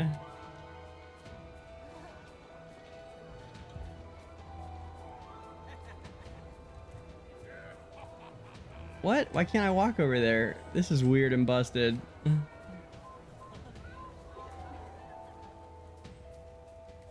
Like, we have no reaction to them turning into snowmen. Like, come on, that makes no sense. We'd freak the fuck out.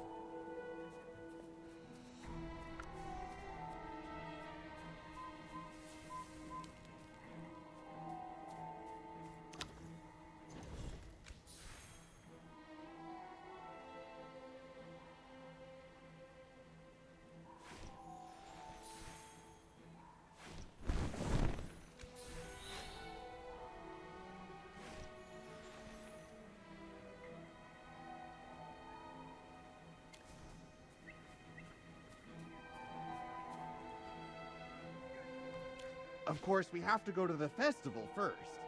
We still have to prepare food and equipment for the adventure. And it's best to make plans before going into the swamps.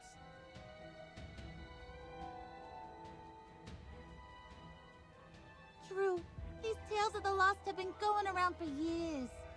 We can wait until we're done with the festival.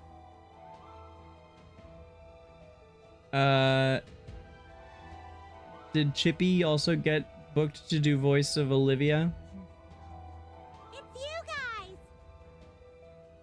Hey, I finally found you! Where Oh, did you wow. go? You promised to join me in the festivities. Princess! So you were here! Are you alright? Me? Yes, I'm fine. You were the ones who went and disappeared on me. Princess! Ah, and new friends. Nice to meet you. I'm Kristoff. God, oh my God, no they didn't. they named a main snow character in a hat and a winner's thing Kristoff. Frozen, anyone? Come on, man.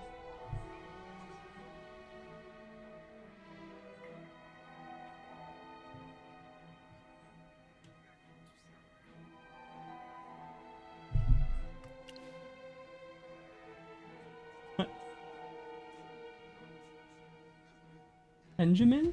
Who's that? This? Marriage. Missing 2 people. I don't know that. So. It's always just the 2 of us. Anyway, let's go to the festival first. Oh, how about we have a snowball fight?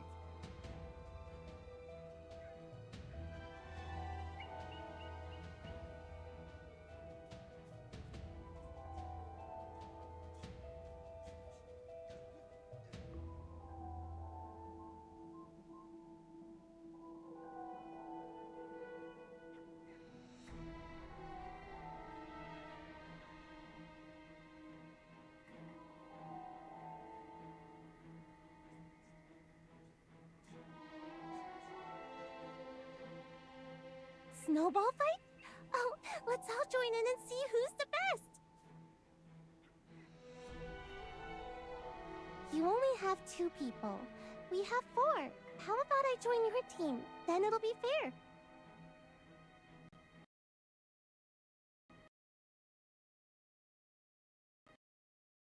No! It crashed. Yeah, that's what I was just saying. Yeah, I know. I know. I won $1 million. Hot dog. Oh yeah. I have a small team. It's a small world. What's it? What is it? It's a. Don't say it.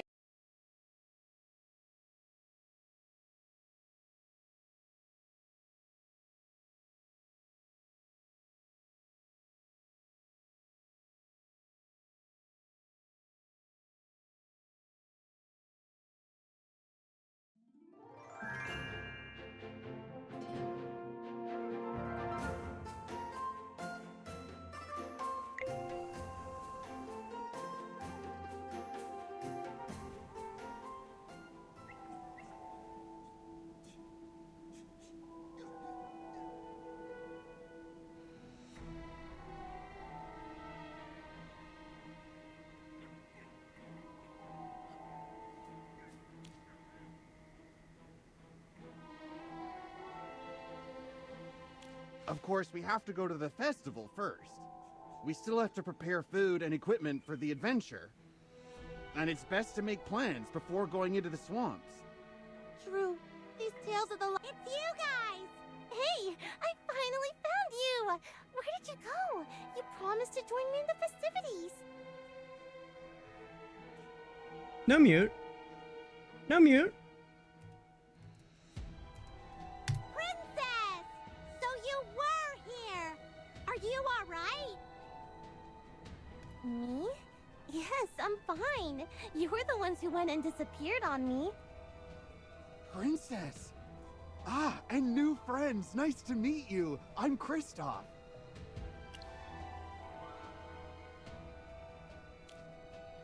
Should I know you?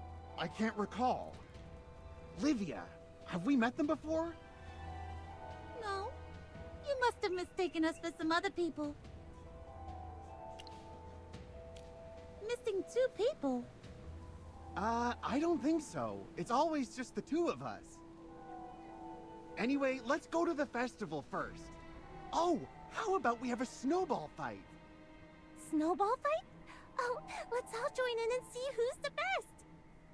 You only have 2 people. We have 4. How about I join your team? Then it'll be fair. Your Highness, where is Sir Rodrigo? Rodrigo? He... Oh, yes. I asked him to go back to the castle to retrieve my gown. Don't worry about him. He isn't here, so let's try and have some fun. She always strikes that fist pose. I need to give her more poses. For the most part, I've always been very impressed, to be honest, with the number of different poses that they have for a lot of these heroes. Most games would have like 3 or 4 or something, but I'm quite certain there's at least 12 different Lorsan poses, probably more. And if not, then they use them and make me think there are, but I'm pretty sure there are. There's a bunch of poses for a lot of the different heroes. There's like, you know, 6 main ones they use and main ones for Chippy too, but if you watch enough of it, you'll see that there's quite a few. Strange. It's different this time.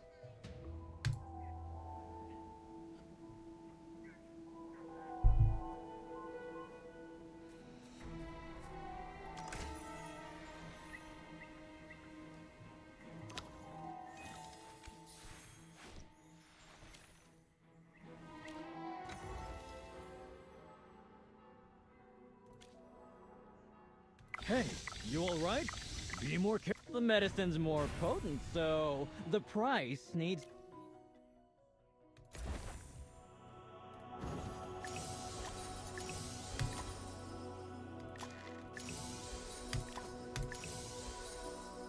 Yo, that's a lot of gear. Where'd we get all that gear from?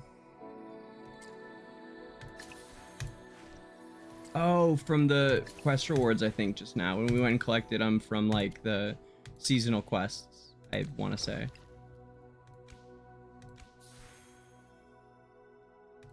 Wild. We got Hypogean.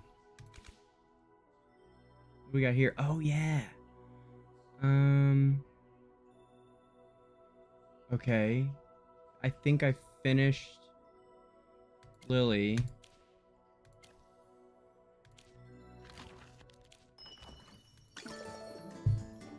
Copy that. I'll take care of it.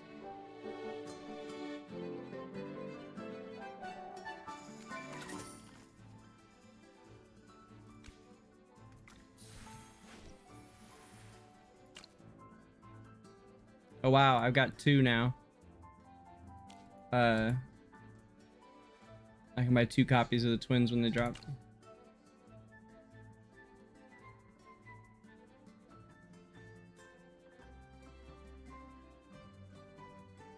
I was thinking about it, about how like Pesto's really good too, and even if the twins are really good at DR and whatever else, like, you know, life without Pesto is a penalty, but the twins are so good in AFK Arena. So good. I don't know if you guys have all heard this enough or not, but they're so good that personally I can't imagine a world in which they don't make the twins really, really good in this game. Unless they get it wrong, they try and they end up being, you know, like kind of broken, and I mean, I guess I could totally see that, right? But I could totally see them getting it wrong. But I can't see a world in which they don't at least try to make the twins like extremely dominant support heroes. So, or they might, I could see them making them like mage heroes, I guess. But they're gonna be really good. And so life without Pesto, I know it, and it's livable. It's a known quantity to me, and I know how to get by in life without Pesto because I've had to do it for long enough. So I feel like I'm saving for the twins. That's the plan. I'm just gonna do it, and we'll see what it's like when I get there.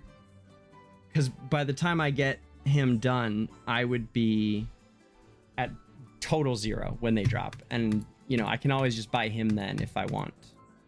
Actually, that makes it even better, because I can't. That's true. When they drop, I can always just get him then. So that's, I guess, worst case in a way, though. That's kind of worst case scenario, because then it's all that wasted time. Well, no, worst case would be buying them and they suck, actually. Anyway, for anyone interested on how I feel about the twins and the current state of Celestials and Hypogeans, that would be my summary take on it.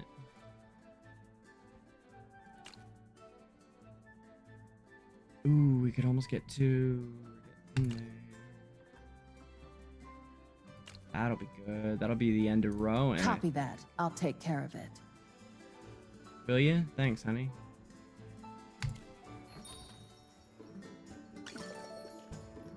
Copy that. I'll take care of it.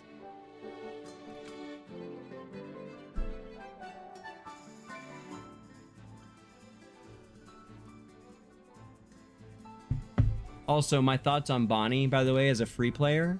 Copy I've that. pretty much I'll take care decided of it. not to pull her because she's a permanent wish list item. She's going to be on your wish list forever. And so as a free player, I mean, if she becomes, let's see how long we have on her still. 8 days on her.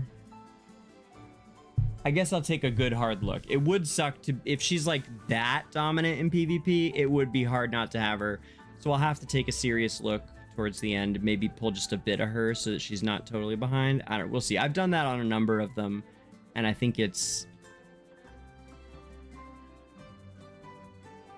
not a bad strategy. It has kind of worked out so far, although every time I do it, it makes me feel a little icky. I can say long term, it has actually worked out quite fine on my main.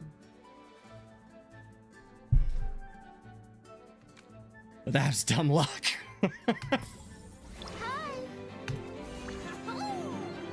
Or not. Or not. Bum, bum, bum, bum, bum, bum, bum, bum, bum. Ba-da-bum, ba-da-bum. Ba-da-bum, ba-da-bum. Bum, bum, bum, bum, bum, bum, ba-da-dum, bum.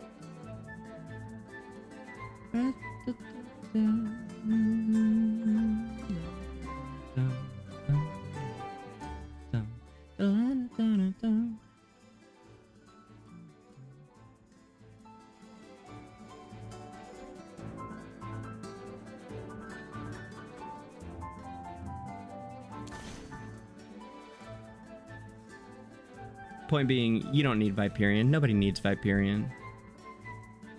So, she's gonna just sit there forever. Forever. You know, the next time they release another A-tier Graveborn is gonna be too fucking long. That's how long. That's when it's gonna be. So, if it's not super urgent, she's a good candidate for skipping. Despite being good, but that's a real long-term play. I'll have to see how... What do you guys think, actually? What do you guys think? All of you out there with Bonnie. Tell me. You who have invested. Whether you have spent or not spent.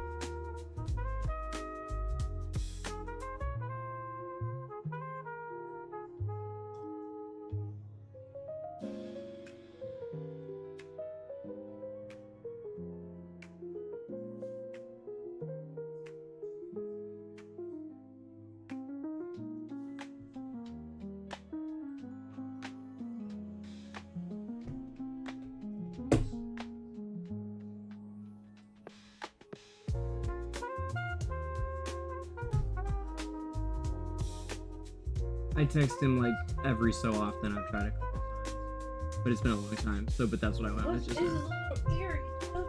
Huh? Buzz is a little eerie, no. Oh, I didn't mean it like that. I didn't mean it like that. I mean it like that, cause he was talking about getting out of there when we met him. Remember? He was talking about moving. He was talking about like he wasn't sure about if he wanted to have that house. I mean it like that. Thank you. I guess, yeah, that's funny.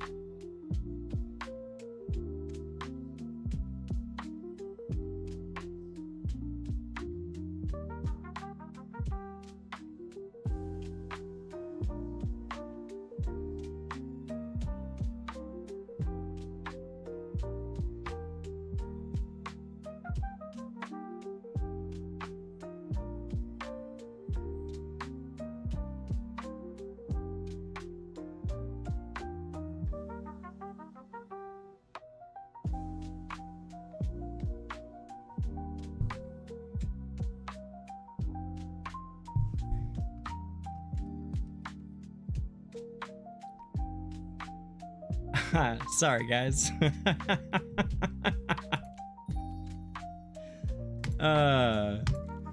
Texting a friend of mine. He got a house in maybe 2020 in the hills, and I had totally forgotten that he did that. So I was texting to see how I had just spaced on it till just now. It's crazy. It's so crazy here. It's crazy that this is like real. It's just like 1 minute to, it's so many. I mean, it's your entire town. It's like everyone. It's like end of days. But for real. I remember hearing about it happening to Hawaii. Last year. It was recent. It was terrible. Do you remember the fires there? They're awful. I love that island. It's the only part of Hawaii I had been to, I think.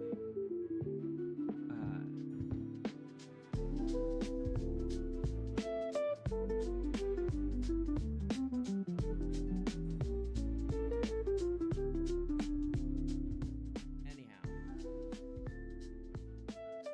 Back to Esperia.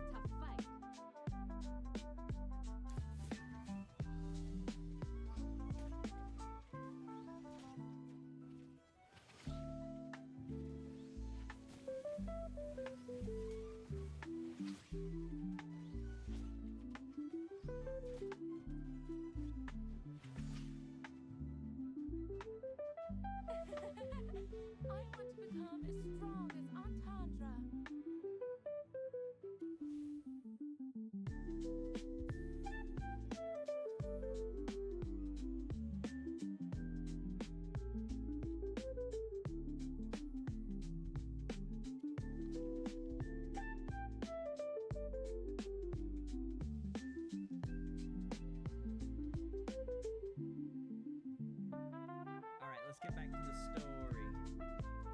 Thank you for this interlude. We now return you to your regularly scheduled Esperia.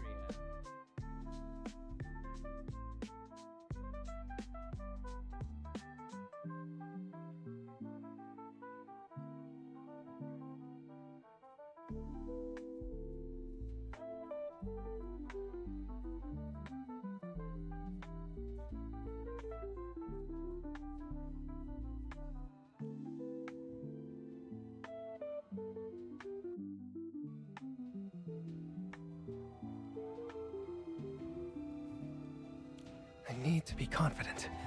I can do this. I know I can. Mister, are you still trying to propose? Yes, what do you mean still?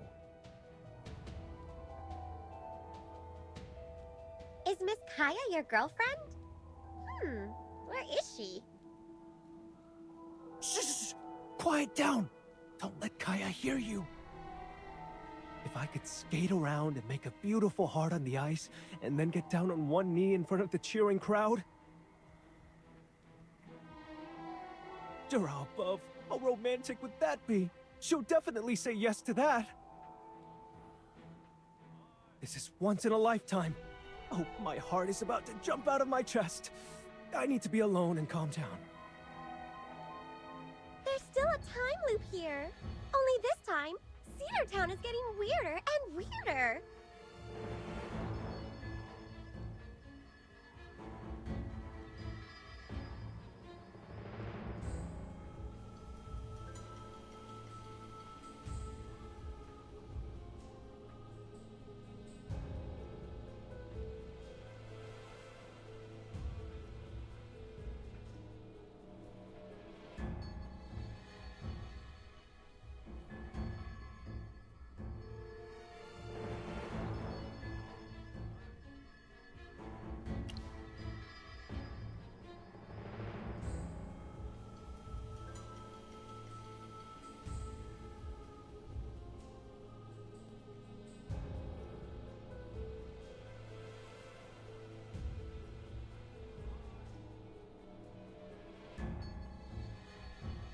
Some people forgot they friends, and now a lot more us.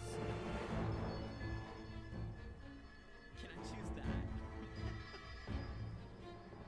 Once again, can I choose Violet? Yes, a lot more. It's almost like everyone put their own clothes on the snowmen. Time is still on repeat, and the festivities continue. The townspeople have dwindled, and the snowmen have multiplied. Yes, there were some new snowmen last time we discovered the time loop. This time, there are even more. A dark thought crosses my mind. Could it be?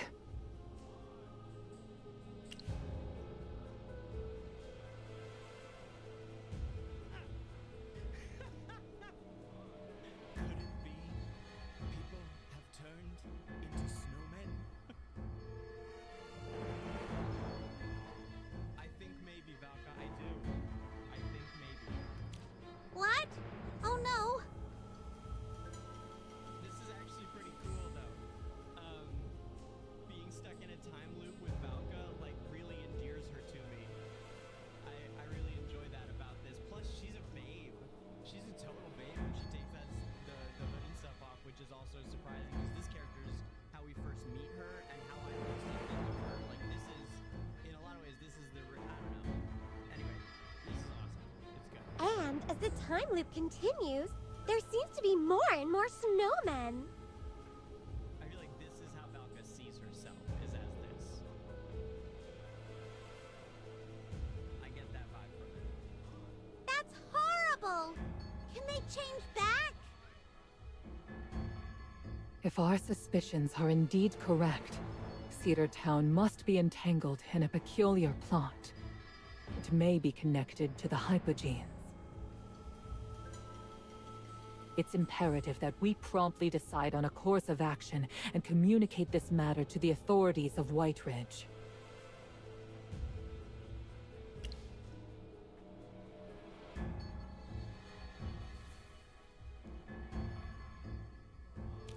The Acolyte should have already reported the evil rituals to the Hierophant. Let's go to the temple to see what's being done about the situation. If the Hierophant confirms the Hypogean rituals, the Archduke will take the matter more seriously.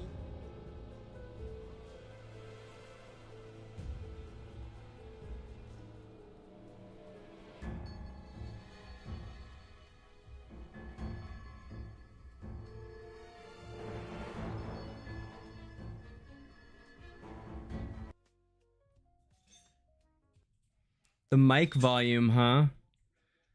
What do you guys want mic volume for, huh? Huh? What if I was saying important shit? Huh?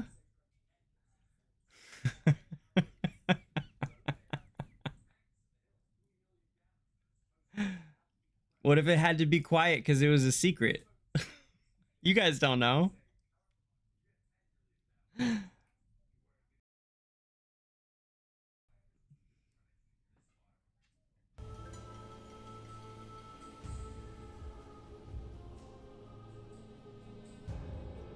But hey, I think my mic volume was a little low.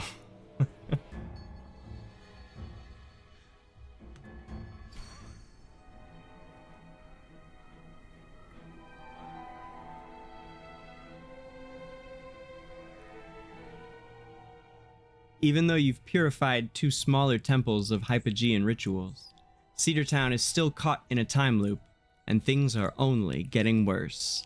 Damn it, I was really hoping we get to see more story, but I bet you that's it. I hope not. I hope we can keep going. Can we keep going? Time is of the essence. Yes, let's go. It's you again. Apologies, but like I said before, the Heck yeah. Hierophant is currently not receiving any guests. The like big red quest, you know, like you've completed another section of the story thing, got me scared. I don't trust this guy.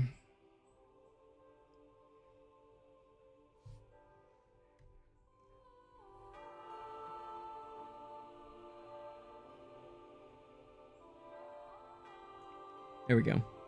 Yeah, I don't trust this guy at all. Of course. However, His Excellency has not given any instructions. Or if he did, I was not told, since I'm only responsible for guarding the entrance. But how come the Hierophant isn't saying anything about what's happening? Does he not care about the people here? It's not your place to judge the Hierophant. Don't you understand? The people of Cedar Town are trapped in a time loop. They've all turned into snowmen. Maybe the Hypogeans are doing something. We have to see him. I don't care about time loops and the like. My first priority is to ensure that His Excellency has the peace and quiet he needs to recuperate. You're going against Jura's teachings. You don't care about the people of Cedar Town at all. You tell him, Chippy. You tell him, big boy. I love it. Chippy using his big boy voice all the time. Without the express permission of the Hierophant, I cannot let you in. I've had enough of this guy's shit. I really have. I've had absolutely enough of this guy. If there was an attack this man option, I would pull that trigger in like Baldur's Gate right now. Like I am there with them. Please go consult with His Excellency. We assure you we shall remain outside. I still haven't played Baldur's Gate even a little bit. I bet that's going to be a real fun stream. We'll have to do that at some time. I'm going to bring back like the regularity of streaming things other than just Journey, as well as Journey. But I'm going to start giving myself a break and streaming it, at least on Twitch. When Final Fantasy VII comes out in another 2 weeks for PC. I've forever wanted to play the Final Fantasy VII Remake Part 2 since it came out almost a year ago now, in I think February, but who's counting? But it was PlayStation only, which I don't have a PlayStation 5. I had a PS4, which is how I played the first one, and it was fantastic, and I grew up on those games. That Final Fantasy VII was like everything to us from like 10 years old or around there when it came out. And it's going to be a good time. So I'm going to start streaming things like that. And maybe eventually I would do Baldur's Gate. I don't know. That I feel like I get so invested. I feel like I don't have time for it. I'll probably never have time, but I'd love to at some point. But I am going to be streaming Final Fantasy starting around the 25th of January, and that will be a really good time. At least for me. I don't know if, I mean, you guys can come or not, but I'm going to be doing it. So I think it's going to be a good time. We cannot disturb the Hierophant's rest. Why, you...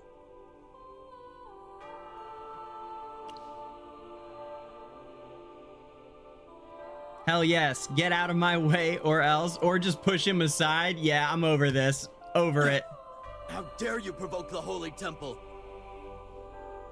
What are you going to do about it? Wait. He's right. We ought not to trespass on holy ground. I apologize if my associates have been somewhat hasty. Since His Excellency is not receiving visitors, we shall take our leave. Valka, what are you doing? Lower your voice. Follow me.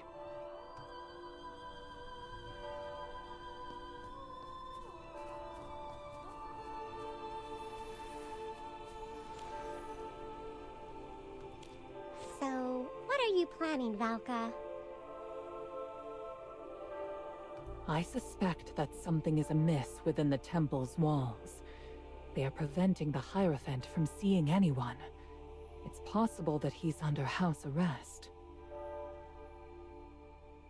If this is true, they must be expecting that someone will inevitably find out.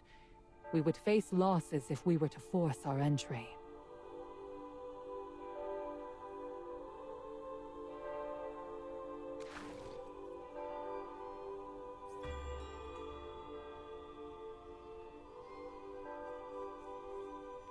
So she says, I suspect that something is amiss within the temple's walls.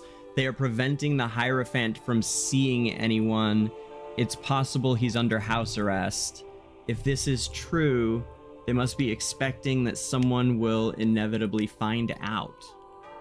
And we would face terrible losses if we...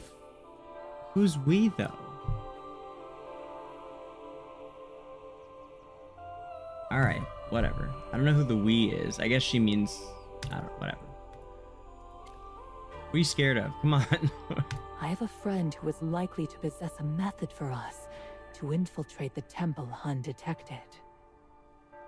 Infiltrate? Yes, that's a great idea. We can get more information if we don't alert them. People always say that being hasty won't amount to anything.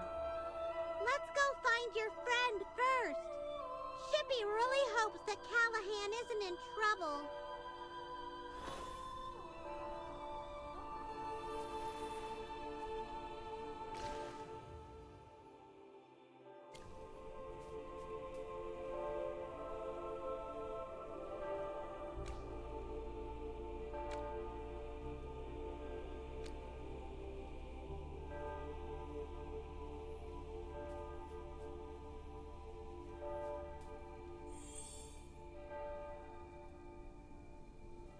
Yay! Oh, whoa!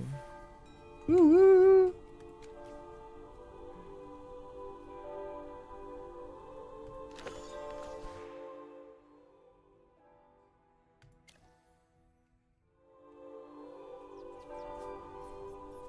Yeah, I'm not even gonna try right now.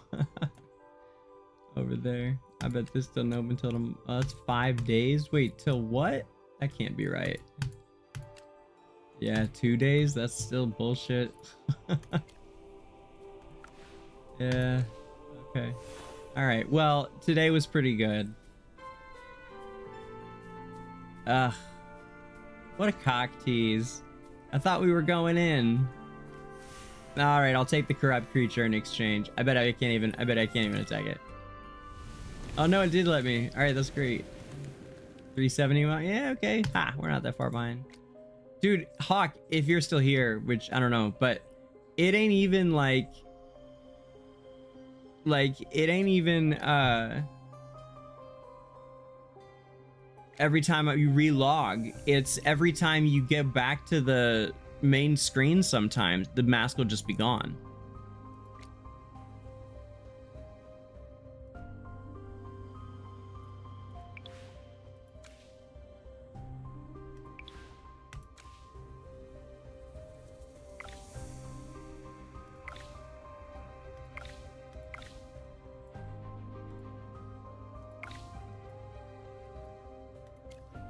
Fill up. I want to wait a second.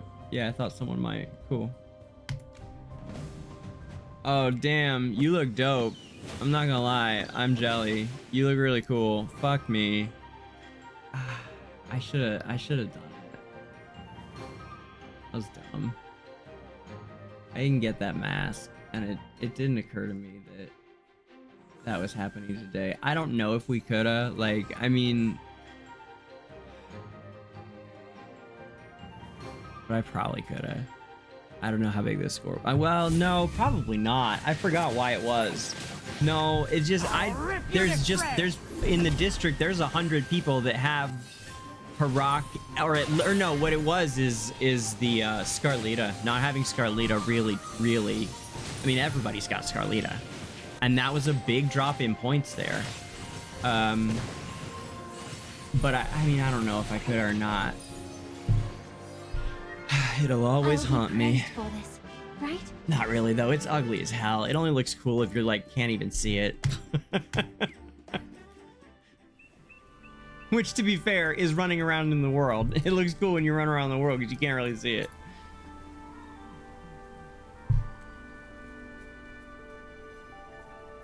Whatever, I'm just jealous.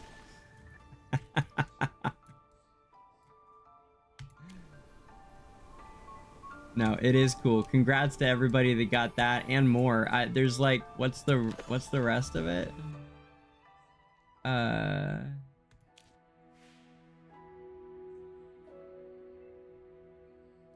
I won't be able to see it now, huh? Wait, yeah, I can, just not here.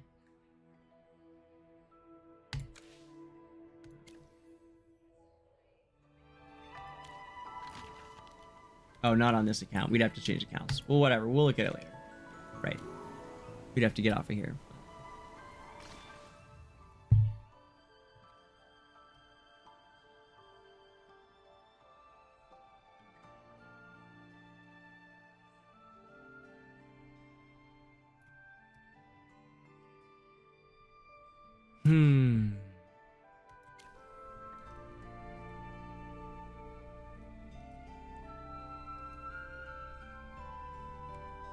The Ravaged Realm mask. The Thalassa. Oh, well, the mask when I was talking about Hawk, I was talking about two masks just now, actually. I was talking to Hawk about the mask that doesn't work when you come back in every screen. That's the ballroom mask. The you know, the Phantom of the Opera, but across your whole top. The Zorro mask. The white Zorro mask.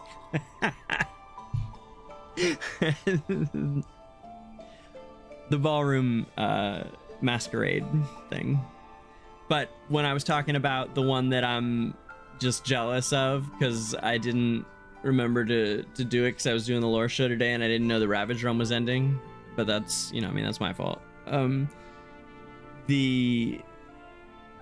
Is this a character? Who is this next to me? She looks really cool. Who is that? Is that Valka? I think it is. She almost looks like some cool Mauler chick or something. If she had like little ears or something, you know, or a Wilder, like a really badass Wilder. Although no, it's hotter that she's a Greyborn. Her hair's just awesome. It looks like it's got like kind of wildery, cool flair to it to me, but I dig it.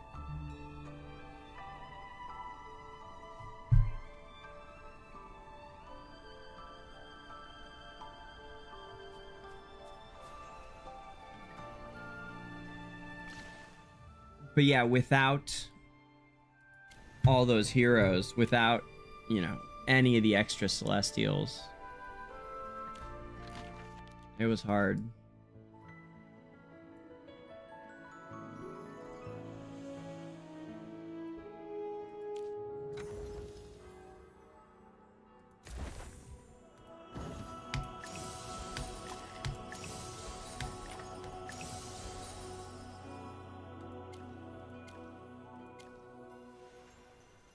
Okay, my friends, I think that is everything that I have in me for today. I really appreciate everyone coming and hanging out for today's stream. I feel like we did a lot of cool stuff today, so I'm gonna look forward to cutting a lot of the lore stuff I did today into, I don't know, something somewhere. I'm certainly going to release this in a more condensed version of just the little lore snips or something, and put it up as a video, which I think I mentioned earlier too. So if you when you guys see that, if you could go and drop a comment and make it look like it's a cool thing to watch, that helps me a ton. So just go, you know, give it a thumb up and, you know, tell me what I did wrong. That's fine. Go be mean in my comments, all of you. Please. Oh man. I appreciate you guys a lot.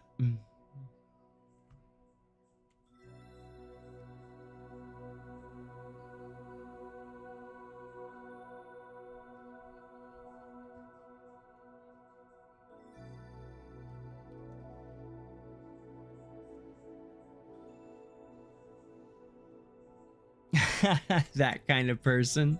I guess so, Zaxxas. I suppose I am.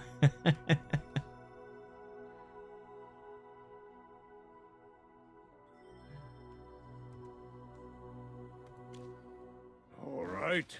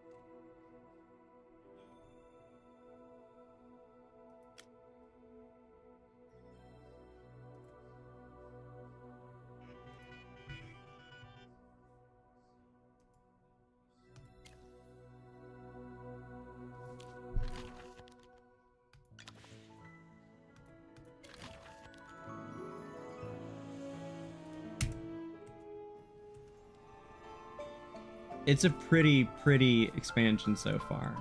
Really is. It's certainly fun to look at. I'm starting to get with the script. It's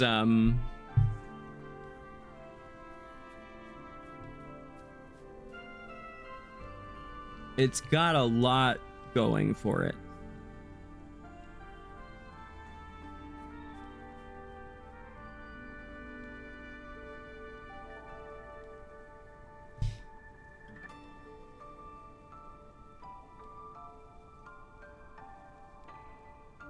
I'd say my thoughts on it are a constantly moving target, as they should be, as we get more and more of the picture of the whole thing, you know?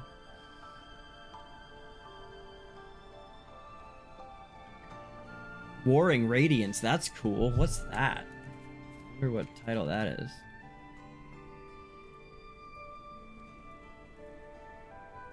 Godwin, eh? What's up, dude? Cool, look.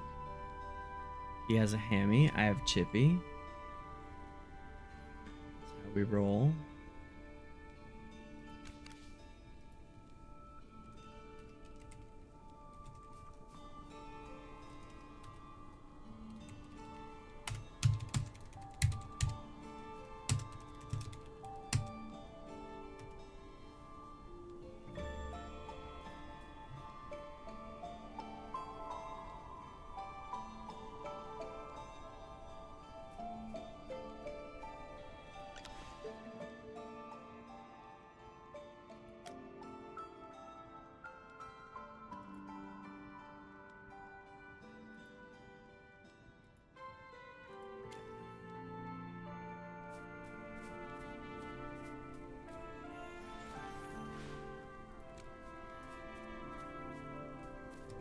Yeah, I'm out.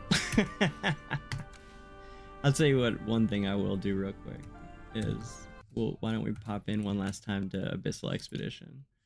I think I'm still kind of in this in-between phase of I just don't have enough stam on my guys for it to be worth it for me to be fucking around the way I want to. I should just be waiting a little bit. Also, I should have built Belinda, and I didn't, and I don't know why.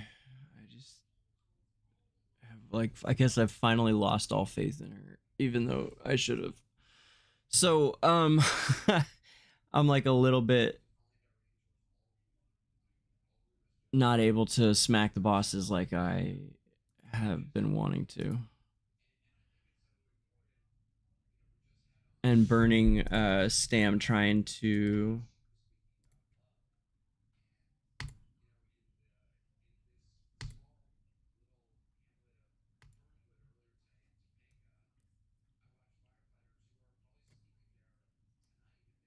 yeah, I've been burning stam on Leica trying to kill him, and it's just I should just have used Belinda. So I really just need to equip her. Her whole lineup, really, but I've got the other guys in, and we're pretty close to 5 more, so I just decided to wait, but the difference isn't huge, so it's fine, but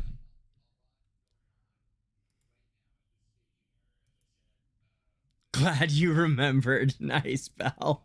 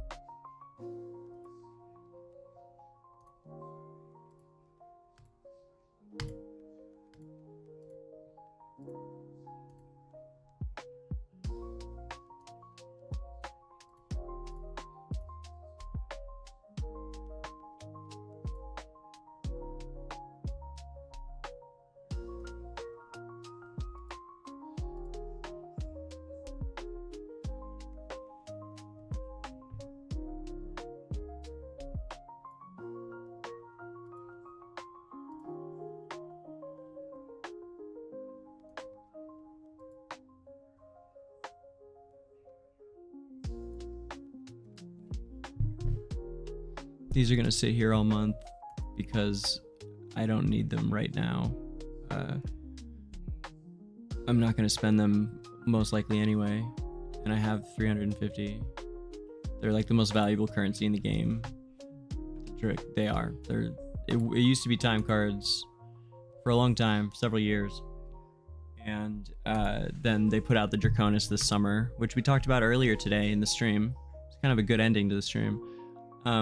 We talked about the Draconis faction a lot in the early part of today's stream, and so they got added to the game. So anyway, that's how you pull them. It's the rarest. There's also a slightly more common dragon insignia that I guess more. I don't know. I have less of them. But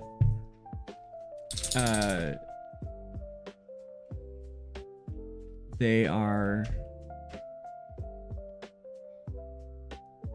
not gonna get spent. So Hildwyn, on the other hand, I have already 15 of. Yeah, I have. Oh no! Right. Yeah, I just bought it though. Right. Yeah, I had 15 of, and now I have 30 of. I got really. See how excited I got. Yeah, that is because when I finally finish this copy of Hildwyn, he will be my first finished elder or highborn. He'll be engraved. I have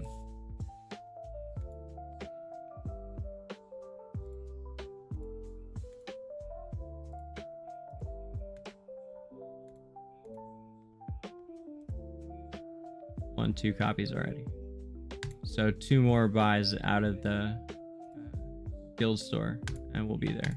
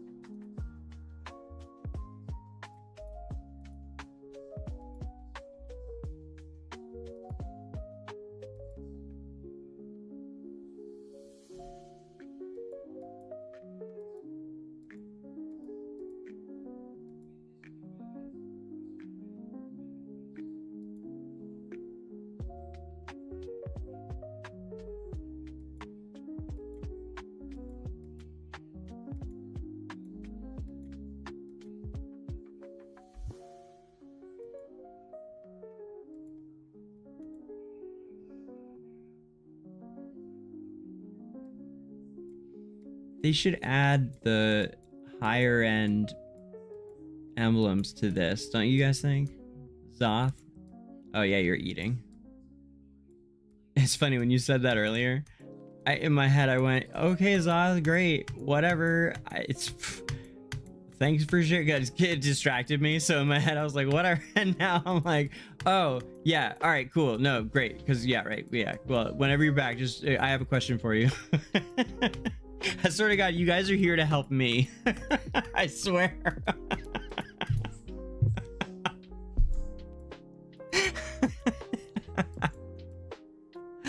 Oh man. Anyway, I think, and I'm sure Zothamus agrees with me, that they should put in the white emblems as an option as well as these red ones, because right now that's what I need, man. I don't I mean, I need red ones too, I guess. You know, it's just an extra bit of weight, to be honest. I do need the red ones, so it's not like it's a bad thing. Stop whining like a baby. How many days? Okay, we still have several days of this left. That's good. I got more coming. That's good. Oh, whoops. I didn't mean to do that. Alright, well, whatever.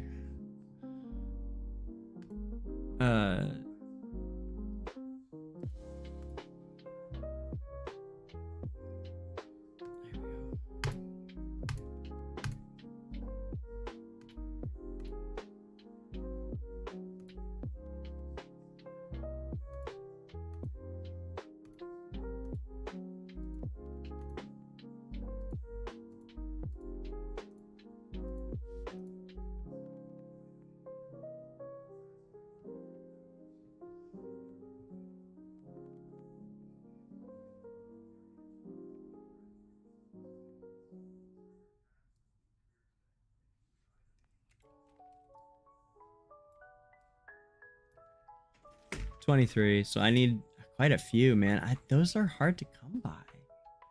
I guess I've had, I don't know how I've gotten, I get a lot, I guess, from our guild. When you're not up into spending them, I guess I had a pretty big surplus, man. Huh. Well, they're really great. I've just been going through them because I've been building everybody's SI up to 40 now. That's like that's like, you know, the thing that I'm really trying to get the most of. That's my #1 resource right now, is I'm pumping everybody up to 40. Not everybody, but a few. There's several I'd like to that I can't yet. There's several. But Lucius is 39 now, I think. Where is he?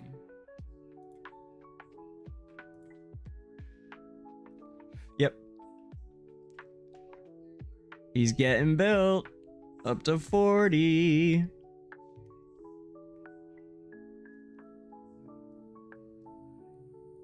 Oh, Zoth, everybody, you haven't seen this yet today.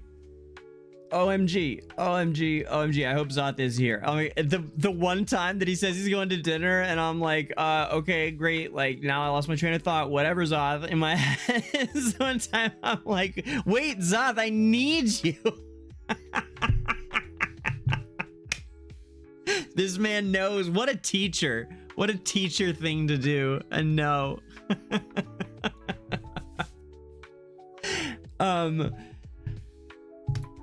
I got the sickest. I made the sickest collection today, which is not actually a smart thing to be doing right now if you guys play AFK Arena, because the collections are about to get boosted. Like, I don't know exactly what. I'm not sure anybody does, but we know that there's a good size improvement, according to them, coming to collections. And so spending resources right now would be kind of a dumb thing to do. But I got all the things that I wanted to use, and I just did it, I guess. Because I really want for this, like for right now, I wanted to get a second vault. I just need one. I only had one vault, and it wasn't very good even. So I wanted to get one for this AE. And so I went for it, and I didn't even use I used the classic, the one with the 2 level up ones and the Miracle Worker, right? So I went with that Miracle Worker build with the 2 level ups and with the the gold and the purple one, and ended up real early with a full attack, a red full attack, and got to split it off to a yellow one as well, which is and I didn't use any full attack. It was so great. And then a second red and oh man, is it better? Is it? Hold on, let me see it. Where is it? Let me see it. It's like, it's real good. Let's put it on. Yeah, here we go. Sitting here trying to remember it instead of just pulling it up. Wait, it's so good. Yeah, all right, here we go. Look at this bad boy. Yeah. Yeah. One of each. So I spent the red card on it for the second level up because I already had it minus that top one. And then it's been like 6 months. I've saved up those little jars that you use to up to these things. Wait.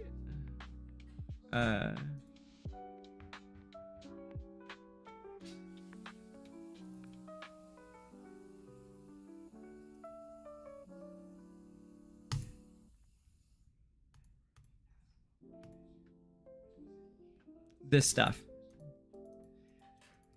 I had saved up so much. It was 500, yeah, to add this to it.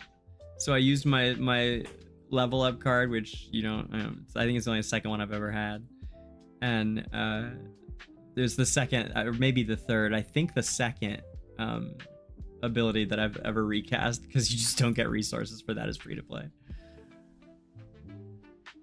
So I'm very pleased with this.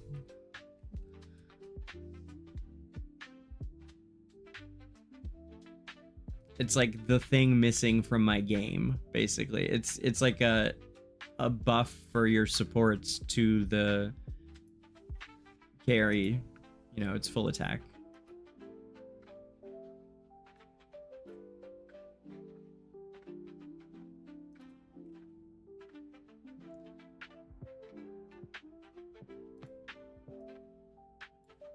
Yeah, I totally forgot it though. Oh man.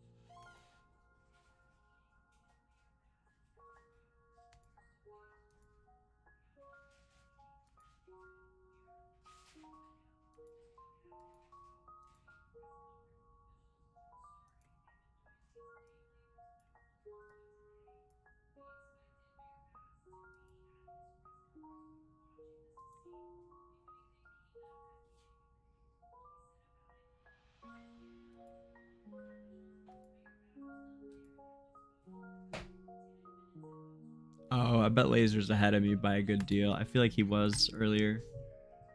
Let's see if there's anywhere that's kind of anywhere that's filling out some.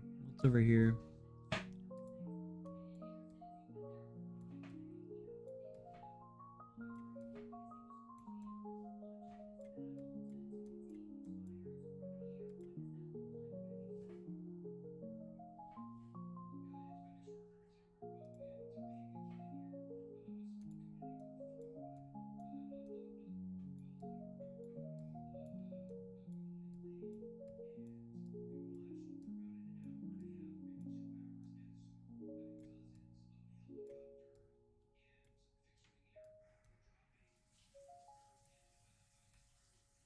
Wow, it's all taken.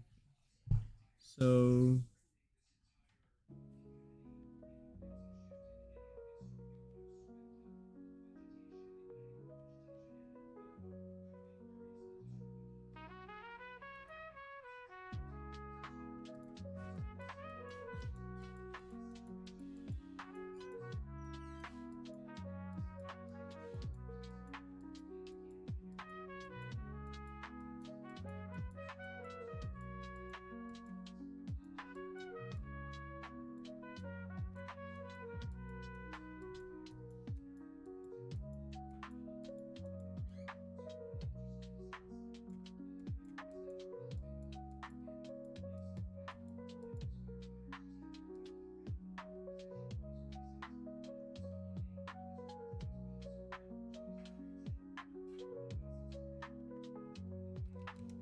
let me just check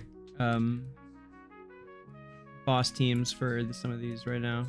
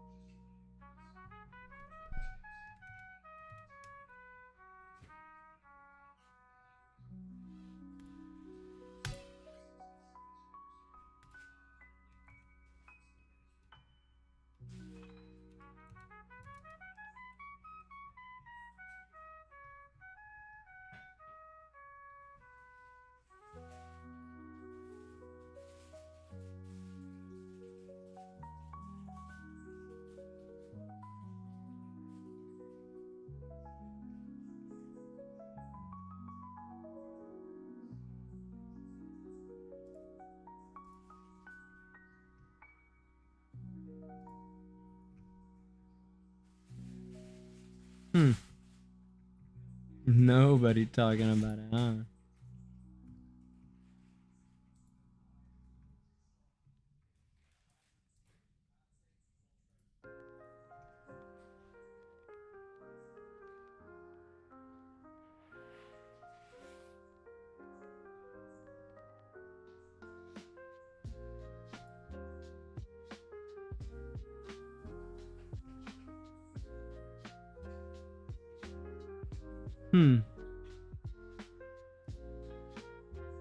Interesting.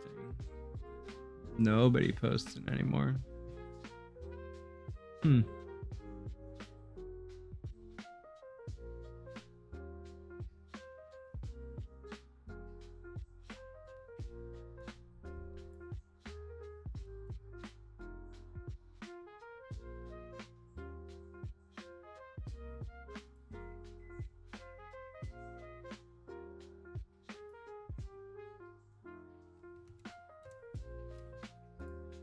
Well, fuck it. Let's just find out.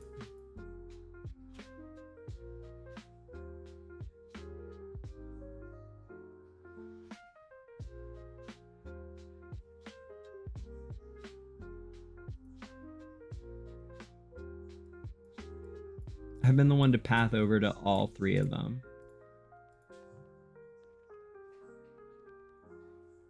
I don't remember which one's the best to hit. I feel like it was Oku.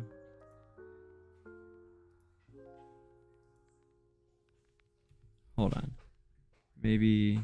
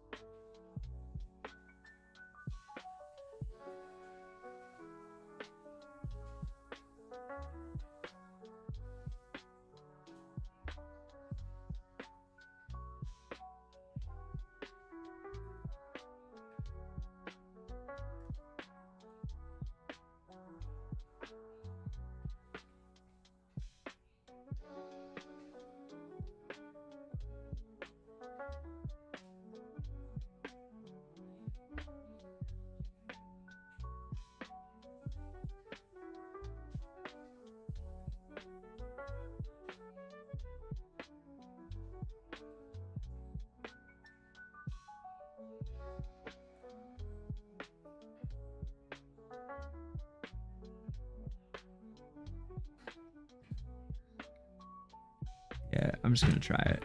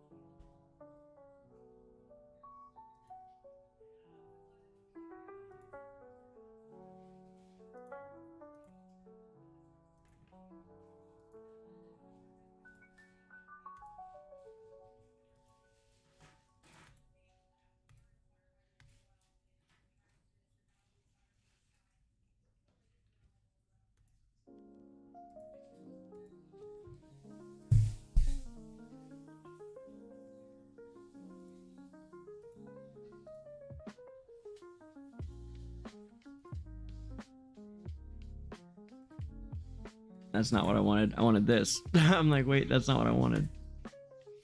There we go. Right. Okay.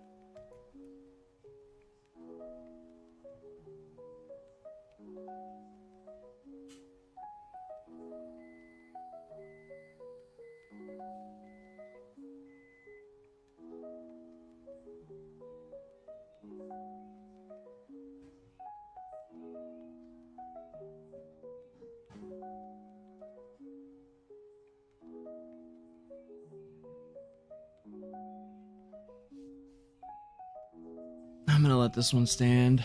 I've been retrying it too many times. I'm gonna let this one sit. This is not too bad. It's like not the worst. I mean, it's not good, but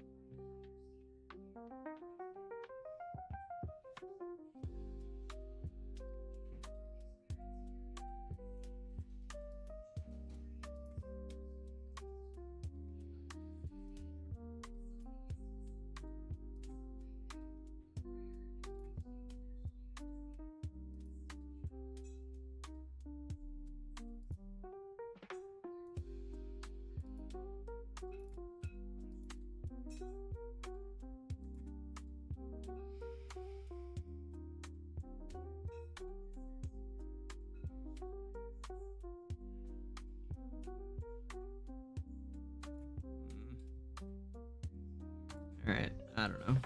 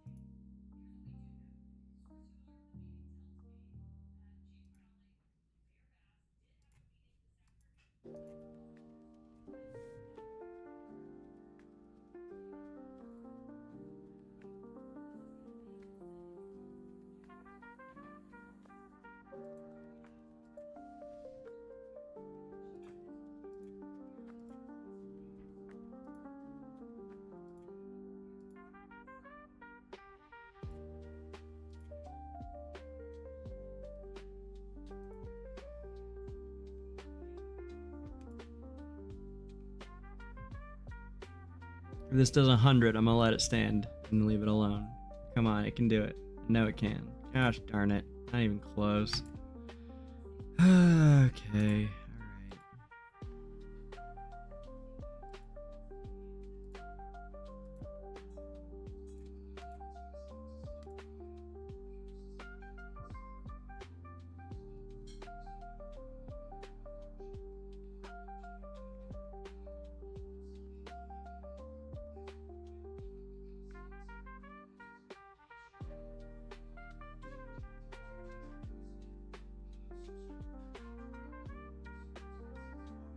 Okay, thank God. I'm just gonna let it sit. That's fine. At least I did some damage.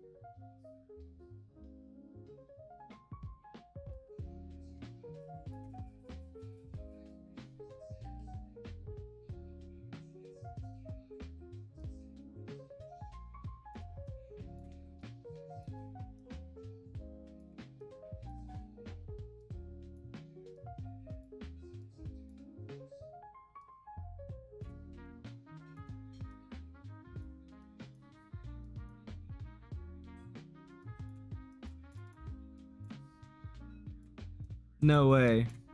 Did I really just find an area that's not taken? Oh, no shit. Alright. Took long enough. What's over here? Alright, let's go that way then, yeah. That makes sense, I think. Wait, this is 1, 2, 3, 4, 5, 6, 7, 8 tiles that way. That's definitely the best way. Let's see, maybe over here then 1, 2, 3, 4, 5, 6, 7, 8. Yeah, it's 8. Any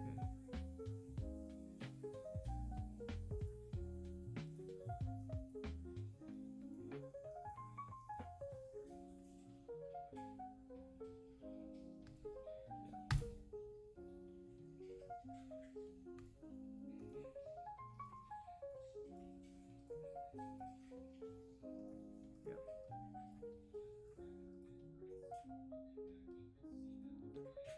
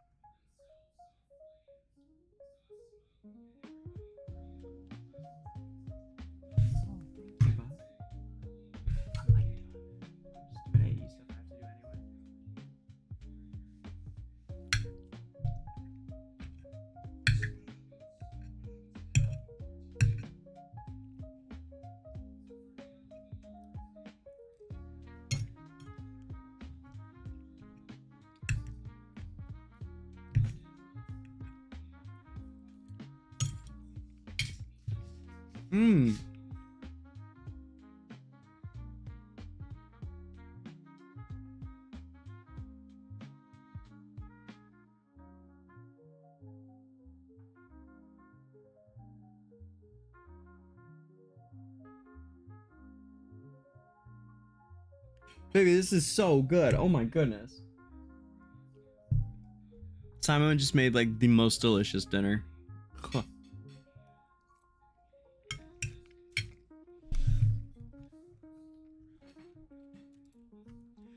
It's like penne pasta with some really good tomato sauce. I don't know what. And these sausages that I got, they're like, I don't know, Cajun flavored sausage. I guess there's some kind of sausage. Kind of like a bratwurst, but anyway, like sliced into little things with, it's really good. and tomatoes, cherry tomatoes.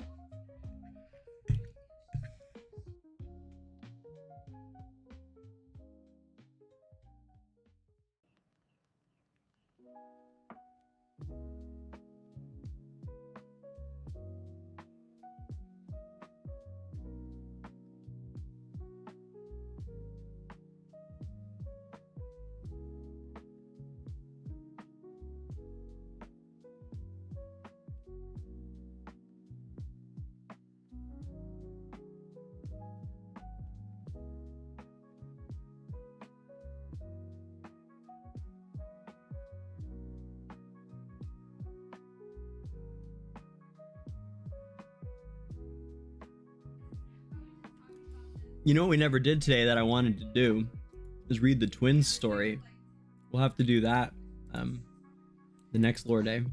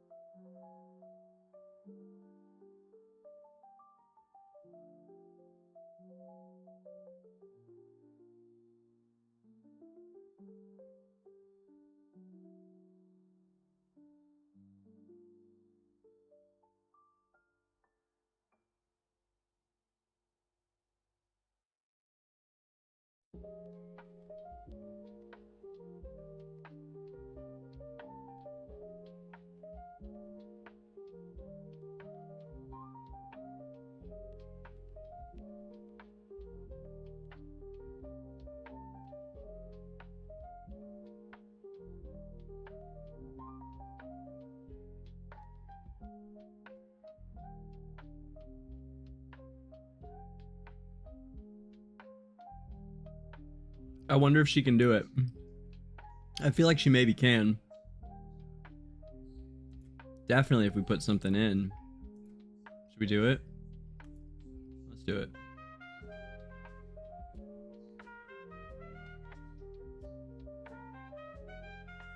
Maybe she doesn't even need it though. Let's find out.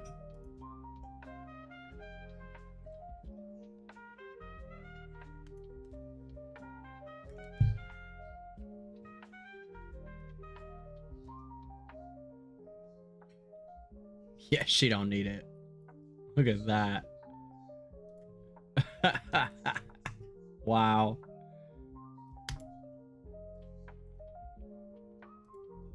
I bet it's gonna be the same for him too.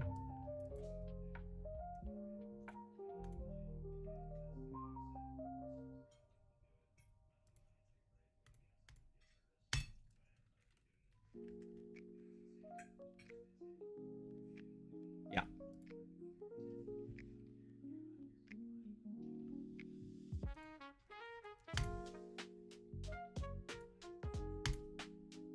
Woohoo! That was hard to find, man. Nobody knows about this place at all. It's great.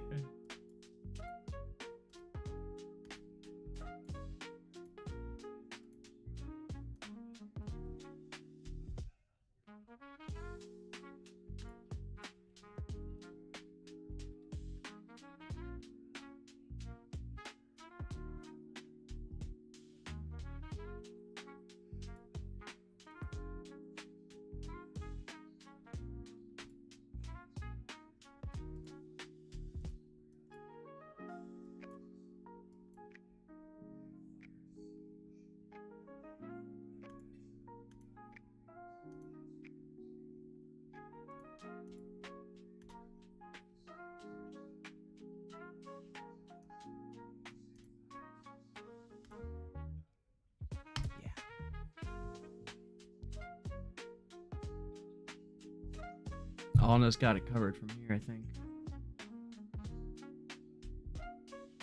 We talked about Alna earlier today on the stream.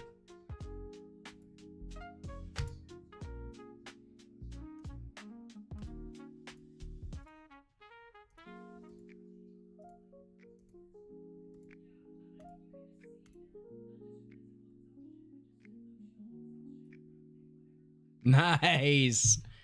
Way to go with tanks, man.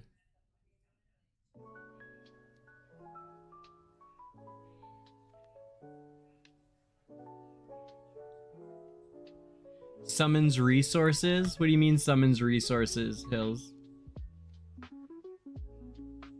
Oh, like how much I have? Yeah, I can tell you what I have right now. I know what I have. Or do you mean you want to see every account or whatever? You mean on PTR, right? I assume? You just mean PTR?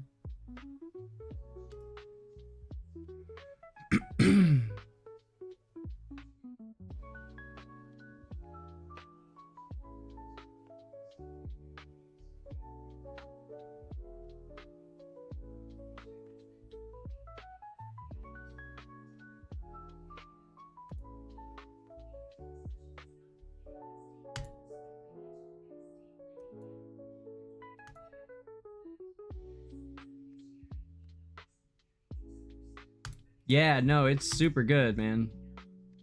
I think I'm gonna try it next time now that I have Lucius. I'll give it a run.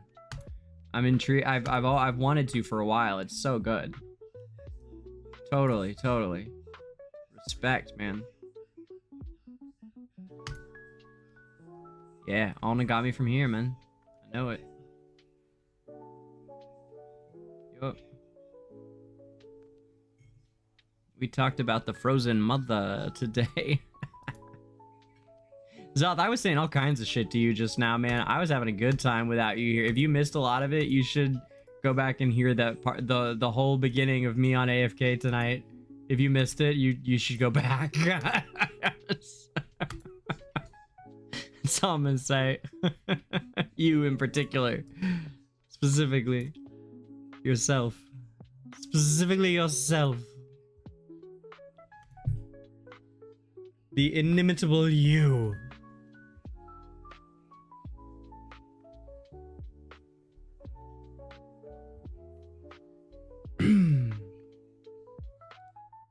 Yeah, I never had Shem until this last one. And I did use her last. No, 2 times ago I did. But then Iron he's crazy, man. He's so good in here that it was just fun. It's just fun to use him, you know. But definitely tanks would be super convenient right now.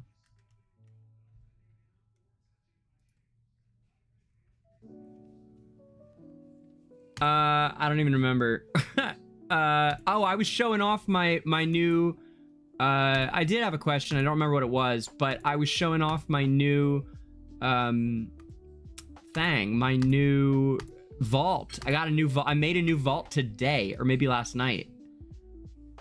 Yeah, I made a new one. She can't. Yeah, she's no Athalia. Nobody is. Get it, girl. Yeah.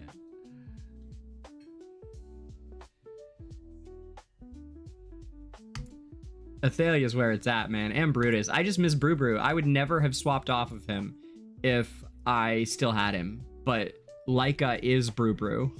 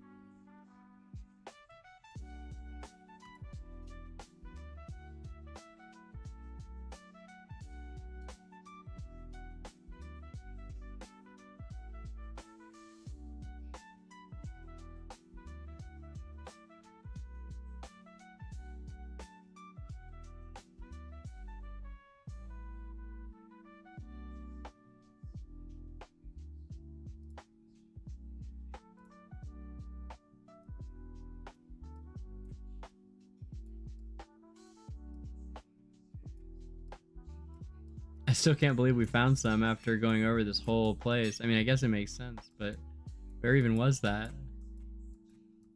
I had to do a lot of building. We built all of that just now. Where is this? I don't even know where this is on the map. Oh, no way. Oh, cool. I bet there's more. Hold on. I bet there's... Yeah, there is.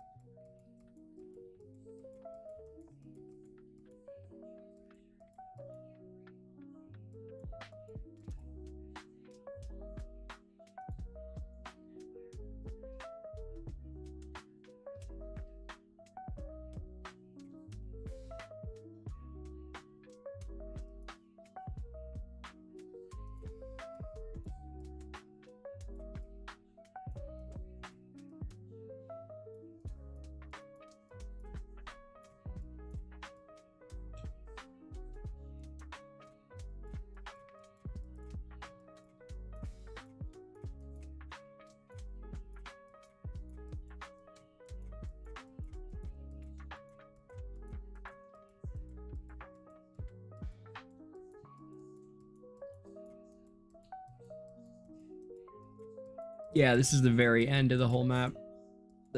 That's free still. 1, 2, 3, 4, 5, 6, 7, 8, 9. It's a lot. It's a lot of building. Just to one. Yeah, it's really not worth it. The building I just did, I built out to 3. But yeah, I think those are the last 2 on the whole map. 1, 2. That's it. Yeah, not worth going to. For the difference. No. Yeah, I just took total of 12 squares to get to 2 cities and a city 2.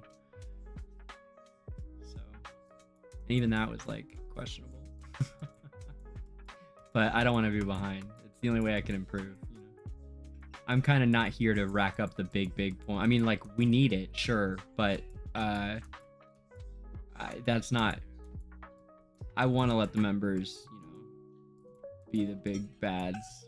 Rather than try and, I guess I'll get there eventually, but right now I like to be the guy smacking down the gates, which is why I am pissed about not putting Belinda in. I should have asked beforehand. I have friends. I could have found out.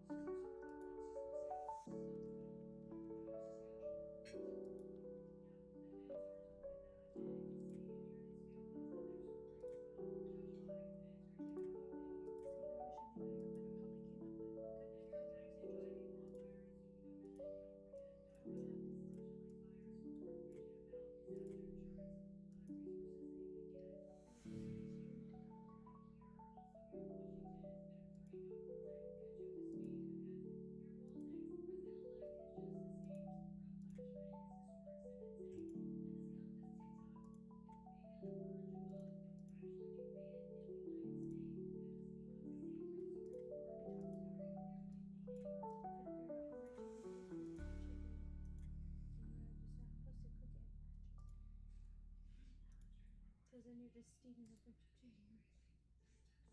There's no point in stopping.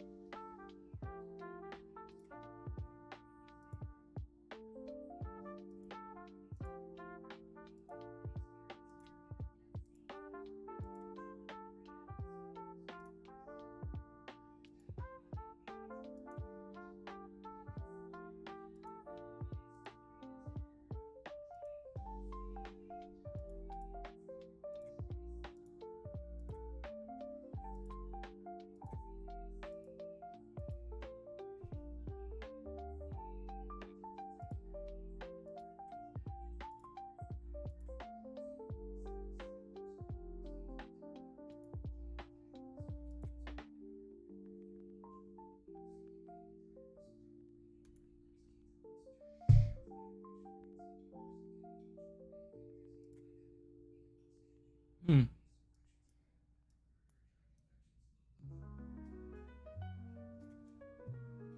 Hmm. Okay, what do I do for that one, though? This was...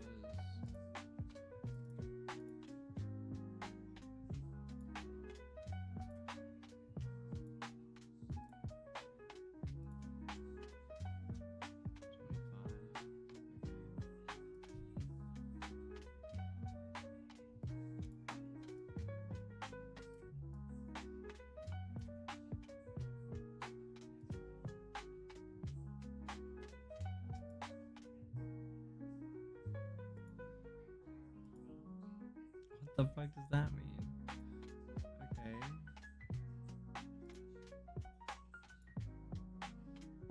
What?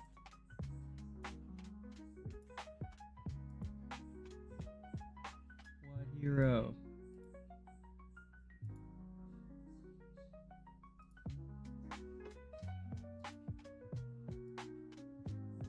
Oh, that's annoying.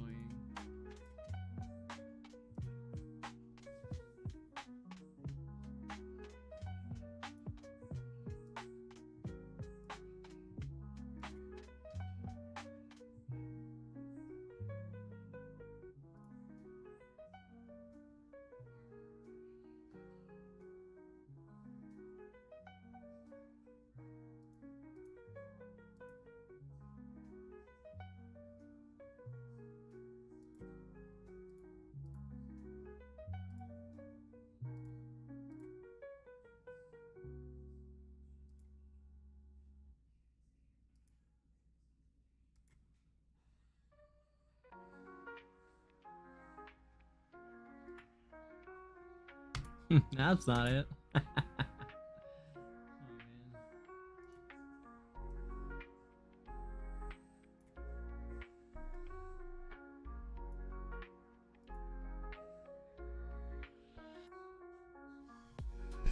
Oh boy, that's really something.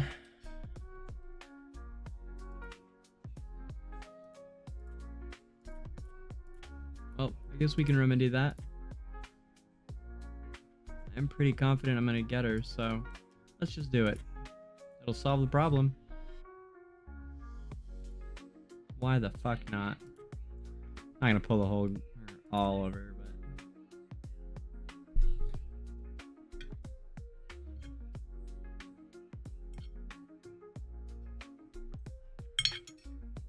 but ooh yeah.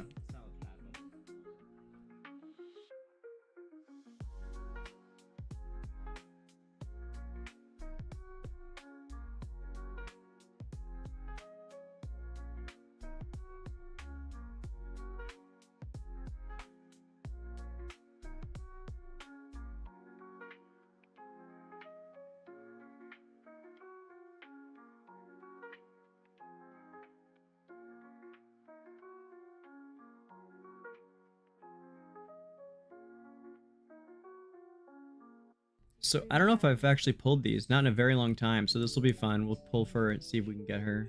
I wonder if we should do a 10 or if I should just pull one. What do we think? Are we feeling lucky? Let's feel lucky. No. All right, let's just do it. There we go. Ooh, is that good? I don't know if that's good. I don't know what we're looking for. I didn't see anything stand out. Okay. So they all look like that. Here we go.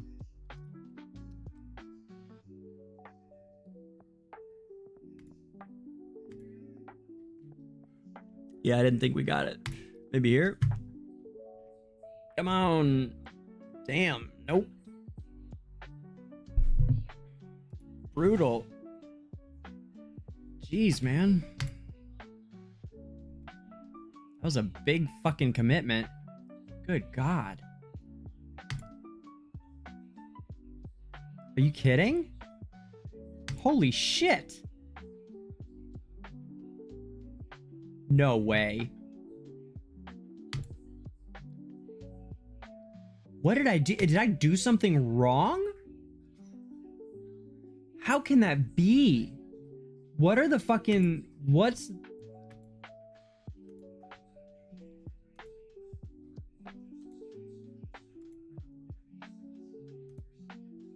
Holy shit. What's pity? Oh my God. We just pulled 50. That the odds are 50 is 1 in 50. But it doesn't say what the pity on it is. But it's obviously not 50. Fuck me.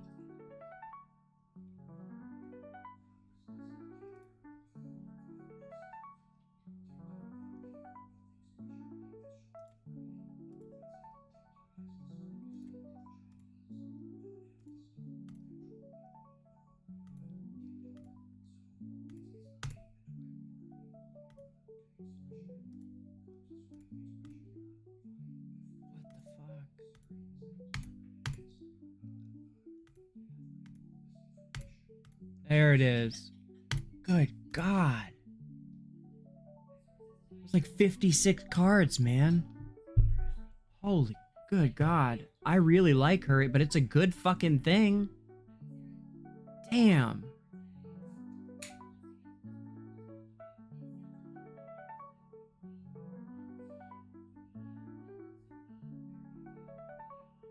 That's crazy.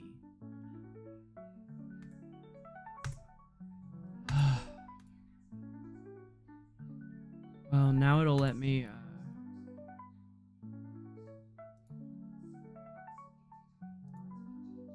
now it should let me copy my own fucking lineup to fix all this shit without me having to go in and do it by hand.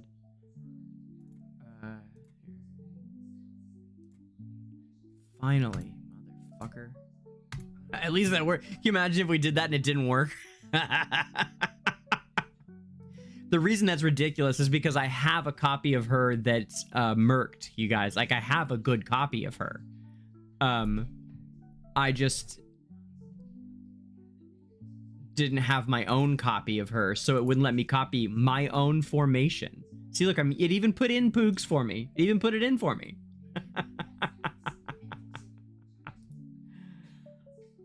Oh my God.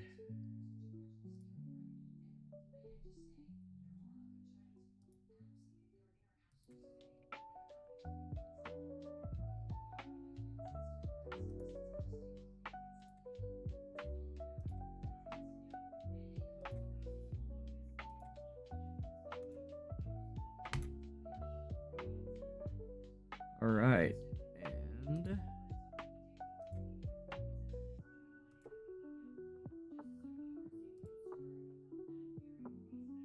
that's his. Hell yeah. Okay.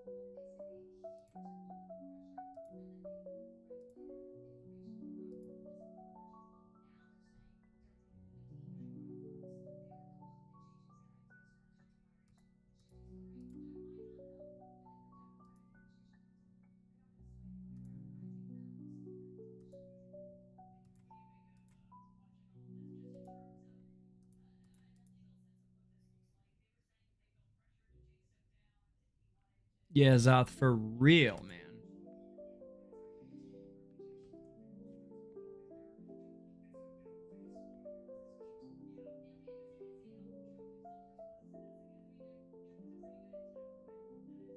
Zaxxas is just like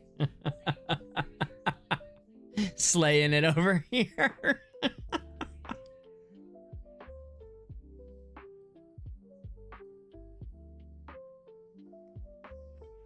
What's up, Duxie? Oh, I think that was a long one. I think that took way too long, that first round. I think I'd usually do that in 20 seconds. That was 29. That's not good. Come on, this one we're doing in 20 as well. Let's go. Oh, man. All right. I know how to do these first two better. That's for sure. Oh, no, wait. No, wait. That was 18 seconds. Never mind. That was 18. But the other one was 29.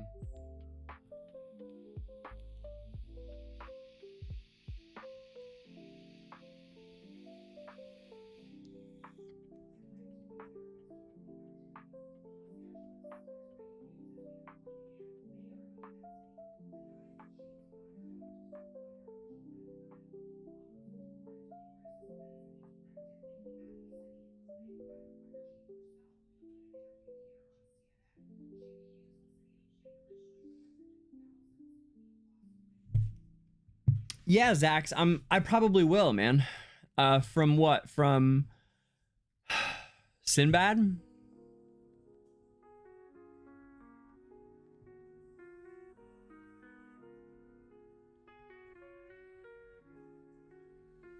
Yeah.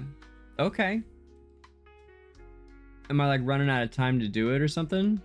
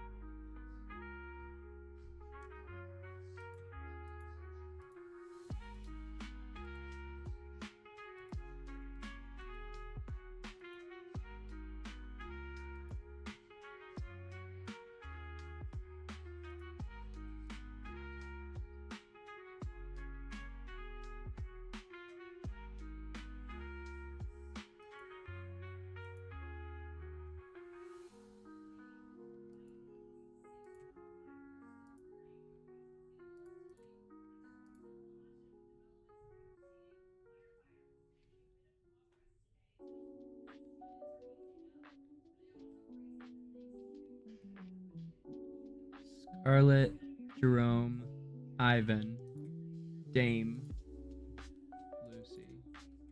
Okay. So we go.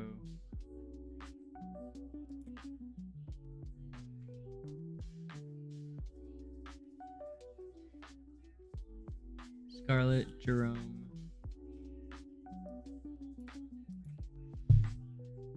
Above?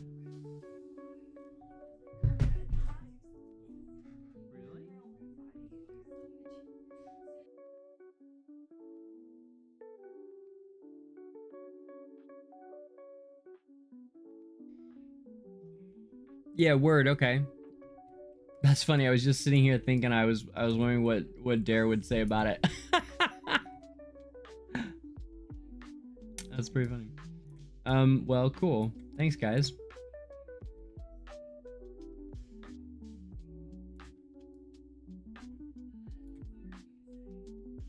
Oh, I still got Nox to throw in somewhere. Fuck, what hero was right here? I can't remember already. It's terrible. Ivan. It was Ivan. Yeah, Bub, one sec.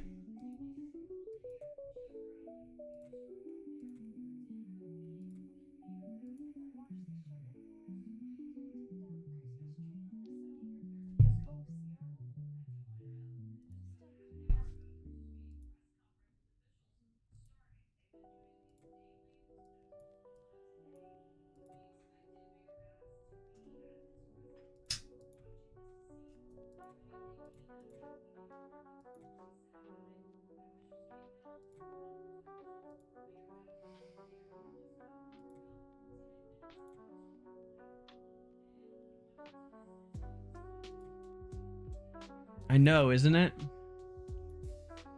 124. 21. 24. 33 at the end, right? So what was this one at the end? It was real fast at the end, right? 10 seconds at the end. Holy shit. Yeah, let's do that. Okay, Dragon, Thorin, AE, Sophia, Lorsan.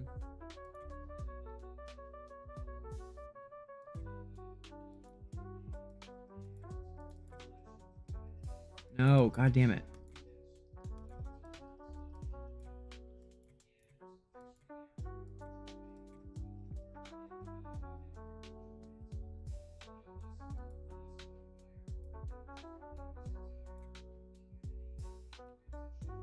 Thorin,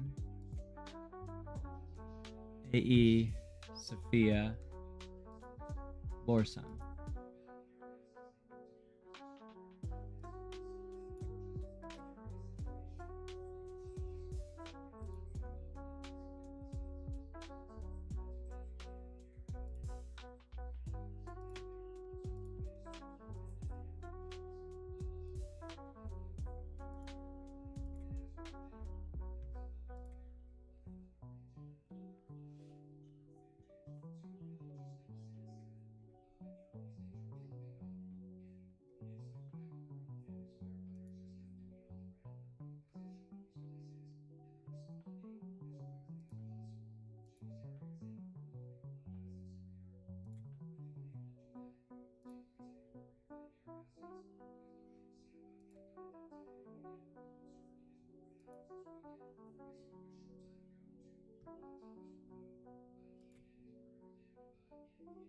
Hey, 232. Oh, whoops, I didn't even put someone into battle 2. That one will go way down. And it was 15 seconds at the end here. God knows why. Let's see if we can get it in 10 again. Hold on. Maybe I missed who should get the SP, I bet, or something. You know? Let's see here. Hold on. So, oh, the SP's with her. Nice.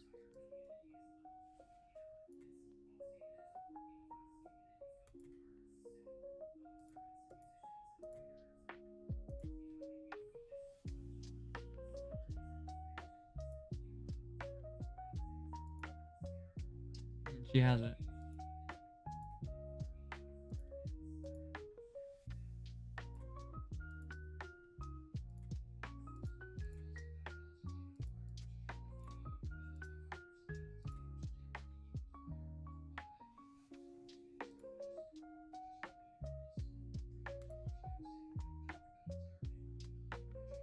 Oh, I still didn't put someone into the next one. Oh, wow, we got it done at 9. Solid. Okay.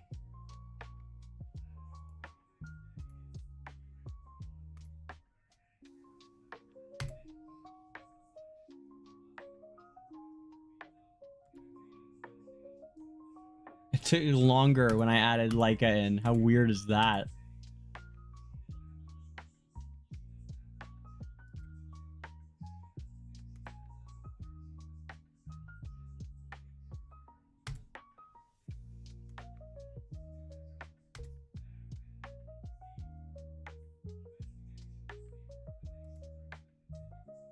That one makes it longer as well. And 15 at the end, no one knows why. Okay.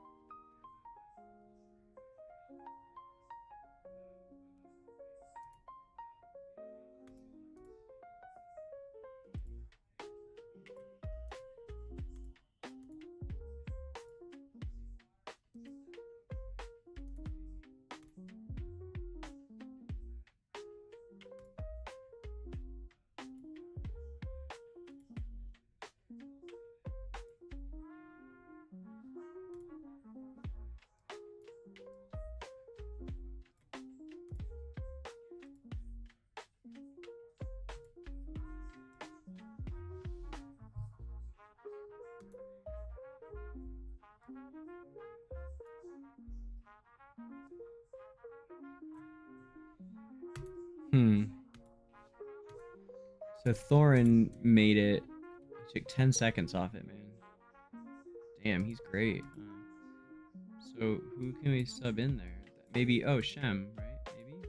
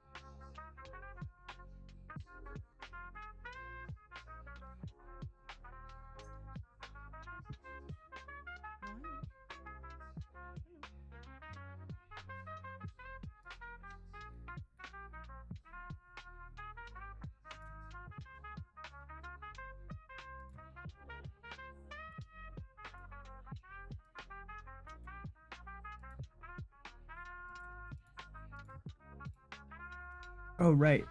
Oh, okay, sweet. Yeah. Duh. Sophia.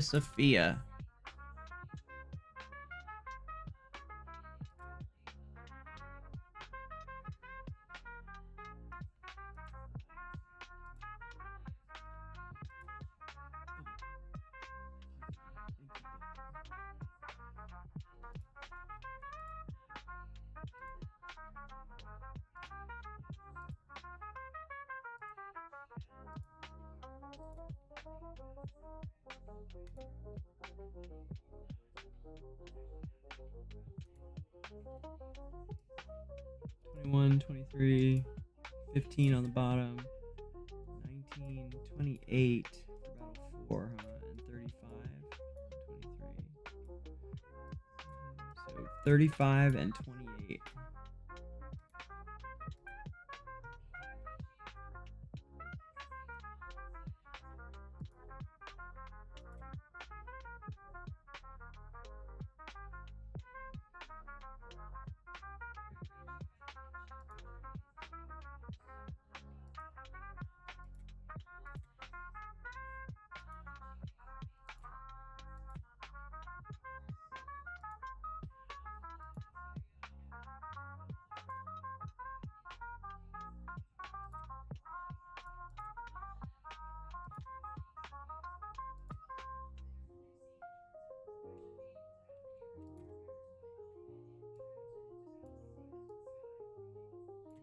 Nice. 20, 23, 10, 20, 29, 31, and 29. Okay, cool. About 12%. Not bad, huh? Cool.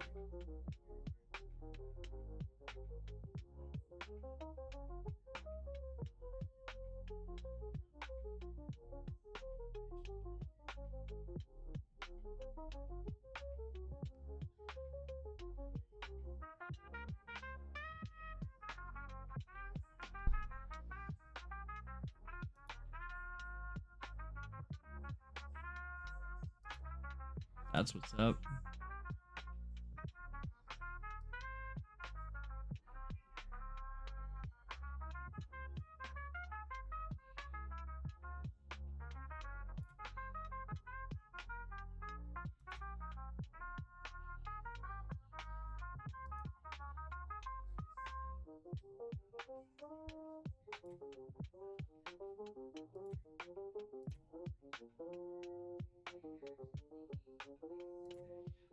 We just gotta find those middle two lineups.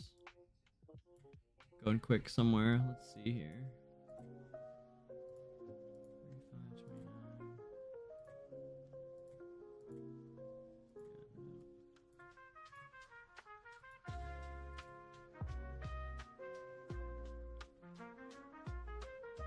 Hodgkin and Baden there.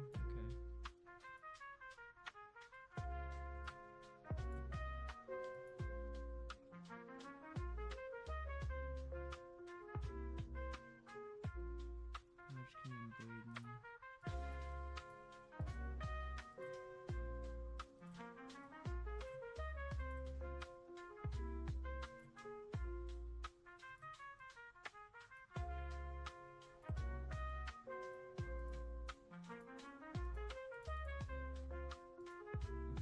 twins, Hodgkin, Baden.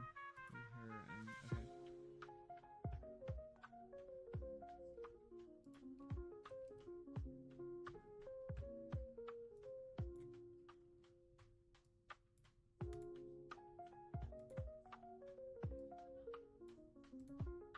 Like that.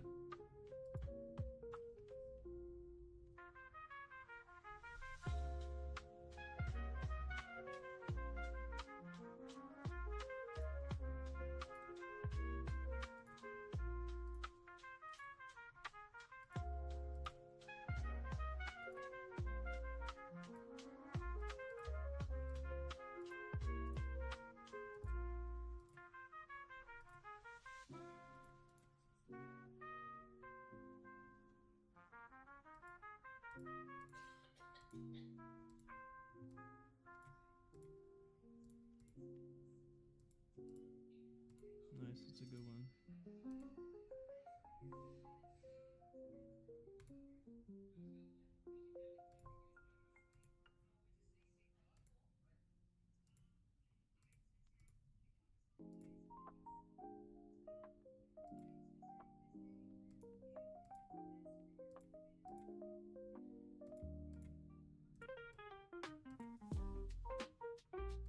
That one's not bad. That one's not bad either. This one.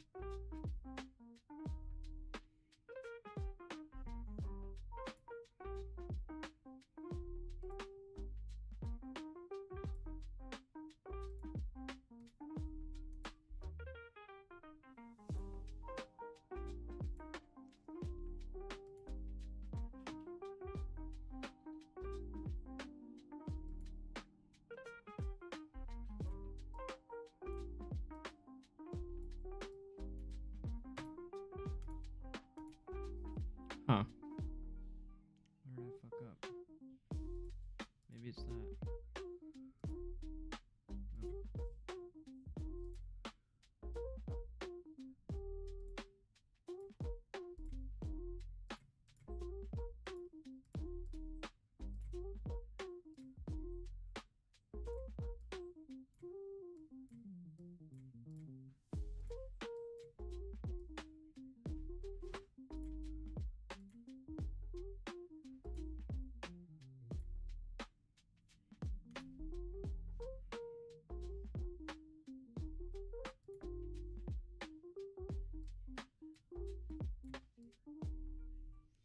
Yeah, 27's more like it. 20, 10. 32 here though, why is that so high?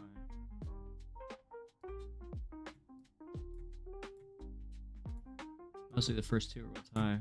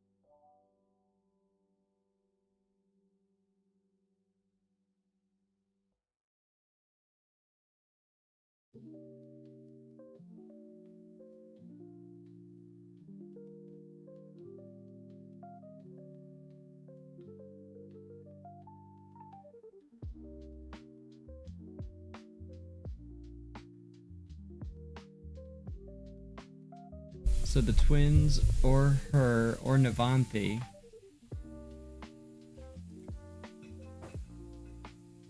Getting so close here, man. Best scores I've ever gotten here.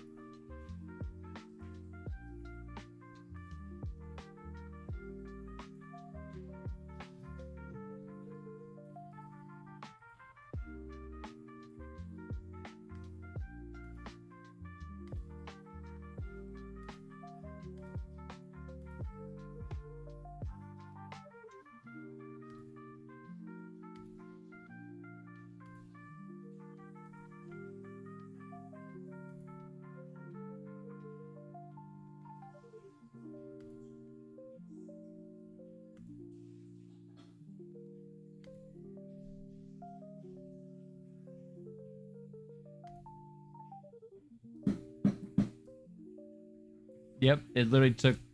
Wow, it's so precise. It added seconds to this when I took it off. And, weird enough, it didn't do shit for that one either. That's funny. Okay, well, fuck it then.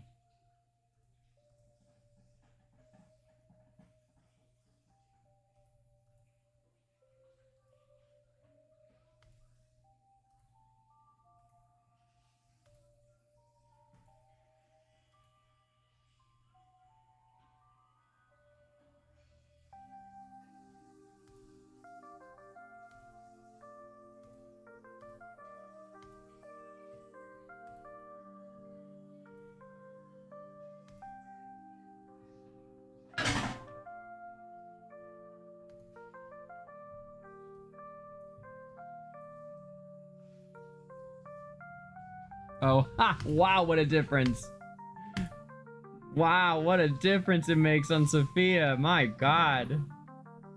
That's crazy. What if we do this, though? Hold on.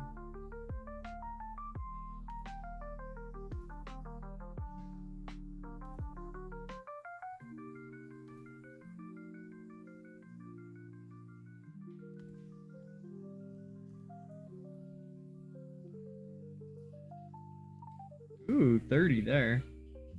Nice. 27, 21, 15. Okay. Well, that might change, actually.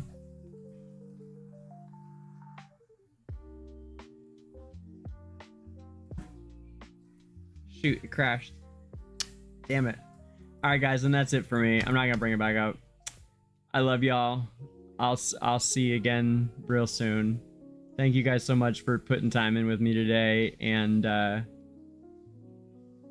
you know I'll see you all probably tomorrow.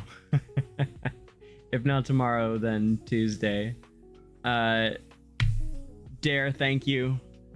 Duxie, hit me up tomorrow if you want to do a Ducks in Danger. We'll do something chill like that at some point. I'm down. We'll do our goof around CJ and Danger stream on Mondays. I like doing that one. It's fun. All right, good night, everybody. Analytica forever. Stay safe, Esperians.